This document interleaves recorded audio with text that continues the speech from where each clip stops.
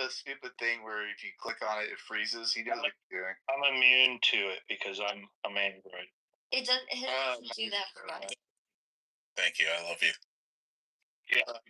Mercy, Peter. Oh God, how's he back? You're welcome. Peter, I said mercy. Peter. Peter, he's trolling. Wow. So, Joe, I think that we all know, the country knows, the Democratic Party knows, they can't win based on policy. Oh, I'm sorry. I made a mistake. So they know they can't win based on policy. I always ask Democrats, could you give me your number one pro-America policy? Tell me what your pro-America policy. You make people dependent on government. You tell people to kill their babies. You tell them shut the fuck up, gang. What the fuck?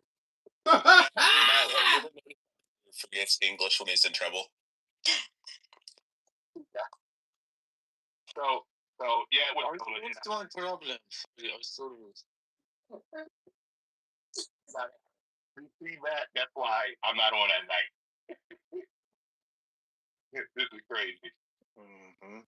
Edward, they'll tell you that their plan is restorative justice. We have an attorney general here in Chicago who issued innocence certificates to 100 people. Multiple people in that group she knew were mass murderers, and she still released them and gave them over $300,000 in settlement money, and some up to $2 million. So this concept of DEI, social justice, equity, attorneys and ankle monitors, there's no cash bail, so they can go out and do recidivist murders. It's utter chaos, and why we don't have sheriffs and attorney generals, especially at the federal level, who can do special interventions and make arrests and correct the legal system when there's problems with corrupt lawyers and judges who are 100% Democrat, because on our ballot there are no Republican judge options, only Democrat options. How is that possible? How do Republicans not have equal representation at the ballot? So we live in this huge Democrat-controlled industrial complex where crony Democrats are at the Cook County Board presidency for 30 fucking years.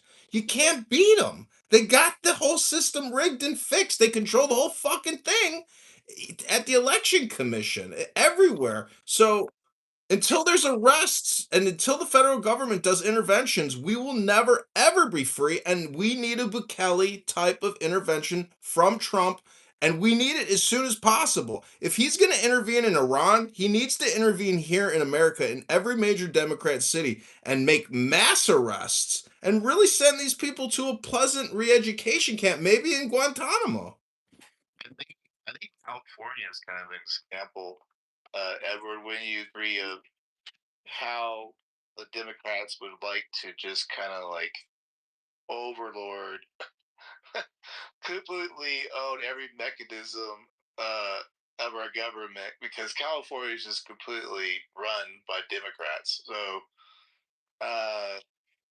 there was something else I was going to go there. Oh, Edward, did you see? Oh, go ahead, Joe. You were going to comment on that? Go ahead, yeah. Yeah.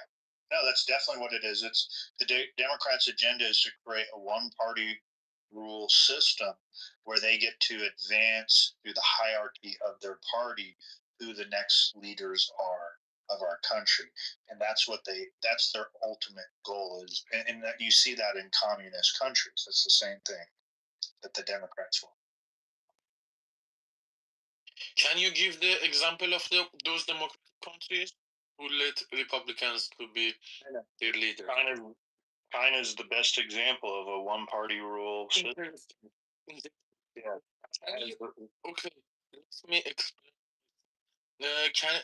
What about the limitations that they impose to their citizens? Are they in the same level of mindset or with the American Republicans, or they are different? They are different. They have different ones. Inside the one party of China, they do have different sides within it. However, it's still just one party rule. What about the methodology? The methodology, the finding of a side to govern the country. That's the dispute. Yeah, the methodology is the same methodology that the Democrat Party in America would like to ultimately execute on America. That is their ultimate agenda. That's the goal. But when you see Uyghur groups of China, would Republicans do the same like China do to Uyghur people to some group of people in United States? Oh, not the Republicans, Peter. Exactly, they are completely different. Yes, Peter, getting it. Your understanding is when Yeah. you hang out in these rooms, you're understanding it. Yep. The Republican Party has a different concept. The Republican Party believes in a republic where what we have is a system based on federalism. And what that means is a decentralized governing throughout different levels of government, from state government up to the feds. However, in a one party rule system, even within a republic, if it was ruled by one party, all the actual deal making would be done in the party back room. And everything else would just be for show. It would be just going through the motions because they'll have already agreed upon what the outcome is in the background. By the way, Necro, welcome again. You're always good opposition. I don't know if everybody's ready for some opposition, but you're saying in the chat about the no kings. Do you believe we are under some kind of kingdom or king rather, Necro? I mean, not right. The Constitution doesn't allow it. So right now, yeah, there's no sort of king.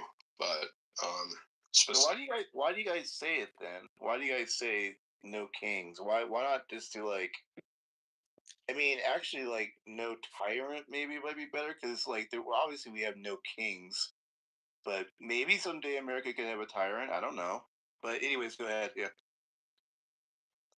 I mean, I feel like you have to make your voice known if you have a person who is in office who is lead the country and aspires to make it into a monarchy. I mean, like you have to make it well known specifically your opposition to it.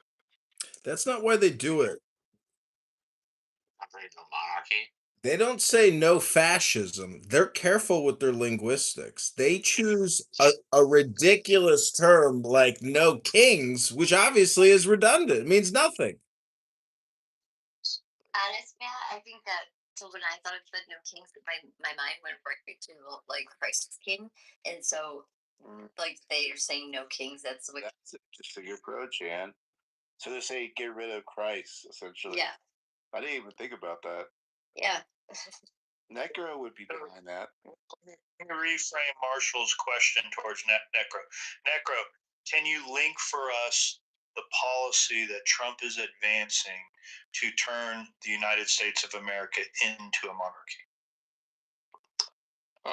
So one in which essentially where he has power, like make sure we have right terms of what we mean by monarchy, if that's fair. Monarchy means ruled by a king with hereditary primogeniture. So Donald Trump would be the king. His son would be the next king. His son after that would be the king. His son after that would be the king. Yeah, the easy way to answer that, we'll take the common definition of what a monarchy is. Go ahead. Yeah. So specifically, though, I mean that's a pretty. This is what Necro does. I just want to point this out. When I actually asked Necro to define it, he philanders and filibusters and wallows around like a this. So you do. The common definition of a monarchy. We're going to accept that. Can you link the policy? I'll say it again. Can you link the policy that Trump is advancing to create a monarchy in America? Okay, so we're not going to be unified in definitions. We disagree to a definition. No, it's his rule himself to his son. That's the definition. Okay. So specifically, we're going to specifically. I mean, I could give a policy specifically about. what I mean by, and what most people I think. Oh, I need voice inflection, Necro. Come on. I'm sorry, and I'm working on that. But anyways, if you want specific examples and ways Trump tries to, aspire to be authoritarian, I mean, not necessarily like, I wouldn't say he's Hitler or anything like that. That's not what we're after. I kingdom. I like an action monarch. Okay, well, if you think that specifically that anybody thinks that, like, that people think that he wants to become like King Henry or anything like that, like in that the same sense, like the exact same literal sense, then I mean, I don't know what you're talking about. What am I supposed to call the No Kings protest other than a bunch of people who think Trump's a king and a hereditary monarch? It's really about the propaganda that they distribute and who's funding it. Surprisingly, Warren Buffett is a primary funder. And they put down slogans like healthcare is a human right. Healthcare is a human right. No ice. Basta. Basta. No ice. Basta. Marshall, I'm not going to play the game. I'm not going to talk if somebody else is going to be talking. So yeah, I'm saying you see, Marshall's good at filibustering because he wants to maintain the filibuster because Marshall is a clubhouse fake Republican Democrat filibusterer. Hello? What is this thing about the monarch? Oh, by the way, real quick. Well, I'm willing to give you the Necro, can you hear me? No. Sure. Oh no, real quick. Yeah, I'll get to your question, Marshall. Because I'm assuming a king would be able to automatically, like, quote unquote, knight the next person, the next king, right? And that's why I said hereditary primary. Yeah, that's what. Necro, can you answer that? Like his question. Yeah, so the answer specifically is that, ways that Trump aspires to be an authoritarian, I would say that there's specific policies on, like, for example, the fact that he wanted to punish people who burn the American flag. Okay, George W. Bush wanted to punish people who burn the American flag. Check next. Okay, well, I mean, it's still authoritarian, right? No, presidents are on the it's like it's not a big deal. So please check. Go to the next thing. Necro's been on me all year about the burning the flag thing. We've been going back and forth for years. Go ahead, Necro. So you said that it's not authoritarian, so it's not designed to punish speech. That is. No, what I said is presidents who've done that. So let's not pretend we're somehow unique. Let me reframe it here. That doesn't actually, like, putting through that law, if he was able to push that through, doesn't give him a monarchy. What I'm asking specifically is not policy that you find authoritarian. What I'm asking is what policy is he advancing that will give him ultimate unilateral power in our country? Because from my understanding, we still, at my chagrin, controlled by an establishment Republican that I complained about for 2 hours. And we still have the House of Representatives. And we still have a Supreme Court, to my chagrin, doesn't rule on everything that I wish would go my way, even though it does rule on some. So we still have state governments. We still have state constitutions. Tell me the policy that Trump is advancing that wipes all that away. Yeah, I mean, this conversation is essentially going to go nowhere if we're just going to be like saying that, it's not here yet, therefore, you have no right to just say. That's not what he's asking. He's asking, he asked a specific question about and the No Kings protest. People with the No Kings protest speaking Donald Trump's a monarch. No. And you apparently wanted to defend the fact that people thought he was a monarch. So he's asking you specifically, hereditary monarch. I had no idea that Marshall does a loud mic like Adams. That's impressive, Marshall. Sir, what policy is Trump advancing that will slip us into tyranny? Well, I just gave you an example of one of them, and of course, there's also plenty of other ones that I can name. For example, the fact that he tried to invoke the gag rule to forbid scientists from using certain words in climate science because it makes them look bad. Wait, he did the thing he's allowed to do as an executive, and that's somehow an authoritarian aspect? Struck down. The executive order was struck down, but it still is Struck down. If it was struck down, that would mean that he's not a king. Oh my god! Like this, so you're suggesting basically that you're essentially going to say it doesn't matter because it's not a law. It's still authoritarian whether or not it is actually a law, right? No, no. How was that authoritarian? Obama wrote plenty of executive orders that got struck down by the court. Like, how's that authoritarian? No, but executive orders, regardless of whether they hold up, are still authoritarian in functionality. That's not that's not my point. Like, if he had unilateral power to install that, that would be one thing. Or they struck him down and said he couldn't. Was if Hitler's policies that were authoritarian, were they authoritarian regardless of not? No, that's not the question. Were policies which he planned, were they authoritarian before they became laws?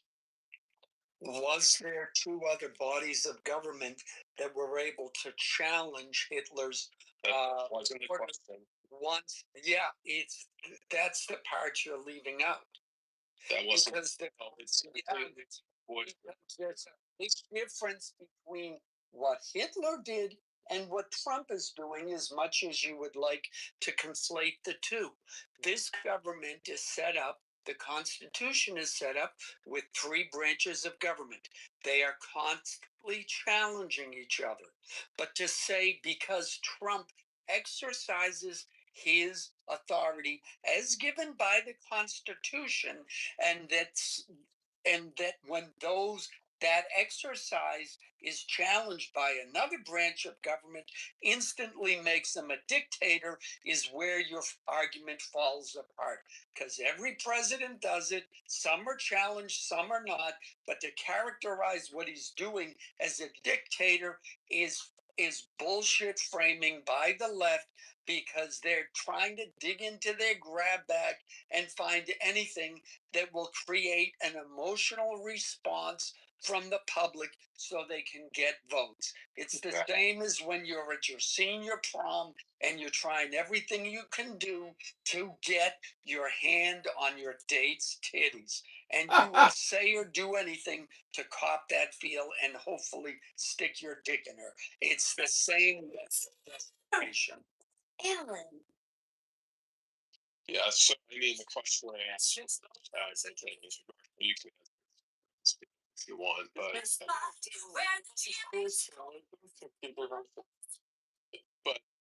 to me, eventually the argument is that it's not authoritarian as long as it actually never becomes law. So essentially, to me, this is confusing the map of the place pretty much, is that, it wasn't ever something that was implemented, therefore it never was the case. If it gets down by the court system, it means the system did its job. But it's still It means is the president decided something that the other branch didn't agree with. That's not authoritarian. That's a president overreaching. The two are different in definition and in kind. So, Marshall, if I asked you this, if I was to try to come up with a policy which excluded all Republicans from talking, is that authoritarian, even if it doesn't become law? I would say it's shitty, unequal, and unjust, but I would call it authoritarian. If you were listening, I said it's shitty, equal, and unjust, but not authoritarian. If it were authoritarian, you would be able to say it and do it unilaterally without anything to stop you. The fact that the president gets stopped by the court and gets stopped by the Congress means what he's doing is not authoritarian by definition. Okay, so me censoring Republicans as long as it never becomes law. You can't censor. That's not ethical. You get sued about it, and the court says, by the way, you can't do that. That's not a definition of authoritarianism. That's a definition of a president overreaching. Presidents of the United States have overreached for 250 years. Yeah. It's an interesting issue to bring up because that very thing happened, but not by a president necessarily, but by the bureaucracy of the government. Conveniently, I was just watching a now 2-day-old interview of Matt Taibbi discussing how the FBI and the Department of Homeland Security, and I forget who issued thousands of emails to private organizations telling them to squash certain stories. And conversely, when the left freaked out about it, there was one letter from I forget who was from the FBI to Death Row Records. You know, Pop Killer. They sent one letter saying, "Gee whiz, could you not release that because it might cause more cops to be shot?" And the left lost their shit over that. Yeah, so that was a very good example you brought forth, Necro, because that was not that was not the three branches of government. That was the bureaucracy carrying out the wishes of one of the branches of government. Fascism as an idea was not authoritarian, as far as I understand. And from what you're saying, it's just essentially is that because of the fact it became a actual implementation of law, that's really what made it authoritarian. That ideas and themselves be authoritarian until they are actually implemented is essentially the argument that's being made. Well, I think the argument that you're making, and let me try and think of a way I can get it equally wrong as you've gotten my arguments equally wrong. I think the argument you're making is that you keep, excusing the actions of the left because you support trans rights, and because you support trans rights, you're just hoping that they get back in power because you just want to see more trannies when you look through the newspapers or go online to find a tranny hooker. That's the way I understood your. I love how it's evolving into an insult. No, I didn't say anything about an insult. I was genuinely trying to understand the argument you made, and the fact that you would accuse me of insulting you. Well, that really hurts. And now Let's refrain from all ad hominem, gentlemen.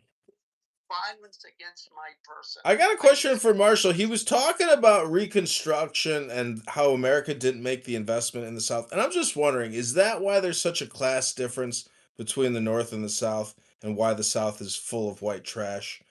Hello?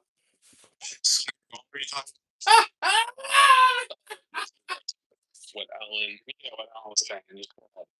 Well, I mean, he made the suggestion that, the reason I support the left is because I support, I have secret fantasy with trans people specifically, and I want them to be able to do this. And so it was all into personal attacks, but no sort of anything substantive. So. All right, which echoed what you said, Necro. But let me reset the room. So I asked Necro a very specific question, which he's failed to answer, and how to link Trump into what policy he was advancing to establish a monarchy in the United States of America. So he's failed on that point. What he countered with largely is that ideas that are proposed, even if they don't come into effect, and even if they are not enforced, can be ruled as authoritarian, hence making Trump a monarch or a king. Right? That essentially paraphrases what we've had to listen to for the last 20 minutes. Yeah, I've made my position very clear, and I mean, I've not seen any refutation of what I've actually have put forward specifically. I think you failed to make your point. And what was my point? Can you repeat it back to me? No, I think I gave you a very clear example of why you were wrong and you chose to ignore it. I think that's what happened. And I don't know, could we take a poll of the room to see if that maybe I'm wrong. But I think the fact that presidents and the branches of government are in conflict with each other. And if you knew anything about the Constitution, you'd understand that that's why the founders made it that way. So a president proposing laws and other branches of government saying, no, no, no, you can't do that, and having a fight over it. And Trump is doing that too. Yet somehow you've decided Trump is a authoritarian or a dictator or king or whatever other disparaging mark you want to make is absolutely false. And yet you want to keep ignoring that. Now, I think that's a direct response to your question. Now, would you like to counter that, or are you going to try and gloss over it? Yeah, I mean, specifically, what I've seen is like particularly complete. I brought up points, for example, of Trump's policies that I agreed that I point out were authoritarian, and you know, I haven't seen a refutation of those. Yeah, so I'll give you an example. I'll refute it. So, an authoritarian dictator would enforce some sort of policy that would render the legislative branch completely powerless, where the president could then advance into law anything he wanted, or he would render the Supreme Court completely useless and cut out any of their power in the rulings. Or even if they did rule, he would completely ignore them, which he has not ignored the rulings of the United States Supreme Court. So, look, that was what I was looking for, is like some sort of policy that he's advanced that would actually block another branch of government. Right. So the violations of trying to take away free speech rights of people, that is not authoritarian, or freedom of the press, that's not authoritarian. Okay, I said it really clearly.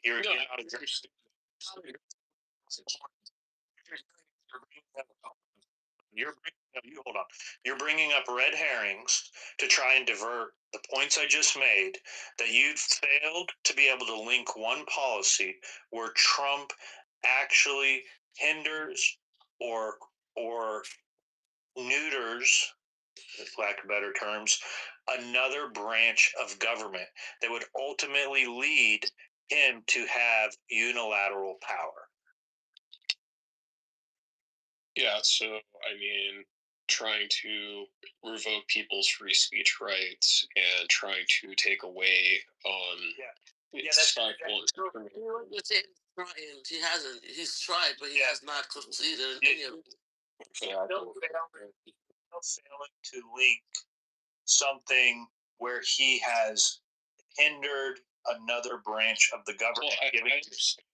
So now what you have highlighted is where Trump has executed the power that he does have. Okay, so what you're saying now is that the executive branch, and we can have that conversation, that the executive branch may have too much power. Is that what you think? Because he hasn't worked outside of the parameters of the executive branch. Can we agree on that? He has violated. I mean, I think there are plenty of grounds for impeachment. He's tried, but he has not.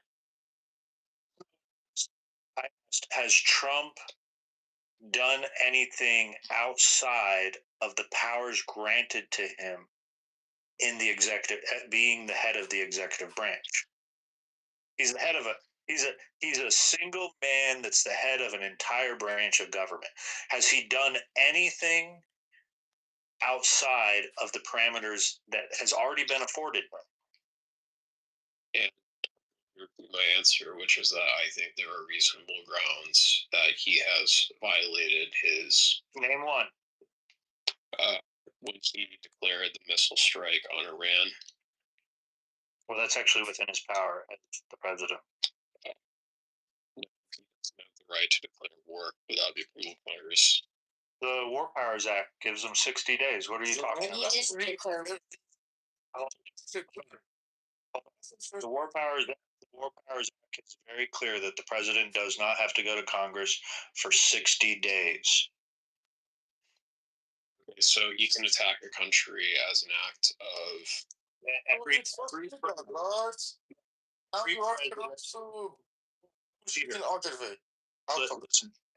let me teach you.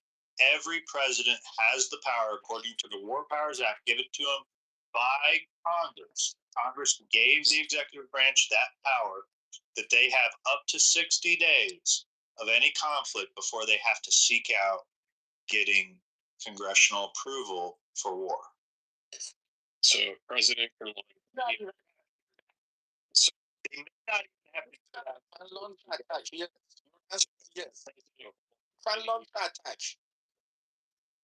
Is this guy done? Okay. Just so the president can launch any missile at any country as long as he notifies Congress. Not any country. To the Oh,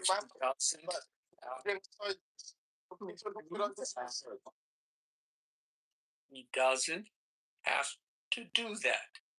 Moving on. You seem to have issues, so I'm going to help you out, Necro.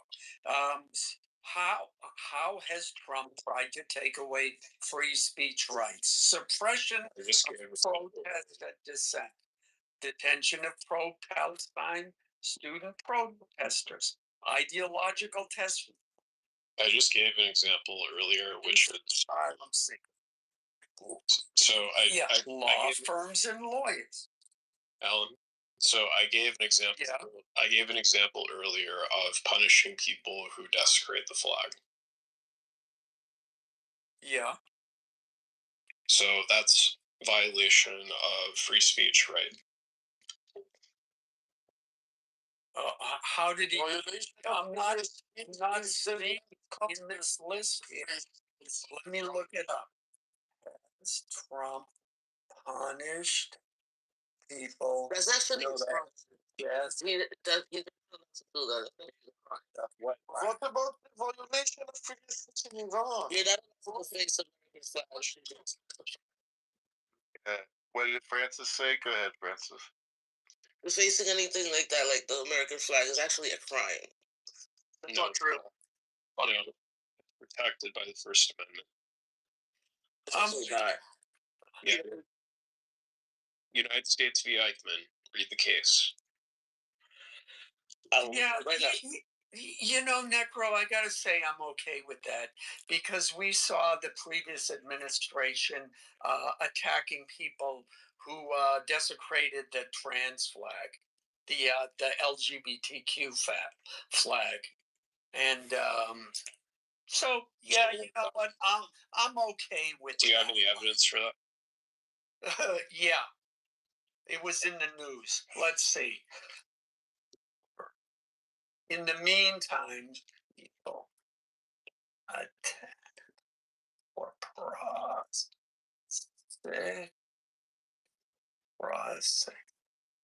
for desecrating the LGBTQ. LGBT desecrate. Are you talking about Mayor Pete Buttigieg? Mayor Pete? How did Mayor Pete become a military officer without going to ROTC or even doing basic boot camp? How is it that senators or congresspeople can just create officers in the armed forces? Hello? individuals have been both attacked and prosecuted for desecrating LGBTQ flags or crossings, often facing hate crime charges and significant jail time. Notable cases include a 15-year sentence in Iowa, 2019, for burning a church's pride flag, and multiple arrests in 2025 for vandalizing flag near Atlanta's Rainbow Crosswalk. If it's good for the goose. And was it their property or was it somebody? Never attack a symbol of a gay, black, elite, intellectual Democrat. How dare you? How dare you? You know, the crosswalks were public property. Yeah, you can't do it public property. Yeah. I feel like there's something that you're not. That it's more to a story than just simply somebody had a flag. There is. They imposed. Yeah, if I want to fly my American flag, that's fine. But why do I need to see it on a public place, on a crosswalk? And don't I get the right to express my opinion on that crosswalk? You have the right to express your opinion with your property. You have the right to burn a flag, but you don't have the right to burn other. I think it's called public property. But you can't destroy it. Yeah, you can't destroy public property. I was burning the fire track on a crosswalk. Was that destroying it? It's still there. So guys, Yeah. Okay, you're gonna. I can see. That's the excuse you're gonna hide behind. What excuse? So can I say something, gentlemen? The reason I say it's a crime is because I was arrested. It's a gay crosswalk, and I don't want it. If I drive over it and skid over it. We have a true story here. Hold on. Go ahead, Francis. What happened to you? So during the Iraq War, I took an American flag. I went down to DC. I organized my university. We went down there. I took an American flag. I wrapped it. I had bought with my money. I wrapped it around and I burned it. I went to jail for 5 days for that. And they told me it was a crime and that my citizenship could be revoked if I ever did that again. That's why I say it's a crime. Hello? Francis, do you have any proof that you were threatened with your citizenship being taken away from you? I went to jail for 5 days. I know, but going to jail for 5 days isn't necessarily proof that an attorney general or something told you you can strip your citizenship. It's quite a claim. What made you want to burn the U.S. flag and reap the repercussions of doing that by the White House? That's literally what I just said. Oh, so you fucked around and you found out. What's wrong? It's not okay, you know? It's not okay to burn. I was told it was a crime. I wasn't allowed to do that. And I was very ignorant about that. I had freedom of speech right to do whatever I wanted. Did you think about maybe just like doing it in your backyard and then putting up a YouTube video? Like, did you have to go to Washington D.C. to go to the White House? The lighter blue and lighter it was responsibility for it because I organized. Yeah, you took it. So what is it about America? What was it that you were protesting? What about America that were you complaining? Oh, School, like 150 children. in Iraq? No, I was wrong. I went to jail for 5 days. You ever said that? There was people who massacred 500,000 people, leaked wrong information, and they put the launchers of missiles inside the school. They locked the doors of the school to students who don't avoid exiting the school during the attacks to make some kind of leftist. I was wrong. Because they are terrorists and they live with terrorizing others. Otherwise, they wouldn't have used 1.5 million bullets in 2 days to kill 500,000. So, I mean, I think specifically though, I don't feel like there's a lot to essentially the cases that you're mentioning, Alan. Now, if you could find a specific case where you had a person who simply had a flag of their own that was an LGBTQ flag and they decided to burn it, which I've seen a lot of online, but I've never heard of anybody who was simply, was prosecuted because they had a LGBTQ flag of theirs decided to burn on, you know, you know, if it was the case that there was a Democrat who did that, I would be equally as opposed to it as a person who's punished for burning the American flag.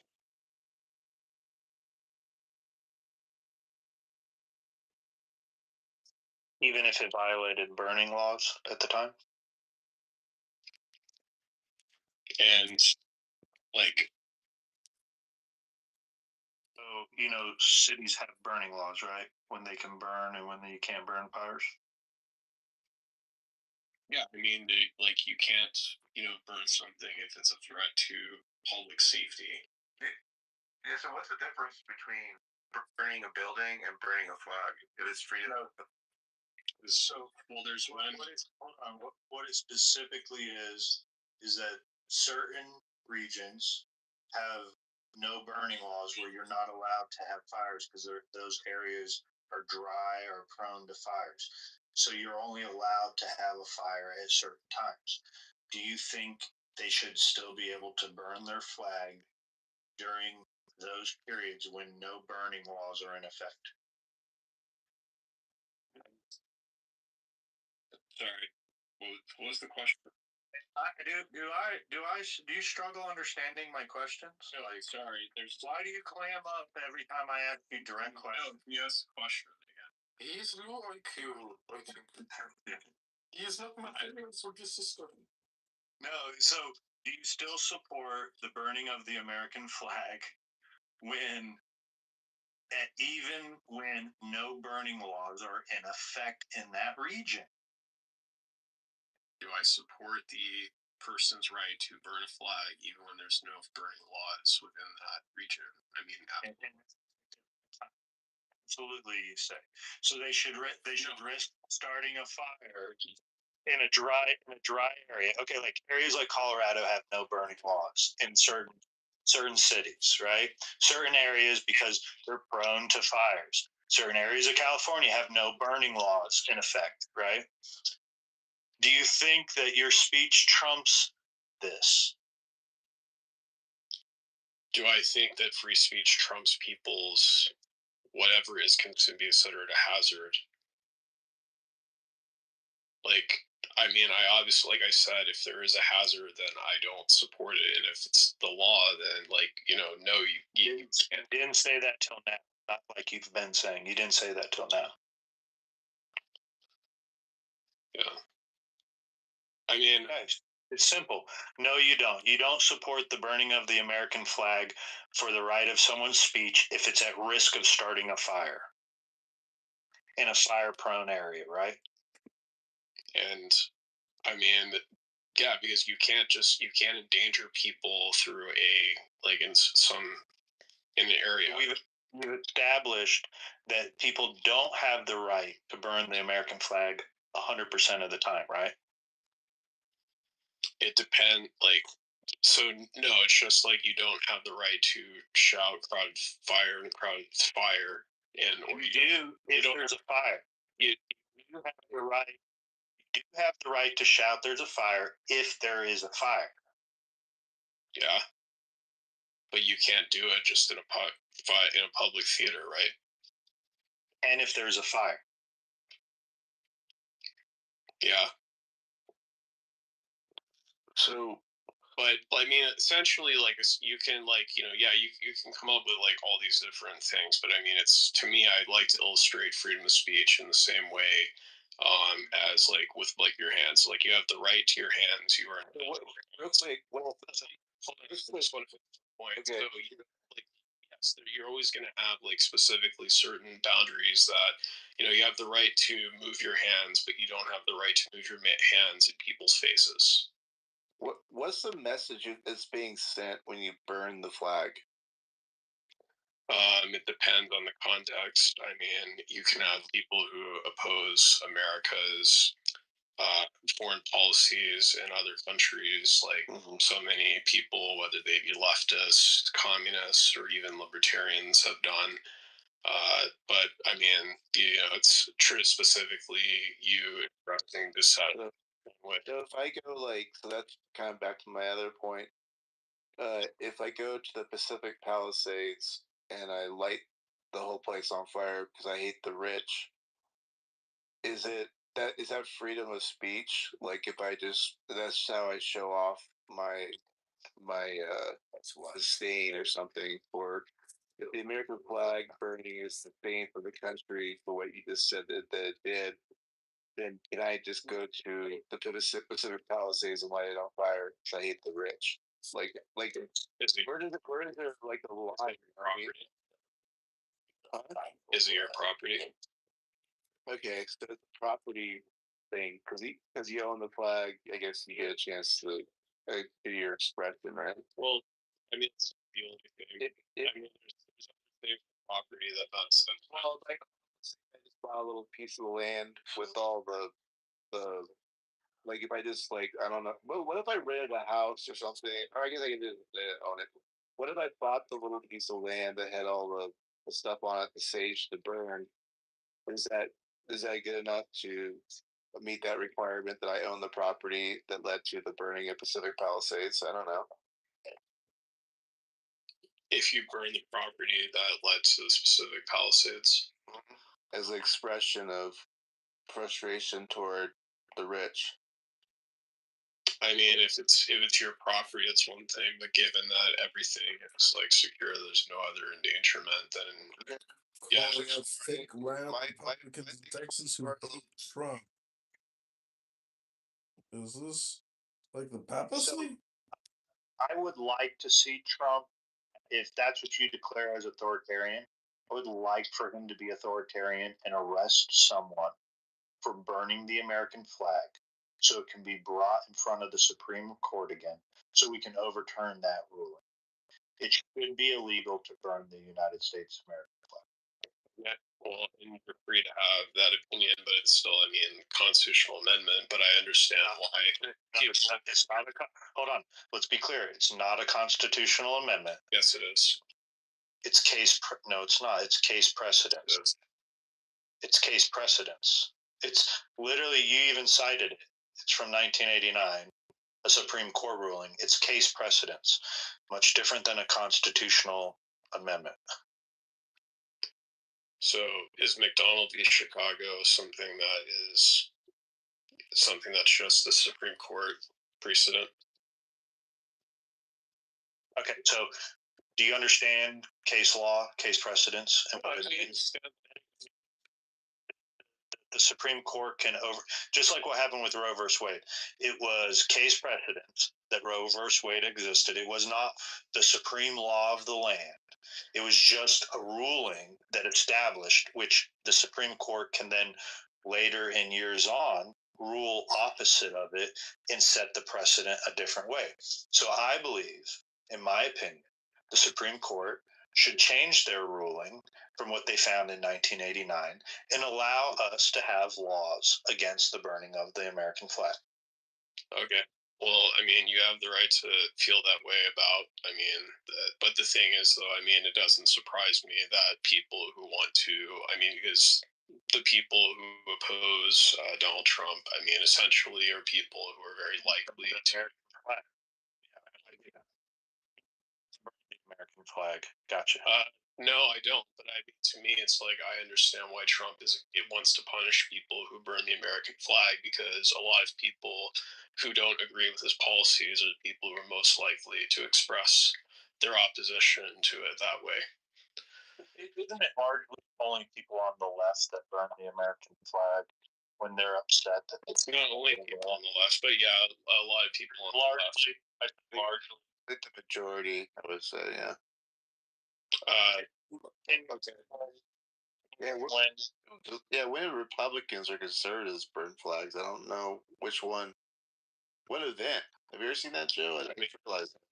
Libertarians who have burned the American flag. They're definitely not Republicans. So okay, but you said leftists. Libertarians are not leftists. In a lot of ways, they are. Yes, there's the libertarians are much more left leaning than they are right leaning, for sure, 100%. Where do you think the whole transgender ideology concept comes from? It's we're just going to let live and let everybody just do whatever the hell they want. Just prop up. It's individual freedom, right? Yeah, I mean, I thought that was what conservatives said that they liked, though, was individual freedom. No, small government is what conservatives advocate for, and family. So, or family rights. So true conservatism is about the nuclear family. It's not about the individual. okay. So and I know libertarians believe that conservatives still support a nanny state, pretty much. What's that? Well, libertarians, they argue that even though they're better than liberals on, like, reducing, the government from being a nanny, they still think the government. Recession is coming.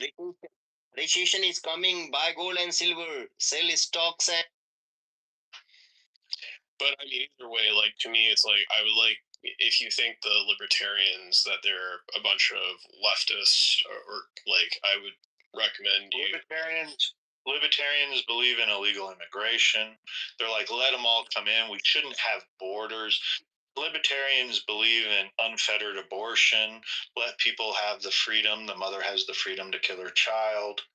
I mean, yes, this is what libertarians, many of them, not all. I mean, Libertarian Party is largely just a party of disgruntled right wing and left wing people. You brought up sexual degeneracy. immigration and abortion. Do you not think there have been any leftist governments who have supported closed borders or have been against abortion? Because I know plenty of leftists. I mean, I'm talking about today and the positions today. I'm not talking about positions 100 years ago. I mean, shit, 100 years ago, Democrats didn't even think black people should be afforded rights. Yeah. I mean, yeah, the parties did change. I would agree with that. Not really. I mean, they still don't think, that all Americans should have equal rights. Okay, well, I would agree that the Democrats have been a failure to Americans, but I still think the same thing about Republicans. So, I mean, I think both of them are essentially, if you removed a lot of the cultural war issues, I think they're pretty difficult to distinguish, in my opinion. Joe, I got a question for you. If I had an American flag that was old and dirty, and I had a permit to burn trash in my private property, and I lumped it in with all this other garbage I was burning, like you would if you had your way, you would make that illegal? Yeah, I think communities should, if it was my way, I think communities should be the right to set that as their law. Now, it should be up to the communities though to be able to do that. Yes. Yeah. I believe the Constitution should protect people from tyranny of the majority on human rights. So I think There are people. I don't think there's scenario. Probably just disagree a little bit with Joe. I think like in that case, like I think we know the intention of someone trying to get rid of an old flag, perhaps, you know what I mean, versus somebody, out in the street at a protest doing it. Maybe, I don't know. But I'm assuming you're gonna say the standard should just be the standard, right, Joe? On that one. Understand the question. However, should we be able to should we have the right to govern ourselves, settle on the American flag? Yes, we should. We should have that right to be able to set that law. Right now, due to case precedents, it says we can't have that law. What actual individual liberty are? I mean, we're not teaching people. Joe, you have to. It is a speech issue. You have to look at it as art creation because the moment you outlaw it, now you create a fixation opportunity for people that will intentionally do. It's the same thing with the Quran burning. There's this Christian guy who goes around burning Qurans, and then the police have to put out the fire, and then the Muslims are trying to put out the whole thing is just wasting everybody's time. And I like all the debates and conversations, but we have to, I know it's just this fucking social audio conference call, but I'm saying, like, how as a herd do we actually intelligently prioritize what our government is doing, what the taxpayers are expected of, and how do we essentially stop running a broken simulation on a redundant, fully automated setting? I mean, these conversations are awesome, but honestly, isn't that, like you said earlier, Abraham Lincoln arrested criminals? So is Trump actually going to liberate us, or is he just like got the fuckets? Hello? Fuckets, buckets, two tears in a bucket. Like, is anything ever going to change? I don't. I doubt it. I think the status quo is good as gold.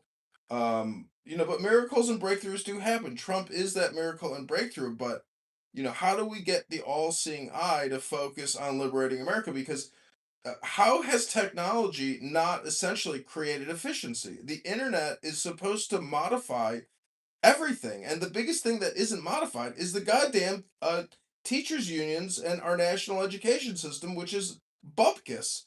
And look at Clown House. Like, this could be the future of education. Dr. Peepee here could be teaching a class and maybe making a salary, And we could eliminate the $1.3 trillion annual budget for education in this country. It's just a joke, but not really, because something's got to give, and something's got to give in Medicare, Medicaid.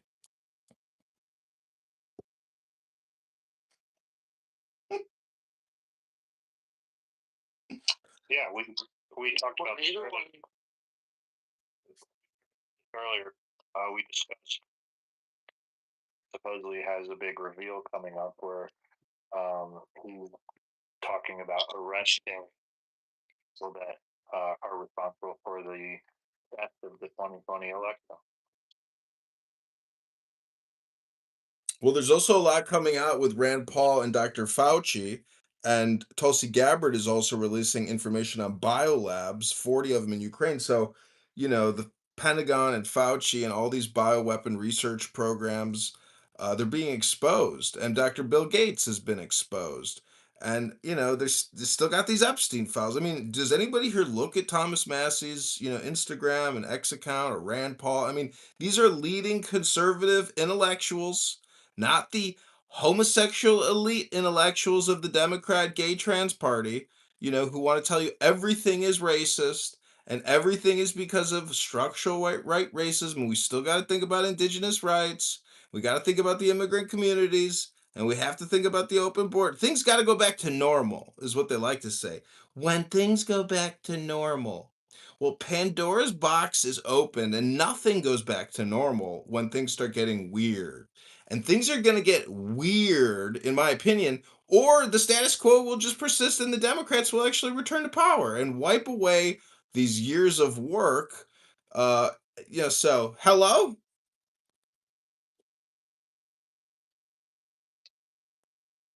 Yeah. I mean, as far as I understand it, I mean, I understand that plenty of Americans have gotten away from what our Constitution actually said. I mean, we have plenty of things in the Constitution that are pretty explicit, like explicitly says, forbids being subject to cruel and unusual punishment. But surprisingly, the majority of Americans find it acceptable. And so, I mean, it's one of the things discussing about Americans overall for my country is that it's something that we've been okay with. Was it acceptable for how the Washington D.C. Legal system treated the January 6th protesters? If you're talking about specific cases, I mean, there are some that I do believe were given sentences that I felt were a little bit lengthy. Like, I feel like, you had some of them, I think, guys like I think it was Joe Biggs. I mean, I don't think he should have got scot free, but I do think that I don't think he should have been sentenced to. I think it was like 17 years or whatever it was. Uh, I think to me, the thing that I found really distressing was the fact that these people like got any time, like got all this time that they served. Meanwhile, the guy who was what led it did not face any time. But that's something that I knew was pretty much never going to happen. But I mean, as regards to we had to do really specific examples of people lengthy. I mean, as far as people though who assaulted police officers I don't see how Republicans who have claimed to be the party of law and order could be okay with those people being pardoned.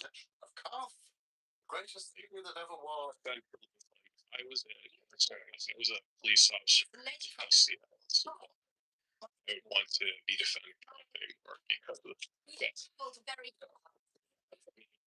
Riders come up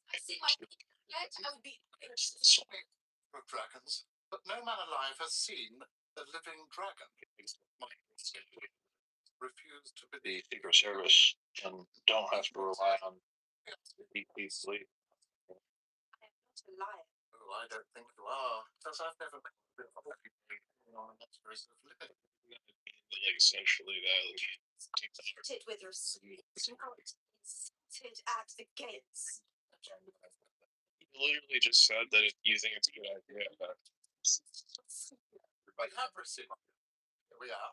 If the words protect everybody who has, die, which we regret. Right prior to the all this, there's no loss. I mean, it's easy. Crime rates have always been high. What was destroyed? The DC police force isn't really something to go around and it's a beacon of using example like this great policing example. Would you agree on that? My name. I mean, as far as the failures of the DC Police Department, I don't know so much about everything about the police department, but I mean, you could be right, but to me is that what I see, like what happened on January 6th, was that you had police officers who were who were assaulted by protesters that day. I mean, they were. Didn't steal the election in 2020. Would January 6th have happened? Yeah, and I mean, I think this is kind of a thing where it's like, I don't know if we're going to see eye to eye because, I mean, you believe it was stolen, but I mean, all the evidence that I've seen shows that it was secure. Secure. Yeah. How secure? The most secure election ever? I don't know if it was, but it's like it seemed like pretty secure. I mean, Trump's. That's what the Democrats told us. That's what Biden told us, that it was the most secure election ever. Okay. Well, I don't know specifically about whether it was the most, but I think essentially to me, it's like. Do you think 100 million mail-in ballots is a secure way to run an election? I know there's been talk about the concern about the mail-in vote, specifically that there were a bunch of people who sent in their mail before they right after they start counting or something like along those lines. I don't know about the security of mail-in voting, but I mean in general, it's like I think that it's some people. There are people. So if you're asking me about what are the best methods for people to be able to vote, I haven't looked at all of them. Do you think it's authoritarian that the United States Supreme Court has now ruled that mail-in ballots cannot be counted after election day? I don't know what the basis for that is, but I mean, if During the 2020 election, they were counting ballots up to a week after the election day. The United States Supreme Court has now come out and ruled that they cannot do that. That election day is election day, and that if ballots arrive after election day, they should not be counted. Is that authoritarian? I don't know what the basis for it was that they made that. There are people. I said it in the 2020 election. They were counting ballots up to a week after the election. There are The people. most it was a secure election, you said, and I'm saying that the state Supreme Court has ruled that they cannot do that any longer. That those ballots should not be counted. Is that authoritarian of the Supreme Court? And I sat on the floor and sit at home. For that, so I would have to look at. Would you be for counting ballots? Like, A social parasite and communism to you shook. Everything was racist, including me. Black supremacist farm. As possible. And so, I mean, if there is limits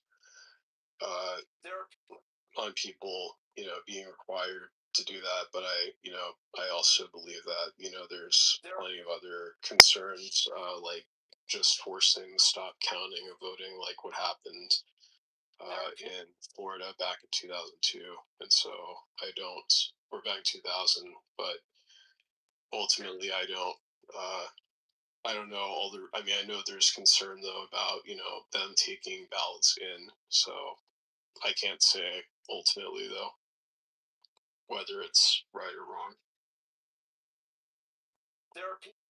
I mean, it seems to me that, election laws, what is decided by law is a state issue. I'm assuming you're not for voter ID.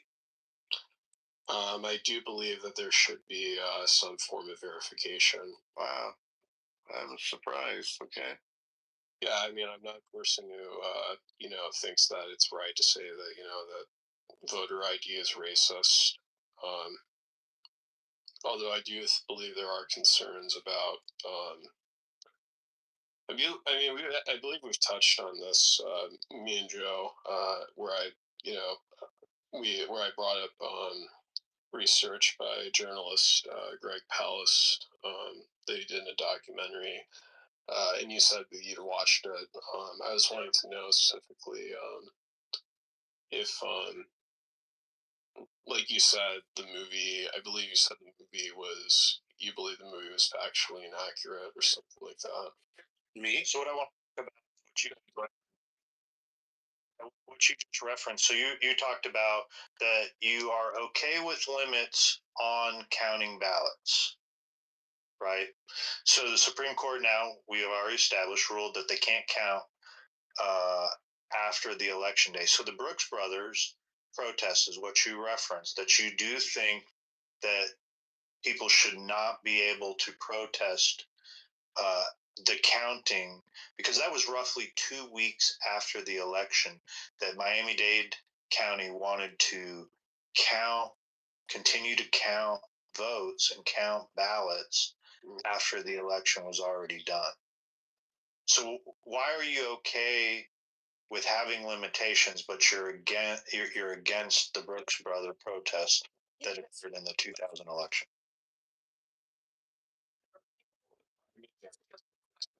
Like I said, it's like I don't know necessarily what was the ruling that the Supreme Court made.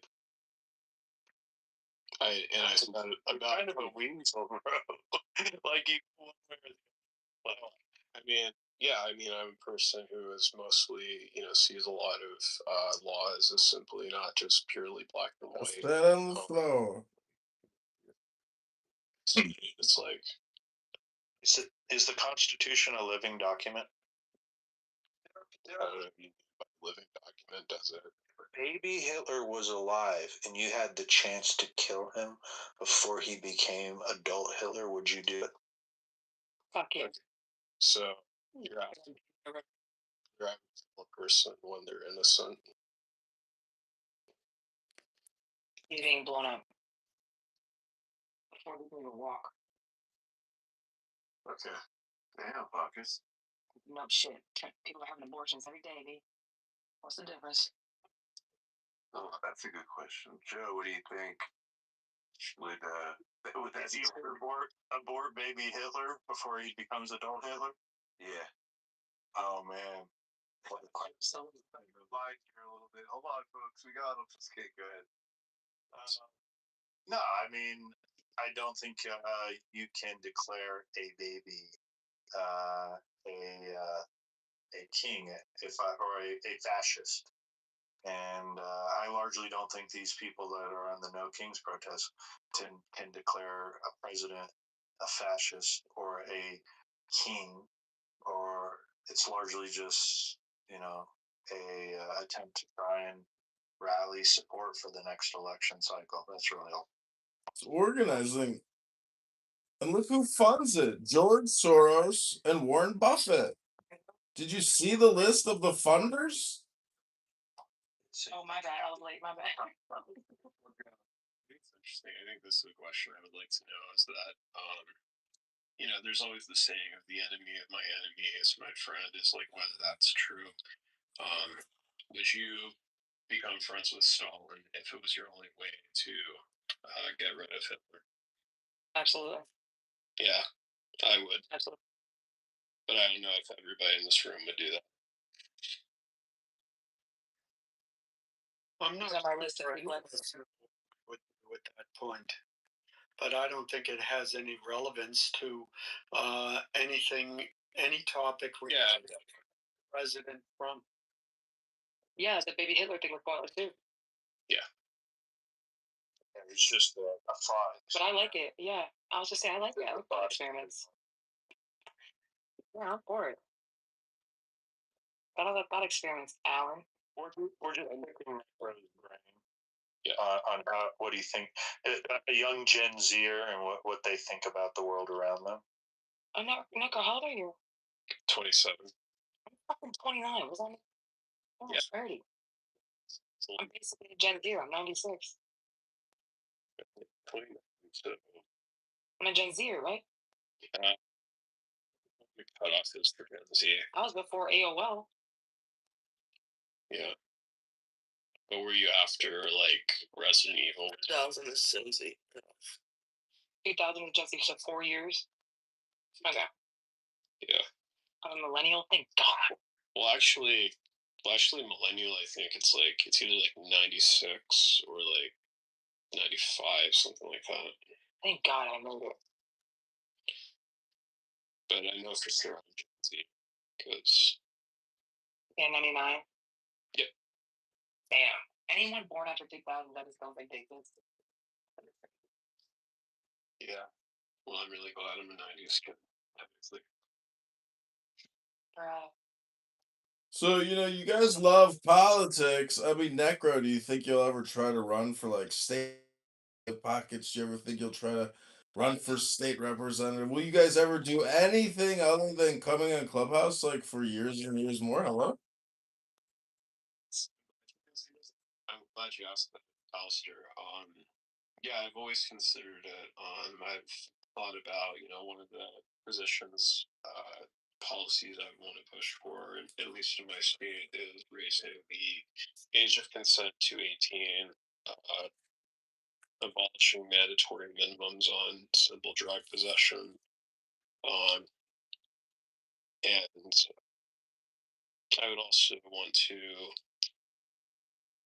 extend the punishments for people who rape children. I believe that those people should be sent to life imprisonment without parole. I think they should be castrated. I'm with you. No, I will never run for any type of representative position at all. I'm not trying to sell my soul, but I will deliver your loads. Pun intended. Load deliver. It would fight to. I mean, this is another thing that puts me at odds with most Americans is my opposition to capital punishment. I think we should bring back the death penalty. So. What about immigration, Necro? I support closed borders. You can't have a functional country without borders. I love that. Yeah. I mean, I think one of the things that Trump has done that, to me, it's like it's his most effective policy that he's, actually has kept his promises on his immigration. Now, I disagree with some of the methods that he's done it. But for most of all, it's like, I believe in, the purpose of what he's trying to do. I think, even many of the Democrats have had to admit, as much as they try to pretend that they weren't in favor of a fence back in the early 2000s, and talked about how corrupt Mexico was, like Joe Biden did. The Democrats were the party that was, in many ways, just as, if not more harsh on the border for a while. And so, but yeah, even some Democrats have admitted to that, the border was more secure under Trump in his first administration than under Biden. So that's one thing, I think, why I thought Trump had a good chance of winning in 2024 was because immigration was so bad. About H-1B visa holders, should we increase them or decrease them?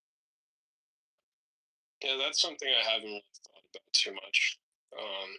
I mean, I do think, there are definitely jobs for people who are outside the country who I think are the only people who are qualified, that plenty of Americans aren't able to do it.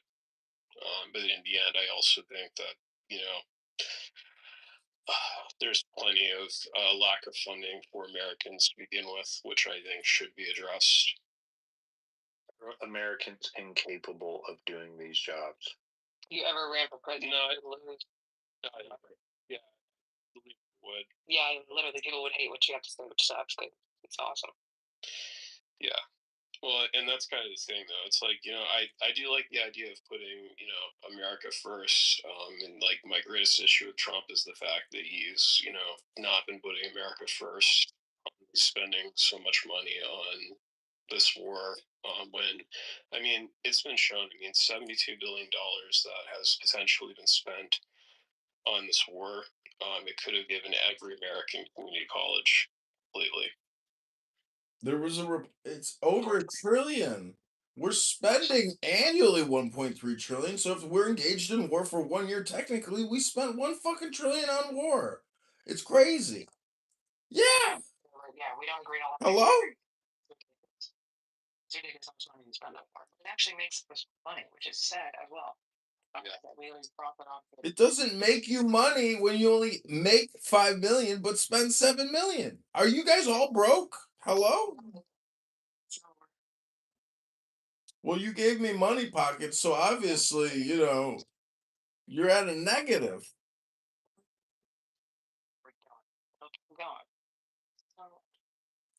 Unfortunately, You have to understand how to run a business. You got to turn a profit. The government's no different. You can't keep running an insolvent organization. It's lunacy. Hello? People that are not running it like us are the ones paying. They're doing just fine.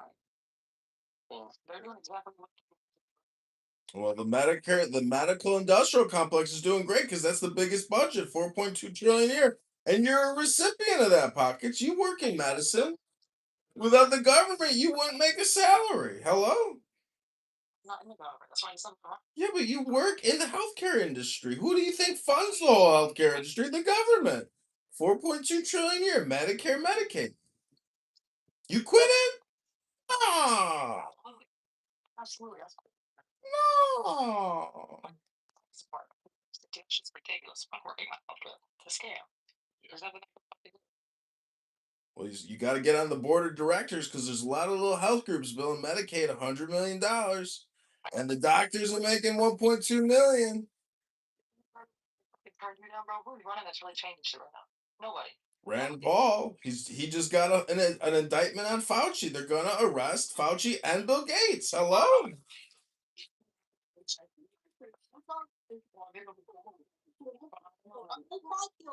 You think they'll ever fucking get arrested? No. Bill Gates is not getting fucking arrested. We serious? It's really Bill Gates isn't going to jail. What's talking about here? Yeah, it's really sad because Bill Gates is gonna play around. Gates is the thing of my existence now. I hate that man. Steve Jobs as well. Fucking hate Fauci as well. Been told Fauci since HIV. Yeah, I'm actually working on since there's been like a trend of making all these art pieces for the Epstein administration. I've thought, I mean, it's a shame that I don't have a DSLR because I thought about doing a Bob Ross parody video where like I was doing this painting of parody of Mount Rushmore where it's basically Epstein and his bestest friends. Trump.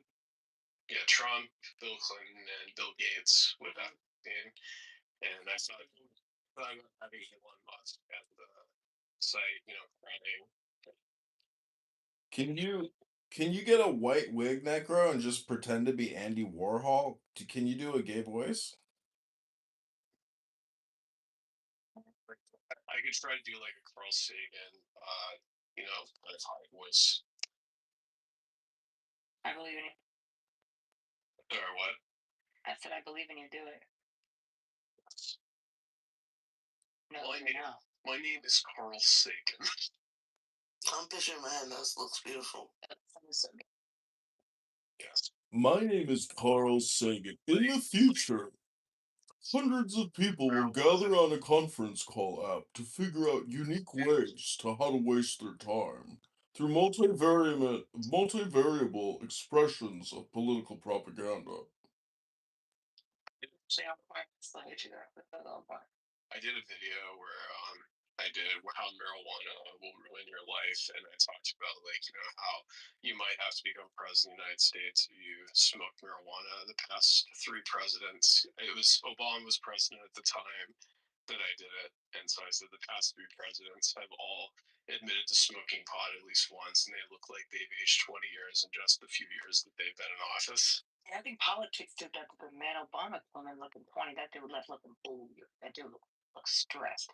Did they drug test the presidents? I don't even know. They should. They fucking. They probably have a piece of their feet in the bag somewhere. Fucking listen, shit. Yeah, they don't. Drug test. Hey, Necro, what do you think about Trump lowering the classification of marijuana? Is that a big thing? Do you now consider? I heard about him and Elizabeth Warren putting forward a bill, and so to try to decriminalize or to repeal the old law that on the federal level where marijuana is criminalized. And so I mean, if that's what I would appreciate. No, it's not a law. It's a classification. So they lowered it to a class 3 now. Yeah. Schedule 3. Yeah. Rand can do this on in their authoritarian power unilaterally.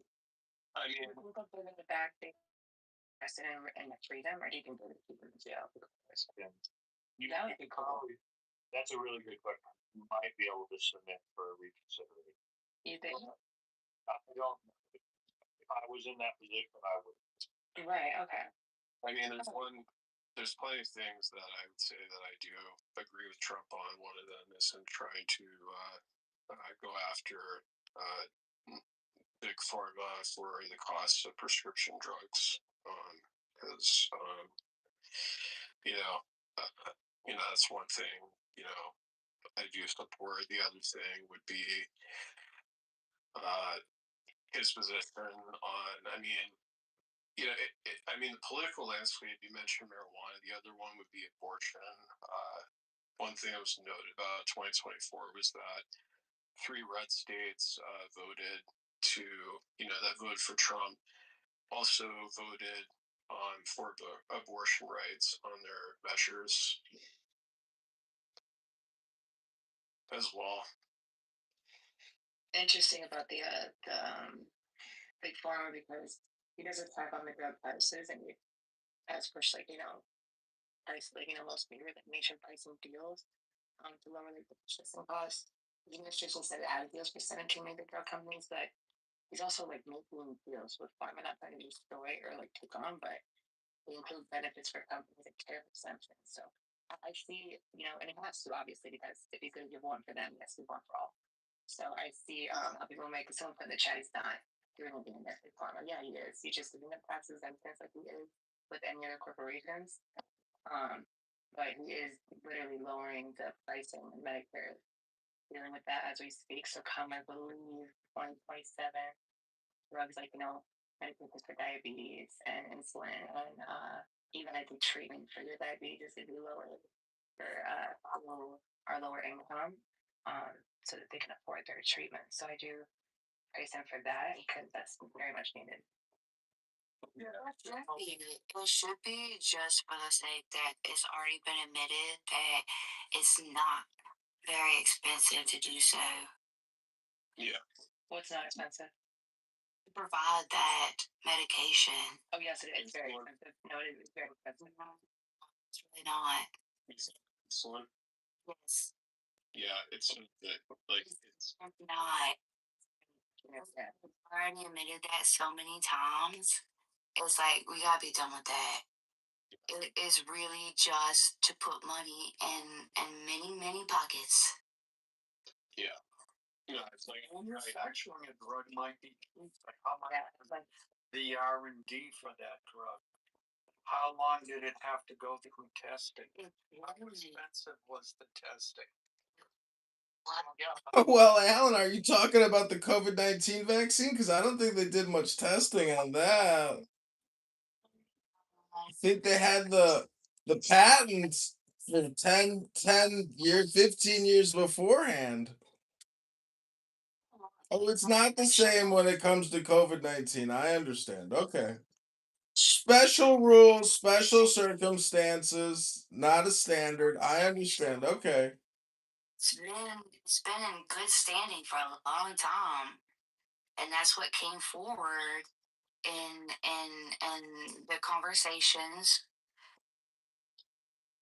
Well, first of all, it's not even a vaccine, it's just a gene modifier.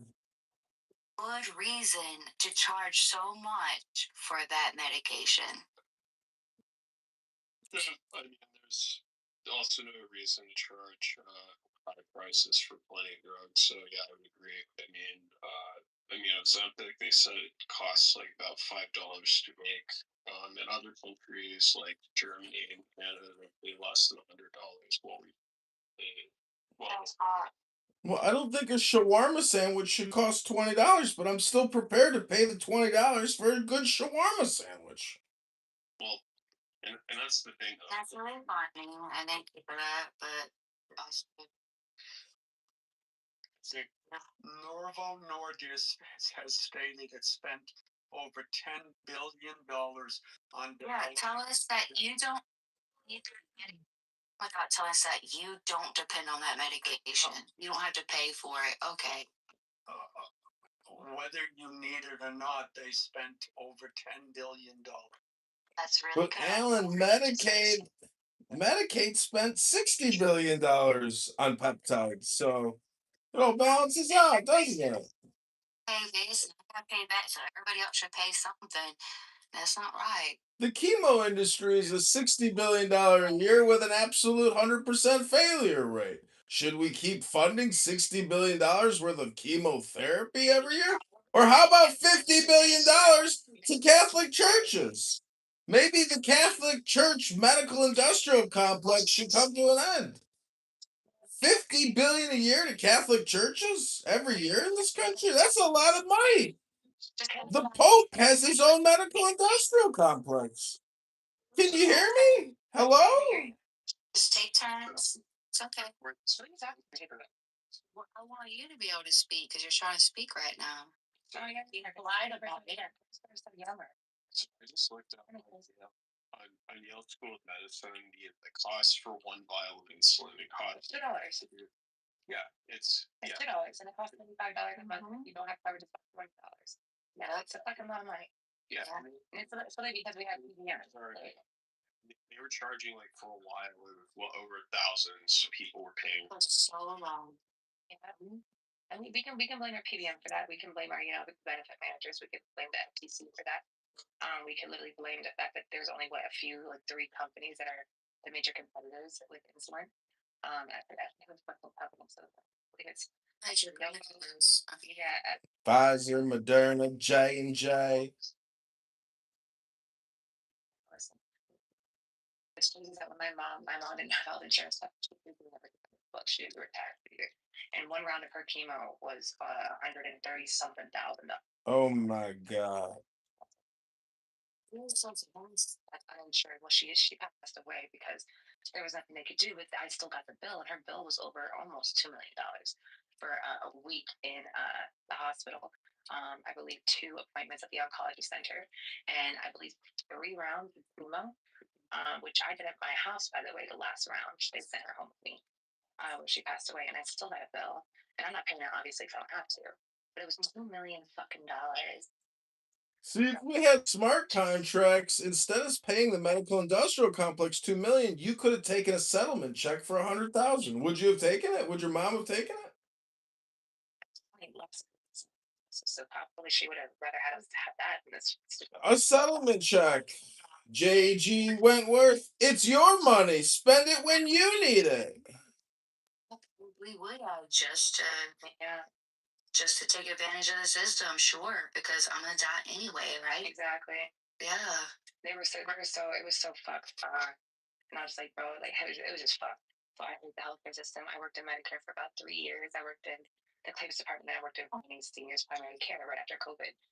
And it was just the seniors right now, they paid 65 years in new taxes, and their social security is wrecked, completely taken. They're broke. They're literally these seniors are fucking broke. They're going to spend it on our veterans. Veterans are homeless, broke, no coverage. The VA doesn't do shit. The VA doesn't even let them know that they're entitled to a civilian doctor along with the VA doctor. They have no idea.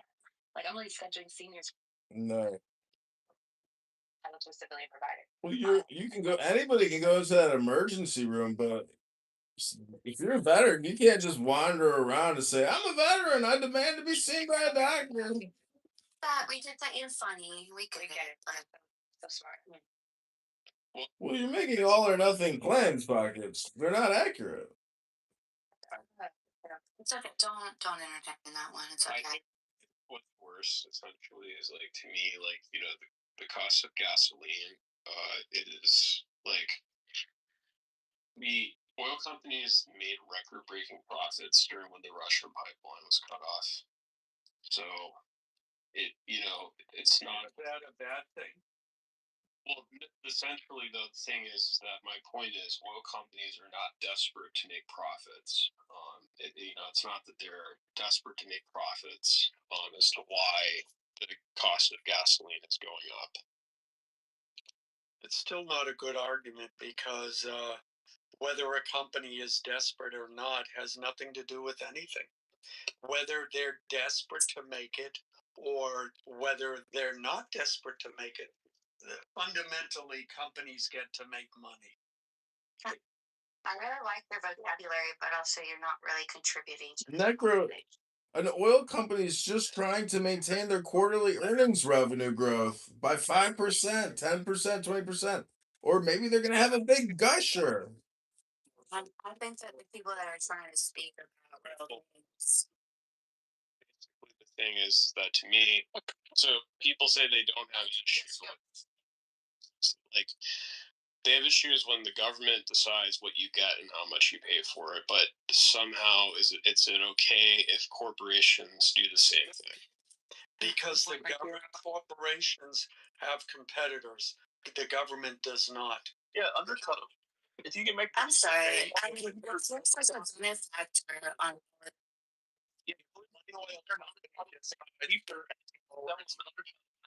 will adjust. But also, why are you muting me? Because I was talking and you were have to teach you. You know, Beaver, I'm glad you're there because I just want to say this. It seems to me that the left has an emotional crisis. That what they're experiencing, that's the main problem. And the problem is they've decided they hate Trump. And they can't accept that other people don't hate Trump.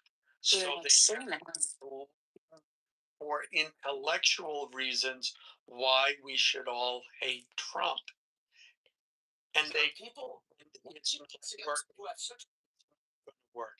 We will never convince people that Trump is a bad person. They've decided that, and it's an emotional response. Everything we're hearing, and I don't know if Negro is on the left or the right, he'll probably deny being on the left, though he's certainly parroting a lot of those talking points. But before I was called away, I went through those lists of how he's limiting free speech. And first of all, he's not limiting free speech. The government can and will decide where it gives its money. And we've seen this. Certain presidents will direct the government funds towards one set of corporations. And another. And we see that time and time again. Yet when Trump does it, somehow he's inhibiting free speech. They're all still bad. You can see it. He cut funding to NPR. Well, where is it? We have to fund NPR. And then they're all come on. All of the things, all of the places he's targeted had taken legal action or taken political action against him personally. Against his administration. So if they are going to get into the political realm, well, then I make you nervous. That's why you keep muting. You do it. Well, because you keep this. I'm not muting. You're rude. But you don't have any manner. So, in conclusion, again, it's an emotional problem. And we need to treat these people like they're 12-year-old teenage girls who are upset because they didn't get invited to their best friend Susie's birthday party because the other girl that they hate got invited. And just get over it. That's the level of emotion we got it we're dealing with here. No, yeah, you're speaking facts. It is an emotional response to hate somebody. I don't think people hate Trump. And if they say they do, they're just being emotional and they're being petty. I think people just don't agree with his politics and they use the word hate because they're emotional and they're petty. People just need to say they don't agree with them. And leave it at that. I don't agree with the left. Don't interrupt me, please. You asked for the same thing. Go ahead. No, I got you because I interrupted you like 10 times, so it's okay. But I feel like with Trump, I don't agree with a lot of what he's done. I don't agree with the younger version of Trump, which, people are weird when they're younger. A lot of people make mistakes. A lot of people in the 80s were fucking weird. Half of you on the stage were probably fucking weird in the 80s, doing some weird shit. Look at the 90s or 90s. This Trump, the one. I mean, the dude's a businessman, dude. He's not even a politician like that. People got to get that through their heads. He's good at sales. The dude's a businessman. He just wants money. And I'm for the green. I just want green. I don't care if you're left or right. I don't care if you're conservative. And he's honest about it, though. If you really listen to him, he's not. He tells you. Yeah. I'm not saying like he's really forthcoming. He'll tell you the way you. I'm good. Yes, love. He's much smarter than Biden. Hold on. In the 80s and 90s. For the record, You weirdo. 120s is a lot weirder. I won't tell you that right now. All this people confused with their gender, 72 different genders, transgender, all this bullshit. It's a lot weirder now than. Oh, I was talking about like drugs and rock and roll and fuck yeah, like getting fucked, partying and shit. I wasn't talking about that, but yeah, that too. Pocket. I was talking about like Excuse me, guys. He's not you can't once HIV. But part Right. it's 26 like it's 26% of the people on the left think Right. it's okay to kill Trump. right, and that's crazy. Yeah. No, That's crazy. when you say no, they just disagree with them. I can't tell you the number of Right. people on the left. They're like, I wish Trump would just die. Yeah, it's That's insane. yeah, it really is. So that was the only thing I wanted to say. As far as the 80s, up until 83, 84, it was great. And then HIV hit. And then yeah, things got weird. If you had sex with somebody, it could kill you. That fucks with people's brains. And Right. there was no cure. And it was a long, painful death on top of it. Right. I mean, people forget. I think it's crazy to wish death on anybody. Well, I think wishing death on someone, I mean, I think really it's like, it's something that plenty of people have. I mean, like, there's a whole. No, it's not both sides. You're not going to go there. Less than, I think it's like 3% of Republicans agree that political assassination is valid. But on the left, it's like 26%. That is a huge disparity. So, no, this is not there are good people on both sides. So you think that specifically you have data that shows that, Yes. There was a poll that was done, and it came out. That's where the country is at. Go find the link. Well, I mean, I think that both sides. I mean, I think both of them can really use this can work in toning down their rhetoric. As far as I'm concerned, I mean, as far as I understand it, and uh, like I think specifically that that's one thing. It's like I think I would agree on.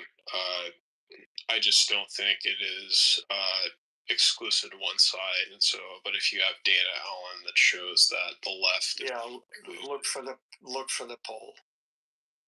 Well, I mean, yeah, weird. That's weird. You made the claim, Alan, that it was. Yeah, and it's a recent poll talk where both sides were asked if it was political violence was okay. Do a Google search. I'm sure, sure you will find it. Well, I actually believe that you and I think, actually had this conversation, and I think what you and I went to can't remember if it was PBS or it was Marist or something like that. But I don't remember it being, where one side was more infinitely, completely inverted with how they view political violence. I mean, I'm disturbed by any side, by, any sort of approval of violence to another person. As far as feeling that somebody else, you wish that they would just die, not that you would wish that anybody would commit violence on them, but hoping that they will eventually pass out or something like that. I mean, I know plenty of people in my family who have wished that of me, and I've and I mean, is it something that people wish? I mean, that people have. I mean, I don't know, but to me, I understand that people have that opinion of me myself, and I don't have any thoughts on it. So, Beaver, tell your cousin I said Netanyahu that fuck you. Will be good. that's very appropriate. Yeah, absolutely. Yeah. Netanyahu. If y'all think Rubio or Trump's bad, wait till Rubio and Vance come in. Mark Rubio, you think he's bad? No, I like him. I was gonna say. Do you hear my point? Oh, the left thinks he's bad. Got it. Yeah, if they think he's bad or they are bad, because I think they're going in as a joint ticket. I don't care what anyone says. Sit down and hush up. That's all I wanted to say to the opposition. I think Mark Rubio is going to be a great kind of like, in a way, because he is more, I want to say moderate, but he is very conservative. He is more moderate in the way that he speaks to the left about conservatism and his beliefs. I think he's a way more, I want to say, just better communicator than Trump is. I think Trump is just so blunt and brash, and he's just very shock factor that people are not prepared to even process what the fuck he's saying, just because how shock factor he is. But Mark Rubio, he's able to break it down. So I'm looking forward to him. Haven't seen JD Pence at what the fuck he's doing, but definitely looking forward to Rubio. I think your persona guy. Hold on, Necro. I think your persona of James Vance and Marco Rubio are largely crafted by the media. I just said I was seen. Well, yeah. Oh, I follow them extensively. Fashion. The right wing and the younger generation of the right wing will be more extreme than what people have seen with Donald Trump. I didn't even speak on Jared. They're looking for answers. Yeah, and they'll find them there. I think that's what he's trying to say. Joe, am I echoing it correctly? That the next generation of Republicans are likely to be even tougher than Trump was? 100%. Hear us talk, right? You hear the ones that are in the next generation, and we demand more solutions than what Trump has delivered. Yeah. I honestly think Ron DeSantis, Joe. I know. I think you're not. I don't know if you're not. I don't know if you're a fan of him or not. I forget where you are. Well, we'll talk about it. You know about Midwest. I mean, like Up in the Midwest. I think Ron DeSantis would be a worse nightmare than Trump for the left, in my opinion. I think I said that before. He literally sent immigrants to what they're facing as he Pelosi's house. I think Ron DeSantis, he's pretty much the 2024 and so I don't.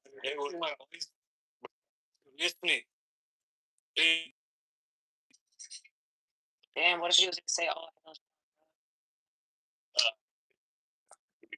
It was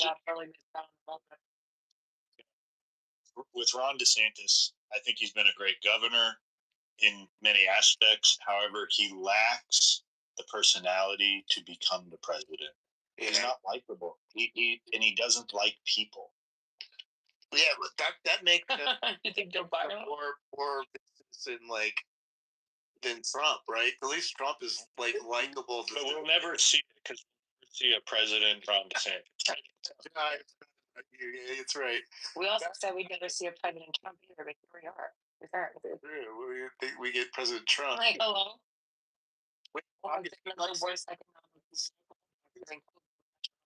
Do you like Pockets? Pockets. I love this. Yeah, I think it's I really think he's likable. I really think what he did with the immigrants trying to come to Florida, that was hilarious.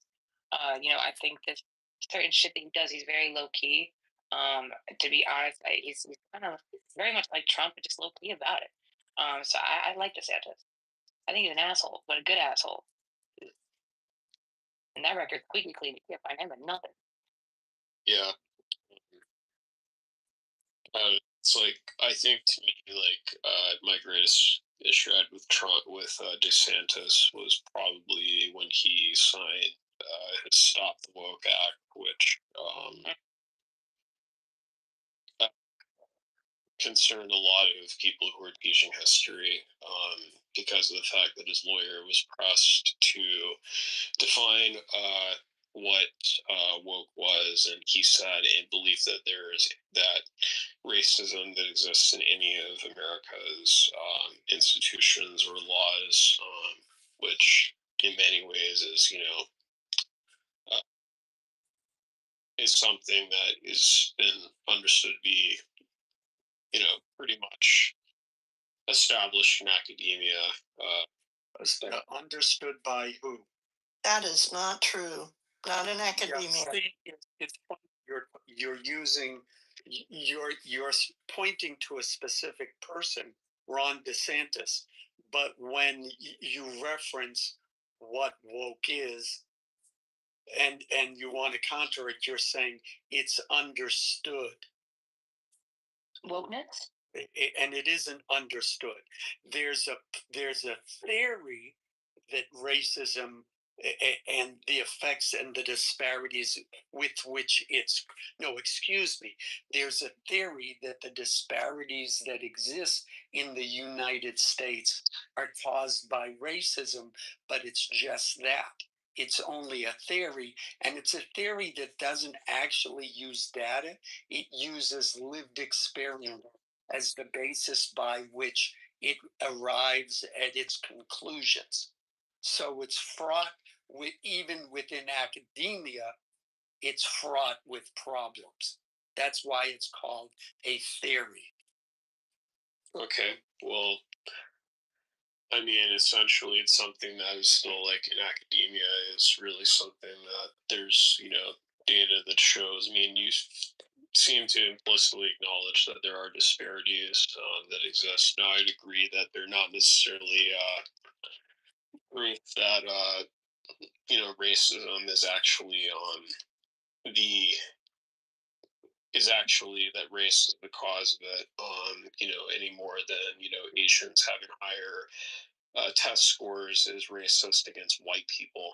Um, so I mean, I definitely am aware of that, but it's like at the academic level, there's definitely uh, discussion of essentially whether it can be attributed to race, though, inconclusively. Like, That's all they do in academia is discuss. Come on now. Show me a product. right. I mean, that's essentially what, DeSantis, the law, was saying essentially could not, that it couldn't be legal for people to discuss that, basically.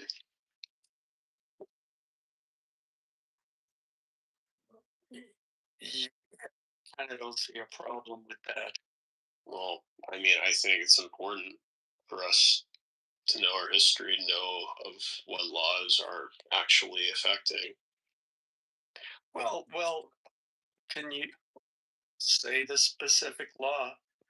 Give me a law that says a black man can't do something that a white man can do.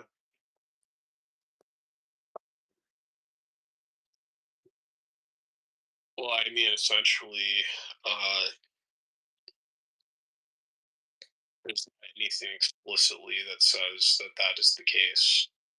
Then we don't. Then problem solved, isn't it? But yeah, we still have it where specifically that plenty of people like who are black somehow seem to be struggling to get to a position in society with roughly the same merits, if not more merits than the other person. Uh, Yeah, we do. But is that caused by racism? well, Or not is it like individual's behavior? well, and like I said, it doesn't mean it's not necessarily racism, but I mean, can we? It's like, do we also have to believe that essentially that black people just suck at everything? And I don't agree. I just don't agree with that. Oh, we have common ground. No, black people don't suck at everything. I think we can acknowledge that. That's not a problem. When we look at the different disparities of outcomes, we can look and remember laws are designed to protect individuals, not groups of people. And we can look to individual behavior. And then when we look at individual behavior, then we can start to see, well, did racism occur? Was there prejudice involved in this specific thing, specific action? For example, that, people always bring up, well, Wells Fargo was discriminating against black people, et cetera, et cetera. And guess what? Glory be, they were penalized for that. And that's the way it works. Well, if you're going to discriminate, well, then yeah, you will be penalized. That doesn't mean the country is racist. It means the country isn't racist. A country that's racist would not penalize a bank for that. So, no, you're not going to find any law, and that's the problem, because once they achieved that parity in the legal system, it then had to become this, amorphous. Well, it's underground, which I can understand. Alan, that's just not true. The country is and was racist to a very high degree and still is very much now. DEI, woke, social justice activism, community representation, all these terms are still out there. Hiring practices, discriminating against white men, it's all racist, and a lot of wealth redistribution that's already taking place is racist and discriminatory and preferential towards melatonin density. Democrats do it all day. It's part of their platform, and it's racist. Hello? So I will just say, so the drug wars itself was, historically was motivated by racism. That the whole crack cocaine epidemic, who is providing the drugs to the African American communities? Do you know? And I presume you're probably going to say it's the Democrats, or No, it was the Bloods and the Crips. Okay, can I? CIA had nothing to do with it. Alan, can I ask you a question? Yeah, sure. Okay. Okay, so what similarities do you see between George Wallace and Donald Trump? None. None. There's zero. As people always remind me of how old I am. I remember when George Wallace was alive. So I don't need to go back and read the history. No, I know. I'm just asking a simple question. Okay, well, there you go. Let me ask you again. What similarities do you see between George Wallace and Donald Trump? Okay, George Wallace was a racist. Donald Trump is not. What similarities do you see, Dan Adams? Dan Adams, what similarities do you link between George Wallace and Donald Trump? Racism. Okay. All right, wait. That's easy to say. Let me be very specific. Give us specific. Yeah. Let me be specific. Before Donald Trump was president, the racism that he's shown as a business owner towards blacks and his business practices. If you want me to go into detail, I can. But I think you all know. Well, I shouldn't think, but I'm assuming you know his business practices before he became president. We asked for specifics. Could you give us a specific? Yeah, I think he can. He can. Do we want to go the Central? The Central Park 5, the Central Park 5 event. We can start there. No. Oh, we can go there. We can talk about that. Dan Adams referenced business practices, and that's not the Central Park. That's not the Central Park story. All the redlining, discrimination in real estate, him and his father did for years. It is. He took. So can you give us a specific, Dan Adams? It was specific. He took money out of his own business practices to pull a front page ad in the New York Times to say the Central Park 5 was guilty. Have you actually read that statement? Yeah, that's a different story. Yeah. At the time, in 19, wait, hold on. Let me. So before you all just jump on, right? So a lot of people haven't read that in real time. But back in 88 and 89, when it affected the black community, I read it in real time. They confessed. Yeah, but Wait. Hold on. His reaction would say, Hold on. they said they're guilty. Hold on a minute. So you're saying that the Central Park Five, everybody was guilty of the crime that they were accused of? No. No, that's not what I'm saying. That was the public. Wait, so why bring up admitting to a crime? They admitted it, not us. Oh my goodness, great. they were kids and they were callers. We know. Hold on, we can't get this confused. Come on, we're people that have brains. Did they admit that they were guilty or not, Adams? Come on, dude. Are you fucking serious? You're gonna sit there and say that they didn't say that they were guilty or not? They weren't guilty. I know they weren't. That's not the point. Did they say it though? My God, I give up.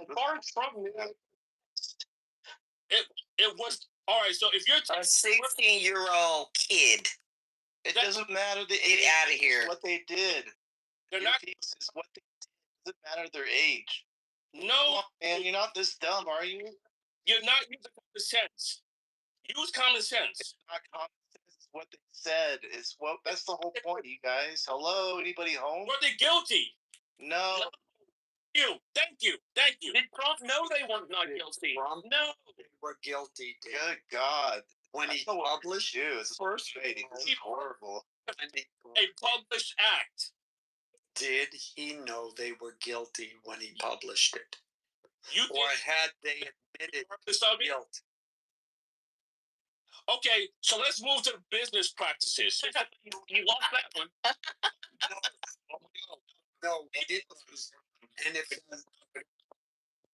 He would have You said never- the same thing. Dan, can we, in this room, He would have said the same, period. in this room, we have dialogue. We go back and forth and take turns talking. But you Look, I have a question for you. yes. But how was Trump racist with this Central Park Five, though? You never linked the actual racism to it. Their race. Okay, so before I give my answer, do not respond. Can I ask that? good luck. Exactly. Thank you. Exactly. So Look, before I finish my statement, you came in here to tell us that Donald Trump was racist, right? and you have failed to do that so far. I'm asking you to The conversation, Adam. No, you're not Have a allowed to conversation here. complete a sentence. I can't do this. I mean, Exactly.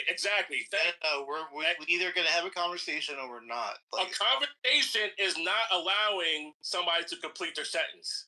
Okay, you finish up, and then we're gonna go. Okay, go ahead. Okay, that's all I was asking.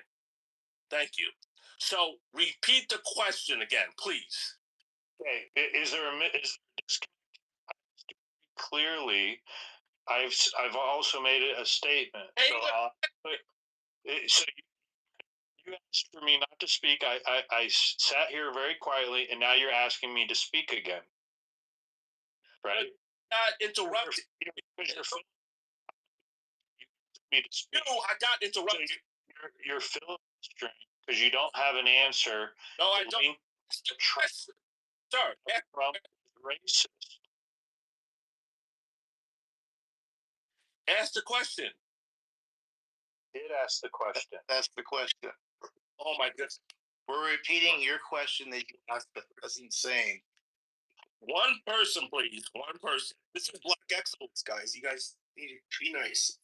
Okay, I'm really trying to be patient because I really want to have a good Yes. conversation. He wants to defend the guy, but he says something worse. Could one person speak, please? All right, seriously. Can one person speak at a time and ask the question? Why are you acting this way, Dan? Like, oh my goodness. Link how Donald Trump is racist with the Central Park 5 listing in the paper. Okay, when I answered, nobody respond before I need more qualifiers. Go. Just exactly why I can't answer. Somebody jumps in. He's Do you from guys- No, it's not.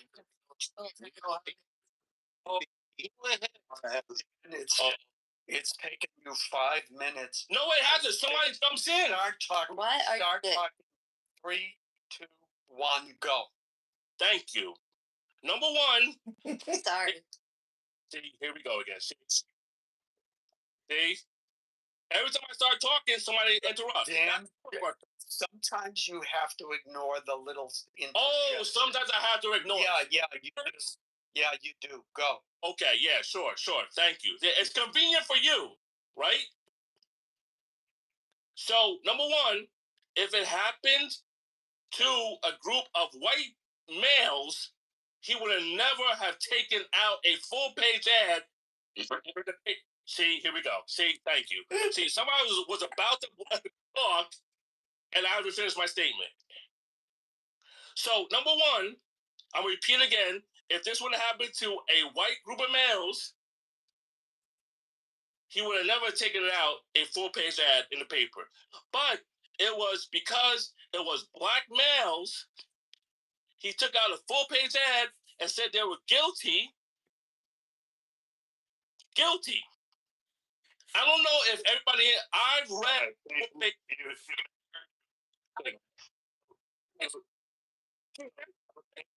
Point.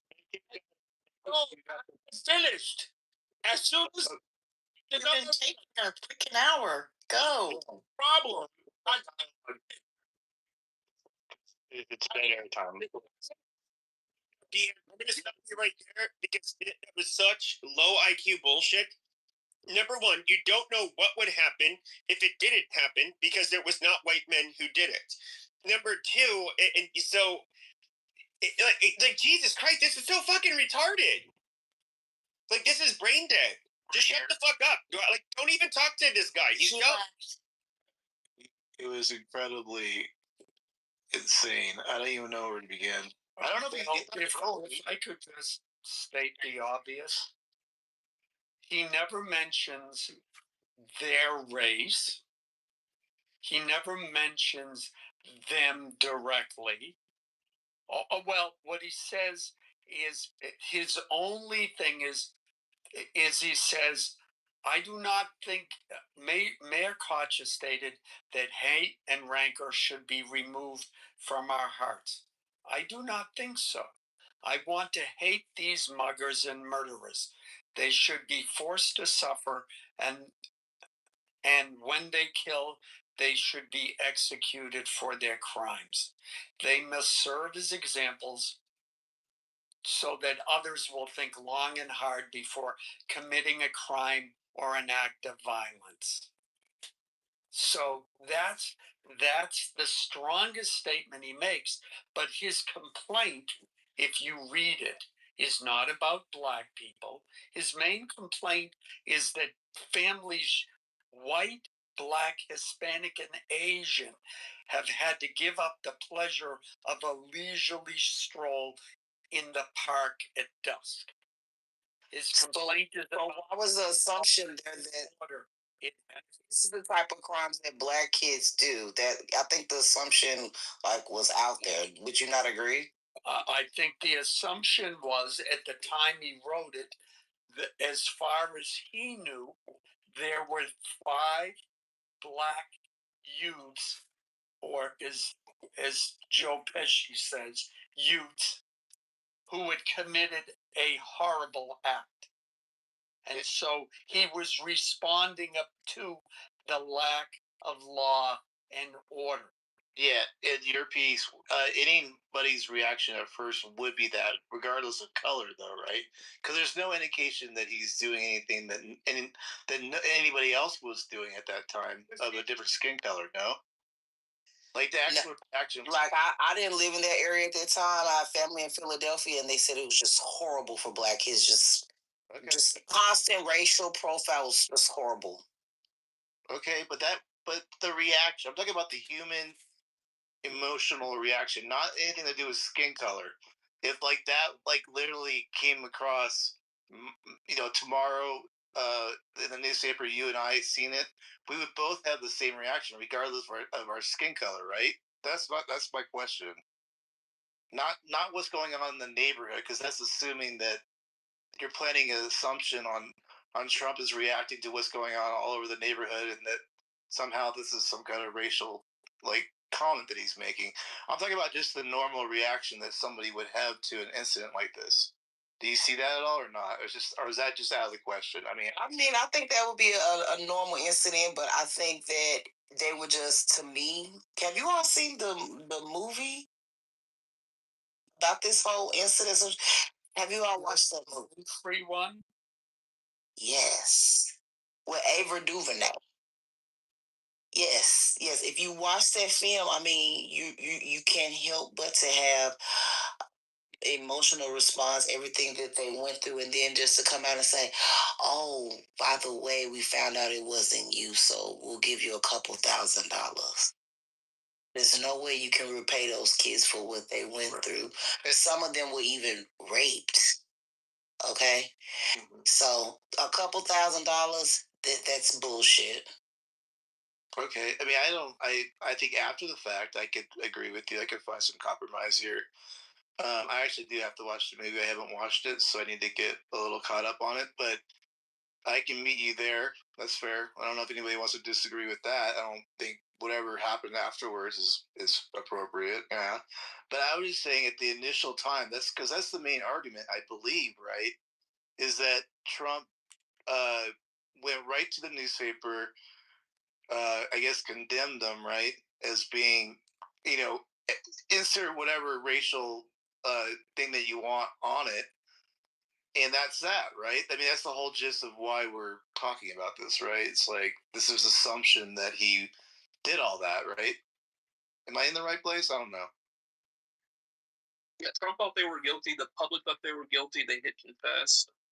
They were false confessions, obviously, but imagine if a crime happened today and it came out and it was on CNN headline.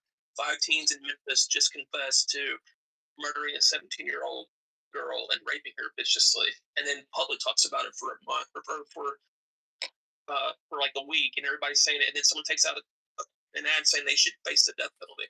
Neva, do you have children? And then it comes out that they were false confessions, and the public sentiment totally shifts. Yeah, do you have children? How would you feel if someone took your kid down to the station and questioned your kid without your consent? They know damn well that's illegal. You cannot question those kids. The parents were not there. I think Trump knew this when he posted it. Yeah, it's something to do with Trump again. There's no connection between Trump and the police coercing a confession out of the kids. You see that, right? I mean, we got to get realistic here. There's no correlation. Trump didn't call the police and say, "Can you coerce those kids to say something?" Come on, man. Let's, like I said, we could meet in the middle on many things, and that's why I think that's what crosses the racial divide. If we want to go there, like we don't need to make this a race thing. We can meet in the middle on some things. But okay. But doesn't the belief of Donald Trump being a racist have to you have to take some liberties and some assumptions that all white people are inherently racist, so then Trump must be racist too, because Trump did this and took this ad out that he is a racist because of their race. Essentially, that's what Dan. Yeah, you will still have to because they're black, and there's no evidence that he did that. Exactly. That's very that's very hard. I go ahead. Sorry, I didn't mean to call all over you. I mean, obviously, as we've been on this app, the default is that white people are all racist. So going into this, we have to figure out how do we untangle this for this other community to realize that that's not the case, and that's a very hard thing to do because we do know about our historical past that has happened. We're not going to deny that. So we're up in an uphill battle. We see that, right, Beaver and Joe? I mean, come on, like the default is all white people are racist, right? There's no question about that. Yep, she left. Yeah, that's they all leave. I call that what the room is they think we're all inherently racist, so they are racist towards us. That's really what it ultimately is. That's the only way you can link Donald Trump being a racist is the assumption that all white people are racist. That we preside under has racial epithets that transpire over into our communities, which does not level out to an equal playing field. All black people don't think all white folks is racist. That's bullshit. That's asinine for somebody to think like that. But are you sure about that, though? Like, are you really sure about that? Frank, I've been told clearly. Hold on, Frank. We take turns here. We'll let you speak. Look, Frank, I've been told clearly by some black folk on this app and in other locations that all white people are inherently racist. Frank, you can go, Frank, if you want. I will say this. I'm 51 years old. I done lived down south. I done lived up north. When it comes to racism, is a lot of people want to say, get over it or it doesn't exist. That's where the tension comes from. Now, after that, if you want to sit here and go back and forth, well, explain this and explain that, when we all have logic to see where certain things are and where they're not, that's where the bullshit starts.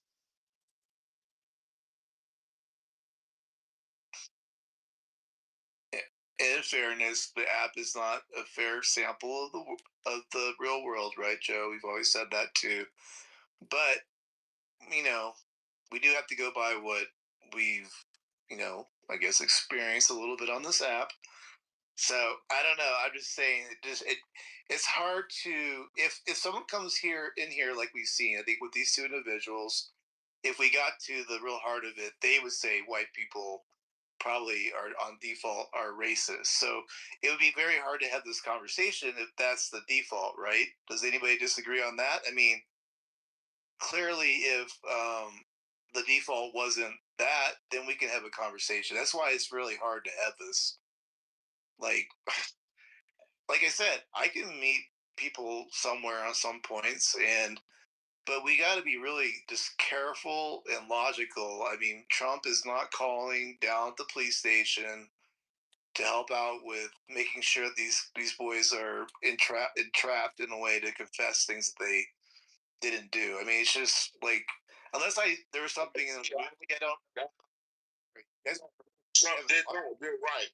But Trump's how do you call it? How do you say it? His persona, his celebrity, pushed the narrative. Now,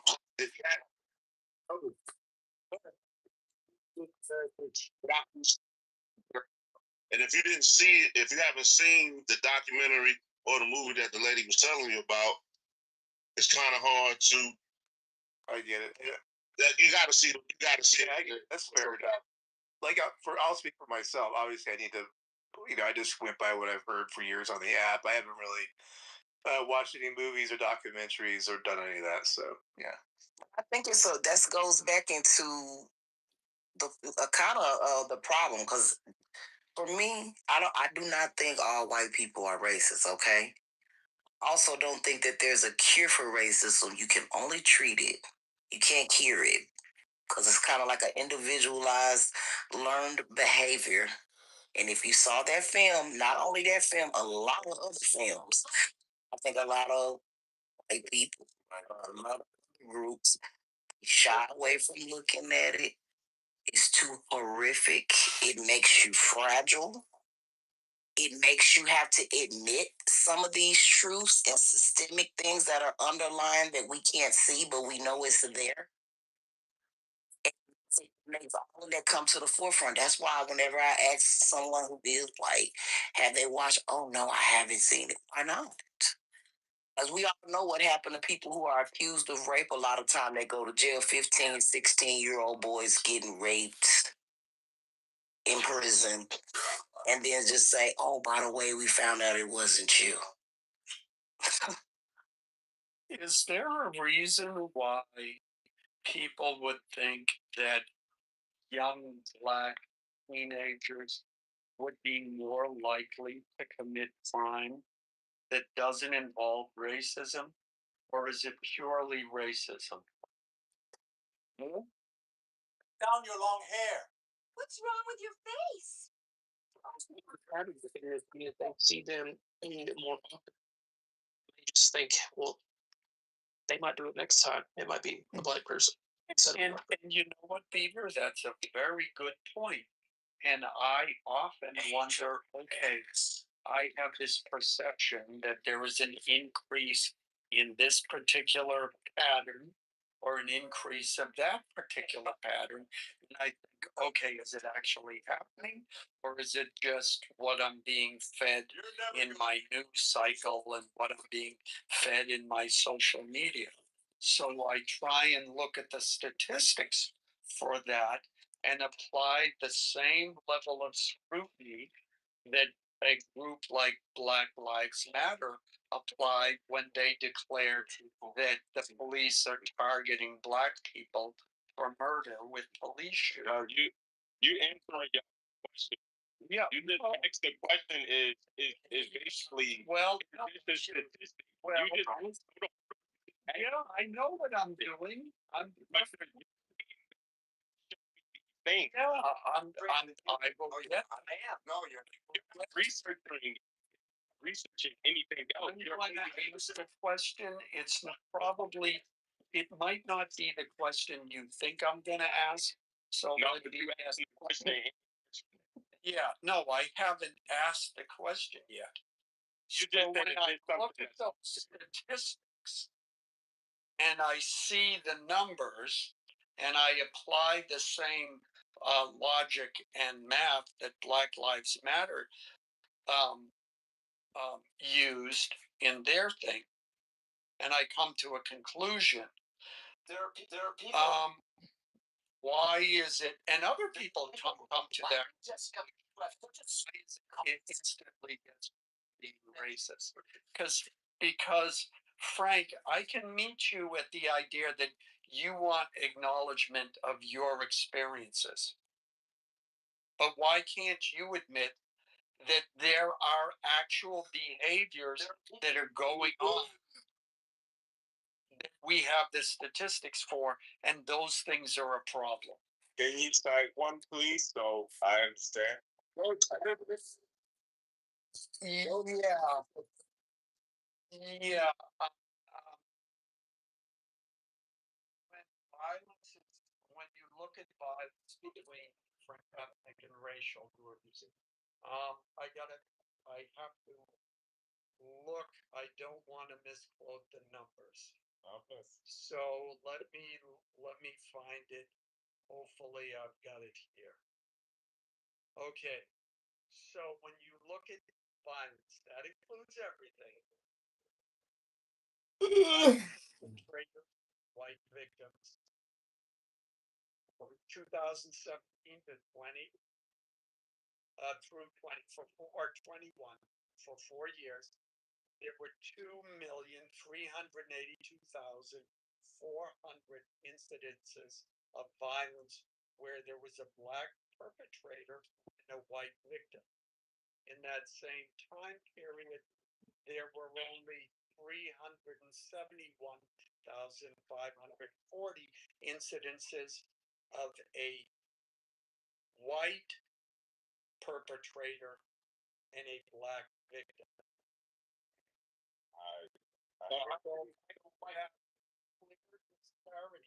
And it's a white at the same time, not just. They don't report that. They only report. They only report what happens in our neighborhood. They don't report what goes on.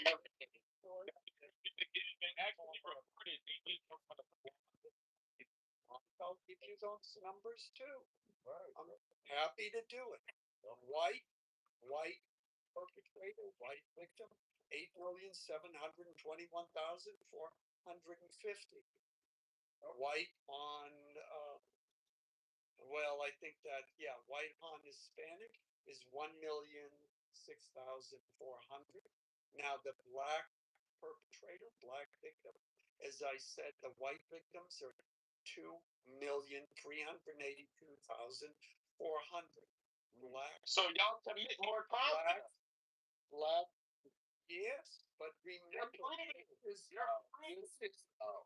is using Black Lives Matter mathematics.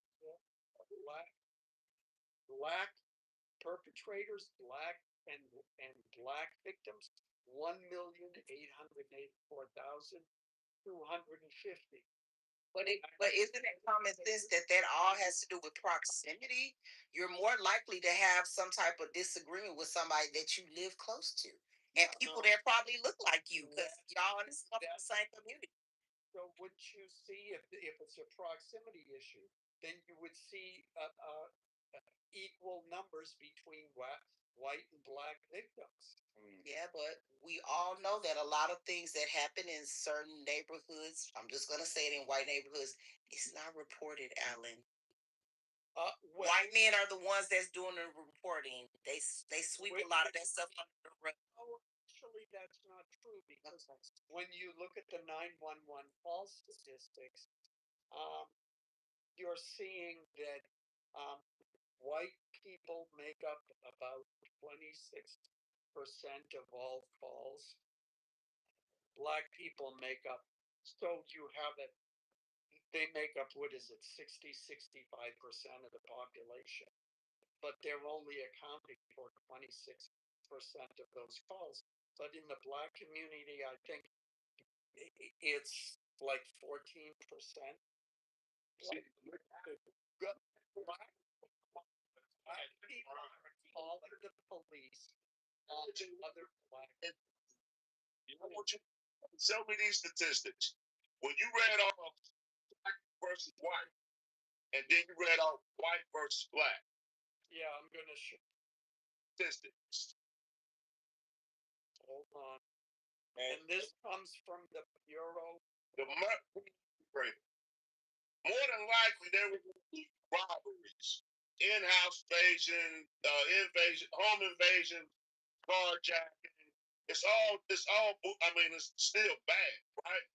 But I guarantee, if you really want to put your nose in those statistics that you want to read out so much with those disproportionately lopsided numbers, when you go to the white side versus black, I guarantee you more than 70% of those crimes were based on racism, skinhead shit, Klan shit.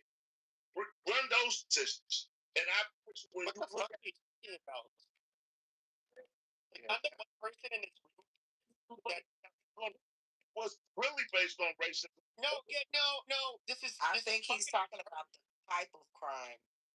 No, if we're okay. Right. First of all, make this make sense. So you have 13% of the fucking population that commits over 50% of the fucking murders in the United States. Even though we dwarf you in size, you guys still numerically commit more fucking murders. Like per capita, or what will you guys? In other words, can you put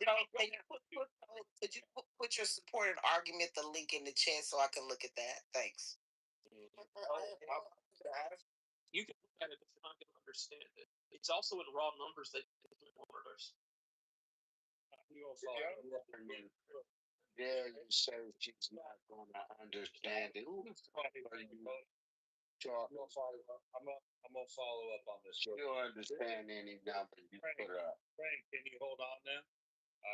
Look, I'm gonna follow up on this. This is a bunch of gaslighting. I lived in New Orleans for 15 years. The murder is awful. Blacks killing blacks goes on. You cannot try and gaslight us and convince us this isn't going. that this is being done by white supremacists or KKK. The biggest threat to black males is another black. Don't gaslight us. It's not just statistics, it's lived experience. And it would appear by these numbers, the biggest threat to white males is black males too. I think the amount of violent acts that white It's not violent. total, black people make up 3% of all of their violent. By the way, victims. by the way, how did we get on this? How the tables have turned. By the way, how did we get on this? Because we were talking about Trump and whether or not the Central Park 5 is something that is tied to Trump. Yeah, we get to bring it back. The point is that individuals' action and behaviors affect how we view that group. If you see a bunch of skinheads, protesting in a city or commit violent acts, people are going to blame white people for that. Is it right? No. And I forget who it was. Well, it wasn't you. It was the other person. Yeah, you're right. We shouldn't judge the whole group by the individual's actions, and yet we do, and we start to notice patterns. And so, to say, well, it doesn't completely excuse it, but I think when it came to the Central Park 5, and again, when you look, and before I say this last thing, when you look at the police's action in that particular case, there was no defense of it. I believe it. I will grant you that. Yeah, we can answer now. Yeah, you're saying a lot of unanswered things. But the fact is when you see that much crime being committed by the same group of people, you start to notice that. All right. So who else wants to speak? Who is that? Frank? Nah, it's I want to say a few things. I've been listening for hours. It's been like 4 hours. The guy that was just speaking, you made a lot of racist references tonight. Of just like even terms that black people call other black people. You're trying to jump in and dig with those shots against black people. That's very disingenuous with any conversation you're really trying to have that's going on. Who are you speaking about, real quick, just so we know? The older gentleman that was just talking. Okay, keep it on. Okay. So making racist remarks the whole night, but saying how is Trump racist and all this. It's a lot of things that you and all that. You made a lot of racist stances that other people have made. As well as you just spoken about Central Park 5. A lot of y'all haven't seen it because y'all don't want to face the truth of how racism played a part in that. That's another word with y'all. But afterwards, Risky, I just want to correct. You said you were here when we talked about that, right? So here for a good time. Right. And we were talking about Trump and Central Park 5. Not that we deny that there wasn't racist stuff to it with the police and all that. You know that, right? You heard that part or no? Yeah. Okay, I just want to clarify because you made it sound like we are just talking that we don't think that part was, there's racism in that. So like a few people said, y'all only know what the media put out there. Y'all don't know really like black culture because y'all not black. Y'all don't know what black people are going through. So y'all sitting here trying to explain what black men are fair under. Y'all just said black men biggest fear is fucking another black man. No, it's not. That's not a fear. The number one cause. Okay, first of all, we can look at the number one cause of death statistically. The number one cause of death for black men, black boys under 18 is literally murder. No one cut you off when you said that. Okay. So can I get the same respect? I appreciate it. So y'all said the biggest threat to another black man, and the word that you said was another black man. And then you said the biggest threat to a white man is another black man. And the biggest threat to a white man is not a black man because of violence. It's because of the work ethic in the position that we hold in life, that we're life studied. White man is not wanted as much as a black man. That's why y'all fear black men. It's not off of. Nobody said that black that the number one cause of death for white men was black men. Nobody said that. I said fear. I said fear. The biggest fear of white men is black men. No, that is bullshit. No. You're retarded comparison to white men. No offense. Wow. We rule everywhere. Hold on. You guys can't even. You guys independently can't even fucking name one black country that's even as fucking developed as, I don't know, Honduras. They don't exist. You guys have. You and the places that the blacker the place. Most of them have been colonized. Most of them have been colonized. You guys can't run your fucking self. You guys should be colonized. No, you're not gonna raise baby this. Before what? Black people. But you a bullshit. Yeah. I mean, it's a false equivalence as well. Just gonna put that out there. Got there before GP got there. It was all kind of shit. Well, trying to make a comparison between African nations and the experiences of Black Americans is a false equivalence. So, like, really, you're just you're just trying to make an emotional argument. Fucking no, I'm making a factual argument. Yeah. So, okay. So for this, for the intents of this conversation, I think you should probably leave your determinations within the United States, right? Okay, you reviewed my point. Let's look at the country. Nigeria. Look at the cities. Let's look at the cities with the highest murder rates. What do they have in common? They're all black. What do you mean? The cities with the highest murder rates in the United States are all have a large black population. Do they have anything else in common? They're black. Would it be density, maybe? They're black. So the places that experience the highest rates of murder, right, homicide, as you're describing, right, are these densely populated cities? No, there's actually places in Mississippi, for example, that are rural that have murder rates.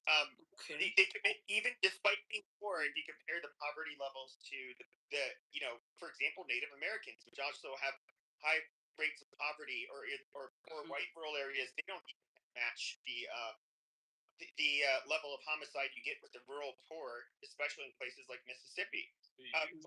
Like that. Positive correlation to murder rates and being a thug with black people. Okay, so I just have one more question before I hop off the mic for you, Pepe. Like, when you're making these comparisons, I heard you say something about, on average, black people kill more people than any other. Not just on average. The majority of murders every given year in the United States, despite their small size, are black. That is a fact. Okay. And so if we take that a statistic as true, okay, not looking at it, that's fine. I'm not trying to attack you. I'm just kind of testing the logic of how you think about these things. And you said, following that statement, that like something should be done about that, right? When it comes to murder, I didn't say. I did not say that when it comes to the murder. No. Oh, so it's just a thing that you say. You don't think anything should be done about that? Oh yeah, something. I didn't. No, I was pointing out the fact. I was not pointing out. I was not making a prescription for what should happen. Okay, that's good. And you typically stay away from prescriptions. I heard you, Alan. By the way. No, it was. Somebody made a claim, and I was saying bullshit. Here's the fact. What was necessary for me to say what should happen. we don't proclaim to have all the solutions. We're just trying to fact check right now.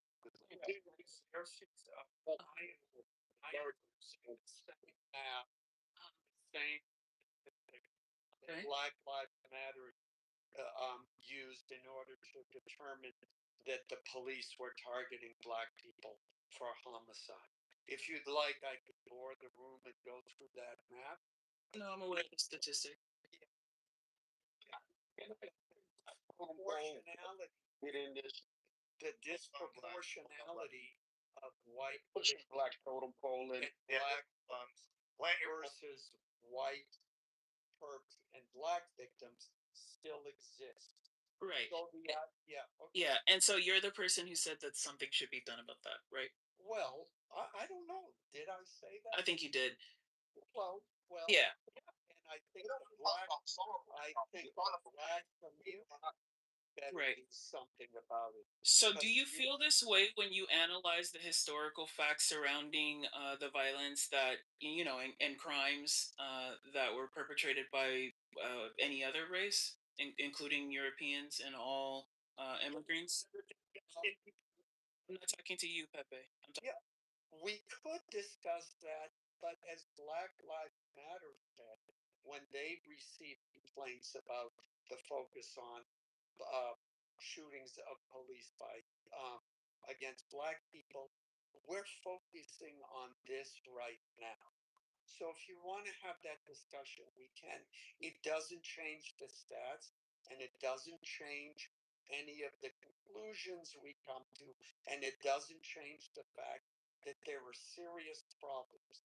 Well, I mean, it does, though, right? Because if historically people haven't been, oh my gosh, oh my goodness. Okay.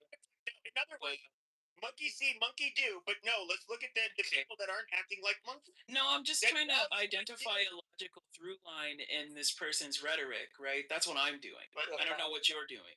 No, I'm sorry, what'd you say, Matt? Yeah, facts and then there's derailment. You're kind of just shooting away. I'm just trying to understand where he's coming from. I'm not. Hey, listen, guys. It's okay. You're a liar. I like this. Okay. I'm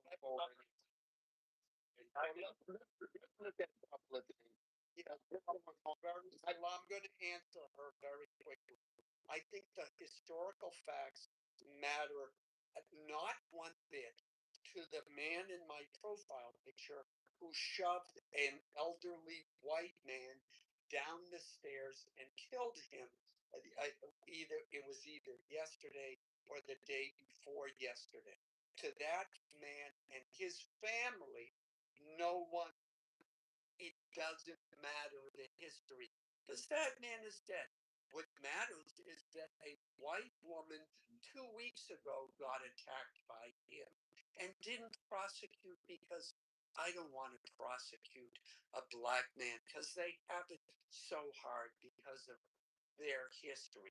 I'm paraphrasing what she said, or the judge who said, well, we need to take into consideration all of the history and my background as an African American woman. All of these factors killed another man. So keep talking about history. We're done with it. You better clean up the act in your community. We're waiting for you to do it. We're done. Right. We're waiting for it to happen because if you don't, I'm not going to do anything about it. All right. Let's face in fact. Well, What's the fact?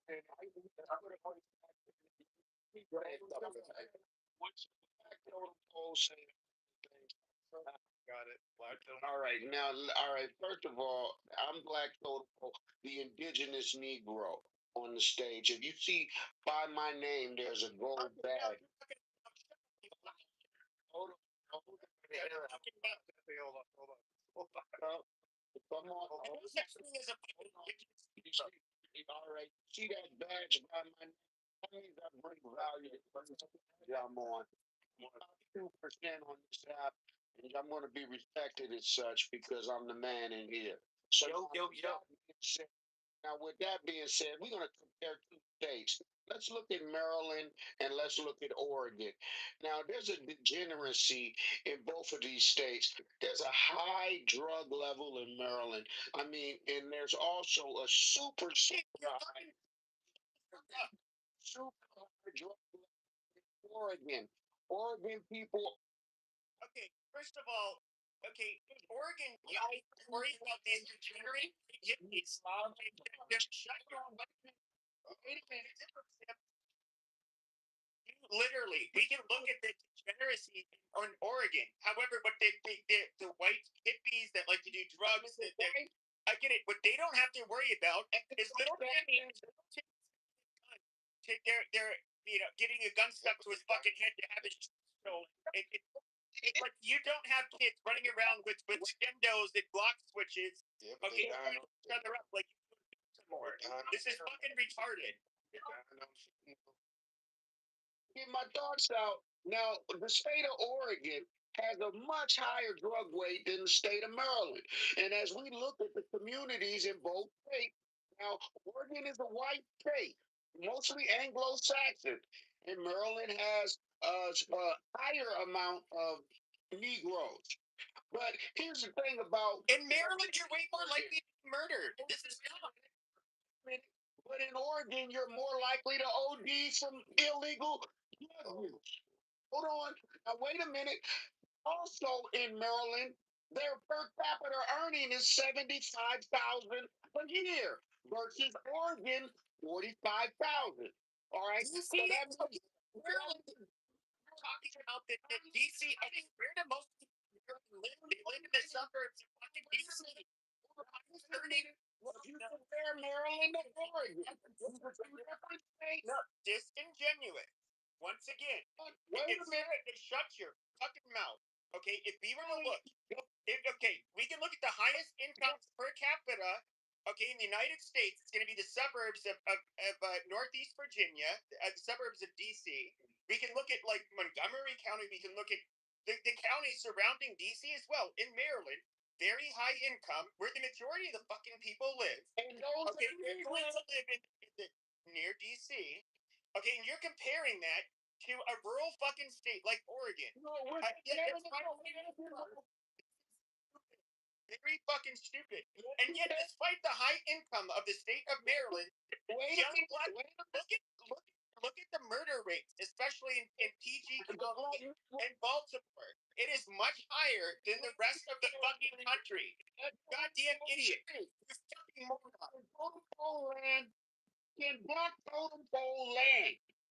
Now, as we compare these two states, one white Anglo-Saxon, one black, one is governed by a black governor. So that means that the community is black and it's governed by black. Maryland makes more money per capita. More people graduate from college. Why you fucking rich? Wait a minute. Hold on. Wait a minute. There's a higher drug rate in Oregon than it is in Maryland. So when we say and we compare these two communities, the more educated of the two communities would be Maryland. So that means that the Negroes, when given an opportunity to get education, produce at a way higher clip than the white Anglo-Saxon do. As we compare Maryland to Oregon, hold on, let black I'm gonna shut your dumb black ass up. Yeah. Okay, first of all, we look at what percentage of the kids from Baltimore can even graduate at a fucking 8th grade reading level. Okay, now understand you have the people that statistically will really carry this state. Okay, these are going to be the federal employees that live in the suburbs of DC. This is dumb. You be a federal employee and you can't read. How does that work? You are so fucking stupid. Just like you're not indigenous and you're not smart. Let the black Negro talk a little bit. At its finest, man. Dude, Pepe talk too freaking much, man. I wish I was near you, you freaking prick, man. Who you think you are talking to somebody like that? You're massive. Shut the fuck up. Look at all the fun. Now let's go.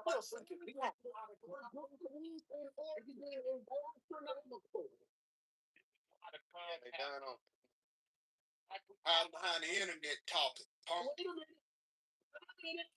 The drug use in Oregon is astronomical. We see deaths from using They don't want that. When you resign this when they govern themselves, they legalize drugs. And they kill off the community when they're given a chance to govern themselves. Well, hold on, in Maryland, there's a black governor. His name is Westmore. Westmore is a clean-cut, smart, intelligent black man. But not only is he able to govern the state of Maryland, he's governed it at such a high clip. There's not many states in the United States that have done better than Maryland. So when you try to say that black people don't have the ability to govern themselves, wait a minute, black totem pole has to come in. Have you ever seen a totem pole or stood next to one? It's a big black totem pole. Now when it come in, you see that badge next to my name? Between your chocolate chip and fucking your butt, my totem pole right here. Why you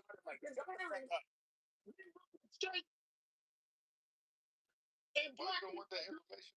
Why you don't want the information to get out, Pepe? Because glad you brought that up. But there are plenty of examples where black people have good reason to be proud of their accomplishments. But that still has nothing to do with the statistics and the disproportionality that one can see in those statistics. Every 5 hours, a black woman is murdered by a black man. That is not something to be proud of. And maybe it's less in Oregon or more in Oregon compared to Maryland or Baltimore or any other. No, that is a lie. Not a lie. Well, That is we get the thing. started club in the black femicide rooms, and I verified it. And by the way, you guys are getting busy because 4 years ago it was one murder every 7 hours. Black on black crime. That wasn't good enough. Now you're killing a black woman once every 5 hours. Look up the statistics of black men killing a black woman.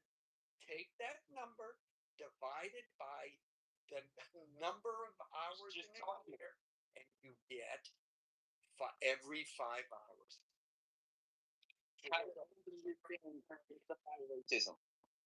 Wait, what? Who's talking?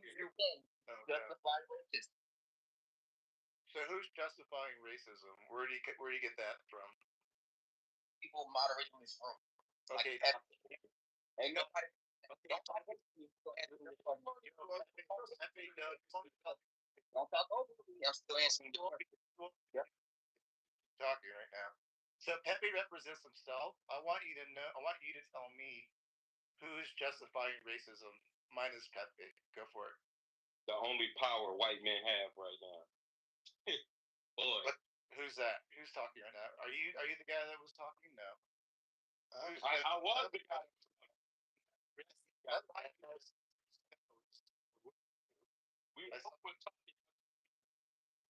just want to say, as the only white representative on the moderation panel, we must be, because we're all white. Well, we had that discussion earlier. By default, we're all racist. I mean, that's the name. No, yeah, it's not so.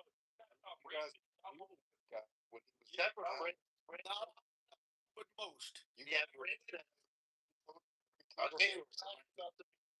Y'all don't want to let the My wife.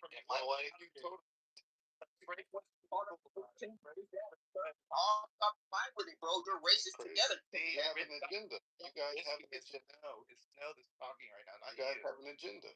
All right, Othello, shut up, man. You're just jabbing right now. No, you have an agenda. Relax. You're gonna be okay, Othello. You're gonna be okay. I want to talk to the no guy. Is he still here? No. No. Yeah, all y'all Okay. Okay, come off the mic. I'm moving you down. Anything else? What? Repeat what you said. Repeat what you said to us. Go ahead. You're making these black jokes and shit. We see that racism. Stop playing dumb. And you're using these facts to justify racism against black people when people bring up the exonerations that black people lead in that you won't speak on. Okay, so you just mentioned there's facts, right? There's facts, right? You mentioned that. How is that helping help with racism if there's facts? Well, hey, man. No, hold on. He was asking him. But also, you bring up exonerations. Okay, exonerations are still relatively rare, and when it comes to the absolute lopsided amount of murder, okay, and violent crimes that the African American population commit, that would not even put a dent in that rate. And so, once again, this is more deflection. This is more, hood scholarship from our intellectual Negroes. Black, hold on. I want to Go ahead, Risky. Can I get back in the queue, please? No, you can't have to Risky. Go ahead, Risky. Risky, there now. I told him. I get it. Example of white men are. Well, we're gonna go again. Let's go again. Wait a minute. Let me handle this. Let black do this. Hold on. But this is the reason why white men have this super fear of black men, because they think they can say what they want with no consequence. Because it goes on with white men. Black men are not telling you the truth. You goddamn. As a white man, I support this moderation panel. As a white man. This is a problem.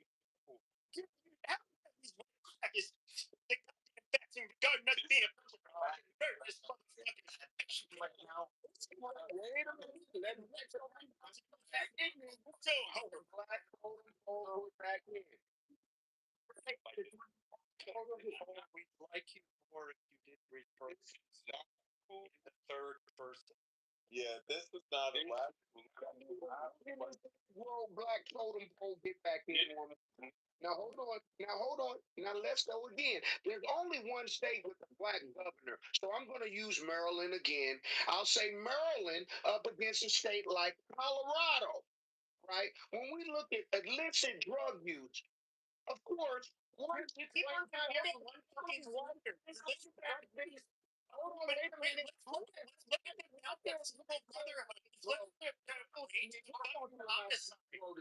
at what places allow the black Negroes to speak. We're gonna compare the fucking states. Let's compare the fucking states. Tell me where in Colorado you get a place that's even close as being as dangerous as Baltimore. You don't get it. It doesn't exist. Why? Because you need a bunch of low IQ chimps to be living in the same fucking place to get such a violent place in the United States. That is I want you to let the white moderator speak. Now let me expose. I want you guys let the white moderator speak. He wasn't done. Yeah. Wasn't done. Now hold on. Now wait a minute. As far as I'm concerned, there's a danger when you're using illegal drugs and substances. Here again, Anglo-Saxons in Colorado use drugs at a much higher clip, which results in community breakdown at a higher clip in Baltimore or Baton Rouge or Biloxi, Mississippi. That is retarded. There is nowhere in Baltimore. I gotta get my mic. At a astronomical in the state of Colorado, where Maryland ranks among the lowest of states. Not only do we rank amongst one of the lowest of states, we're still governed Okay, yep. Yep. Nope. Okay, so despite the disparities, okay, in illicit drug usage, okay, you still have shitholes like Baltimore. Now let's look at and despite, and this is where I think it really explains the differences between black people and white people, is that if we were to look at the murder rate in the state of Maryland, it is much higher. Okay, white people, whether or not they're on drugs, commit less murders. In other words, they're less likely to chimp out and kill people. I mean, but in fact, unfortunately, that is a uniquely black problem in the United States. You guys love shooting each other. I wonder where we got that from. Right, where did that behavior come from? That's deflection.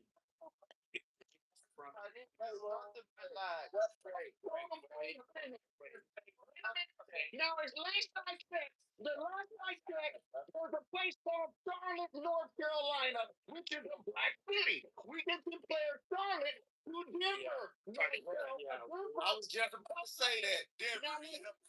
Charlotte to Denver. Guys, let's not let that comment go.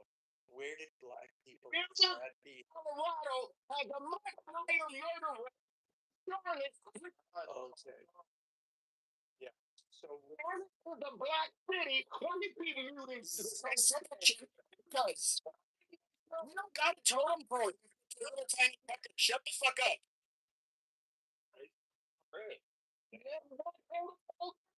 Now, in Charlotte, Charlotte is a black city, and Denver is a white city. yeah, well then. Compared to Charlotte, North Carolina, there's a lower murder rate in Charlotte than there is in Denver. Now, hold on, white Anglo-Saxon. Okay, do you want, we can do the numbers.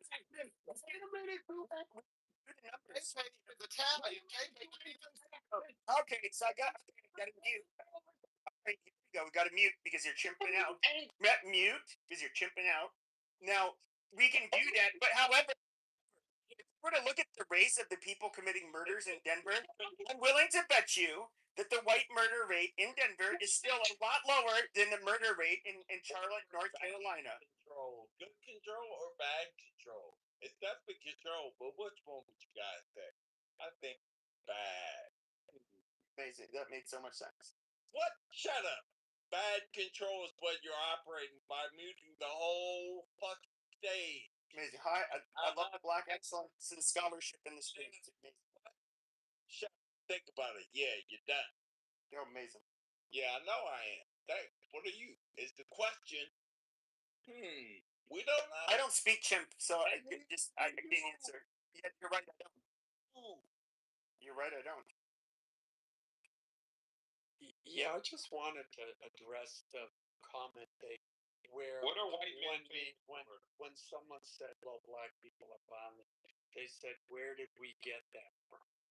Well, I think you can go back, and I'm sorry, but Africa was not this idyllic land of milk and honey where everyone lived in peace and harmony.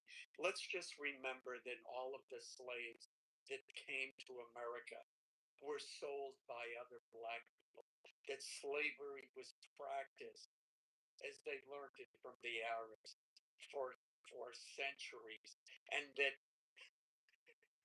the cultures were extremely violent. And then they came. Bro, you're fucking with. Every culture on earth was extremely violent, man. What you talking about? And then when you look, you remember I don't know. the woman king.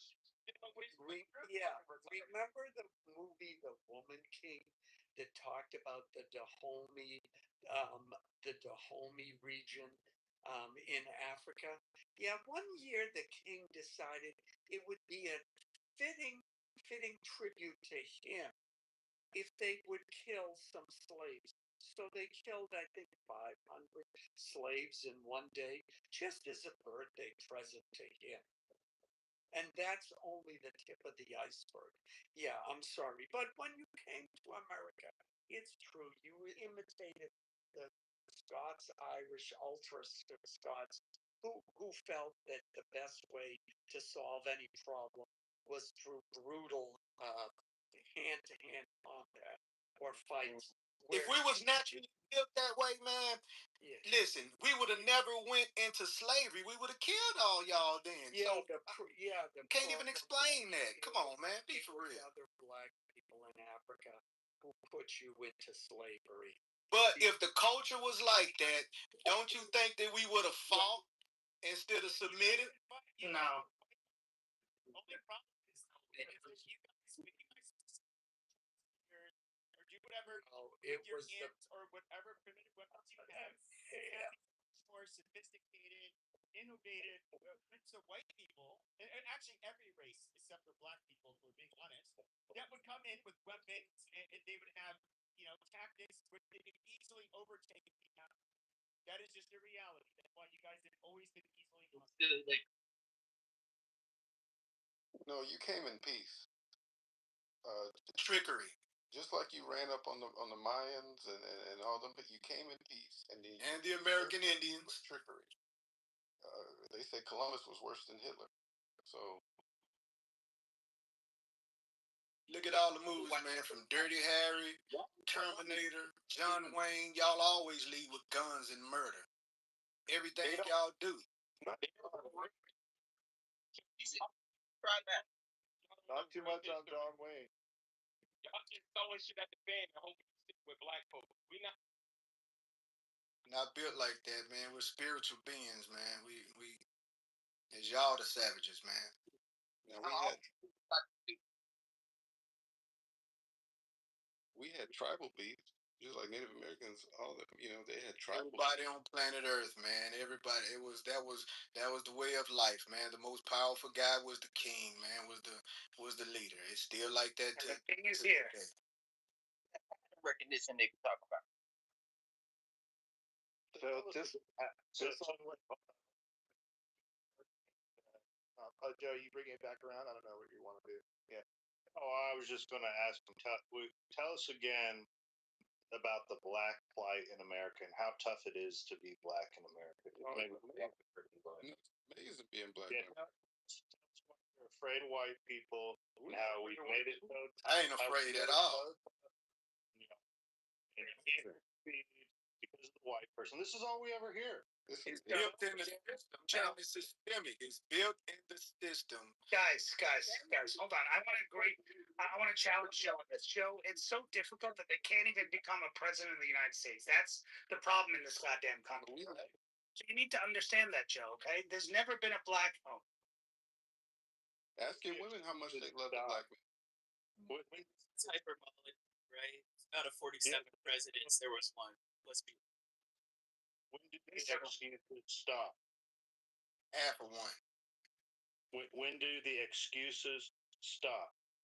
I mean, they're not excuses. Excuses, man. It's a fact that is built in the system. You got one sided.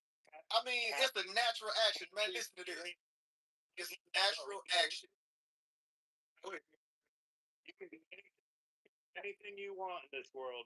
Don't let the white man hold you down.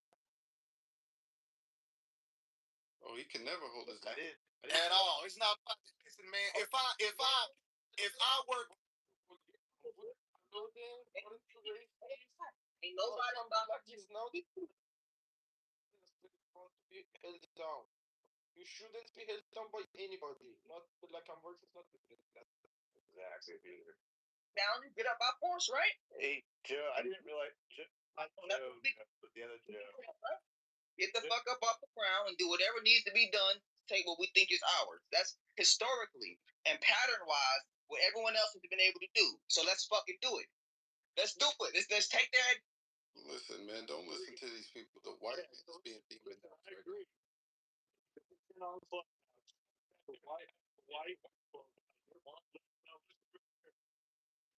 white people about your problems in your life on Clubhouse and do something about it. I didn't realize I did, man. I'm saying. Wait, Joe and No and Abella. systemically racist against you. If that's a fact, see, you can't talk out of both sides of your mouth. If the world around you is so awful because of the white man, then do something about it. But you say you're rich, you're richer than the white man, you hold the white man, you got the white women and all this stuff. You can't have it both ways. So which one? Because both are true. But both are true. Okay. So the white men are holding you down, plus you're not being held down by the white. No, not the white man. Not the white man. The structure of the business. That's a different thing. This is 2026, man. We're not talking like we're in the 60s. Well, I'm really confused because I didn't realize I was this powerful. I'm using my skill completely wrong. Model room. Yeah, like look at that. Look at that. See, I am a victim. Got a lot of bitches too. I know I'm a victim. Yeah, I'm a victim. I'm a victim now. So that means I'm powerful. What are you doing then? You're not doing anything with your life. So what's going on now? I'm definitely doing something with my life. What are you doing?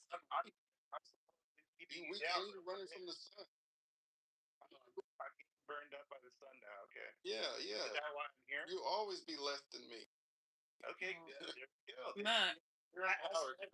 As another white man on the stage, I agree with him. Matt, can I ask a question? Are you being hyperbolic? Oh, no. Wait, what part am I being hyperbolic about, do you think? Well, you said I'm a white man and I didn't know I had so much power. Yes. No, I didn't realize I was keeping everybody on the stage down at this moment. You're being serious? No, I'm being serious. What do you think I've done wrong to you? So I don't think that these are. I think they can often be personal conversations because there's conflict when we talk about these things. But when people are addressing the structure of whiteness and white supremacy in the country, they're not talking about you specifically. Well, a lot of the time, right? Wait, I've heard of that stuff. You are a part of it. I'm glad you acknowledged that. But wait a minute. If I'm part of this big picture, that how am I not feeling the power and enjoying the glory of all this? Whoever's muting me, stop muting me. I'm trying to answer Matt's question. Where did that show up in my life? Well, okay, so I mean, like there will be aspects of your existence that indicate that you would not be subjected to the same efforts by different entities, right? We can agree to that, certainly. Have you ever experienced what it's like being white? No. So how would you know? Yeah. Well, what it's like. You don't know the plight of the white man or what we have to go through. So well, I mean, you can investigate, of course, right? How can you know? You're putting yourself in. But you know what it's like to be white. However, you've never been white. You'll never experience what it's like to be white. Right. And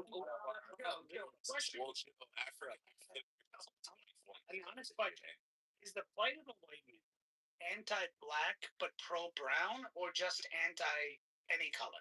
That's the question. Yeah, she's at least 24% white. That's the average. That's the question. Is it?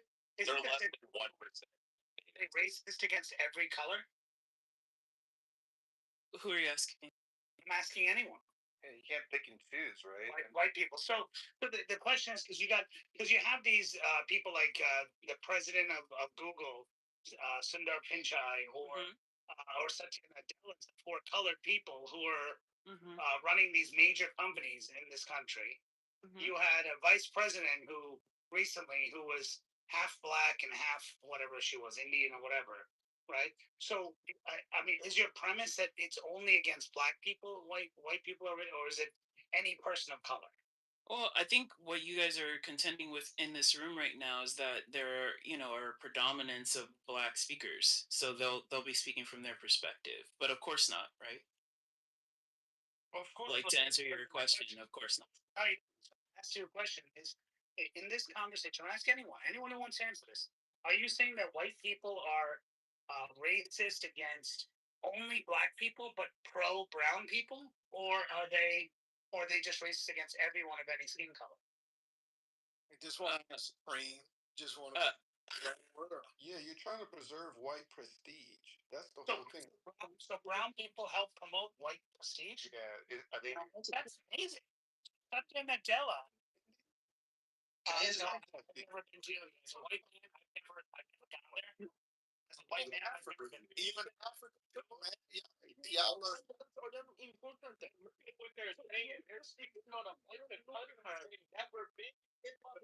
Yeah, I've been to India many. Hey, guys, I've been to India many times.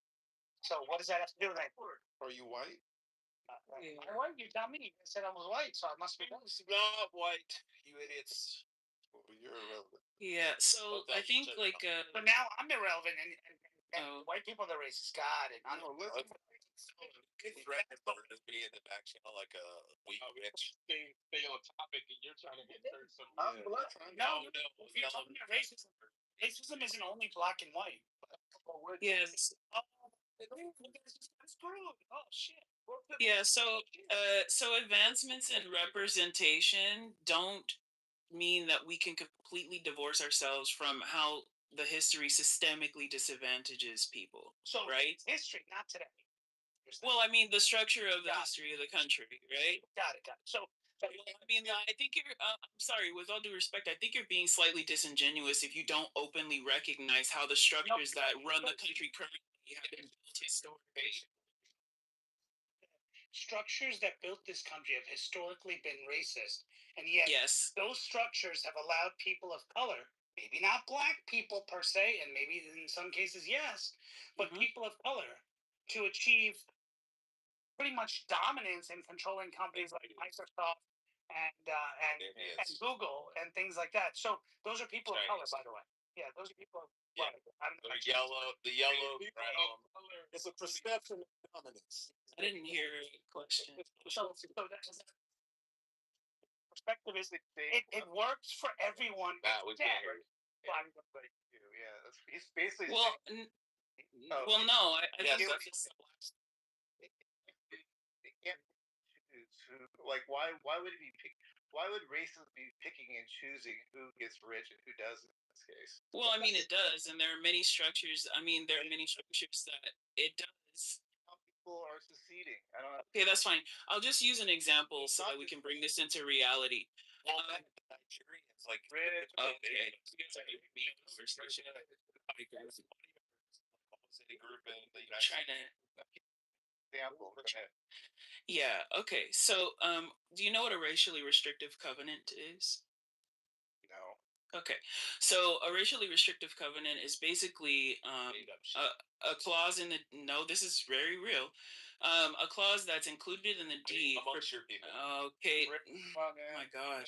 Yeah, they're gonna let Rich do his thing. By the way, it applies to brown people. He's right on this. No, let him finish, but he's right on. It applies to brown people. It seems to be that black people are affected by it, but it applies to all races. But so initially, so can I finish what I was saying, or are we having another disingenuous conversation? So racially, so those covenants apply to all races. Can I finish what I was saying, or are you going to continue to do this?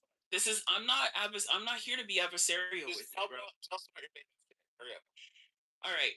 So racially restrictive covenants begin as a clause in the deed, a land deed, right, for your home, that indicates that you cannot rent to anyone who is not white, right? Very ambiguous, right? This means everybody who's not white. This is a real thing, right? Then they change this. These are social contracts, right? So between homeowners who want to sell their home, these are not federally mandated, right? And then they do become federally mandated, right? Am I here still? Yeah, we're listening. Oh, okay. We're waiting for you to make your point. Okay, so inside of racially restrictive covenants, there's a tier. It can be based on geography. It can be based on contracting. It's based on a lot of things.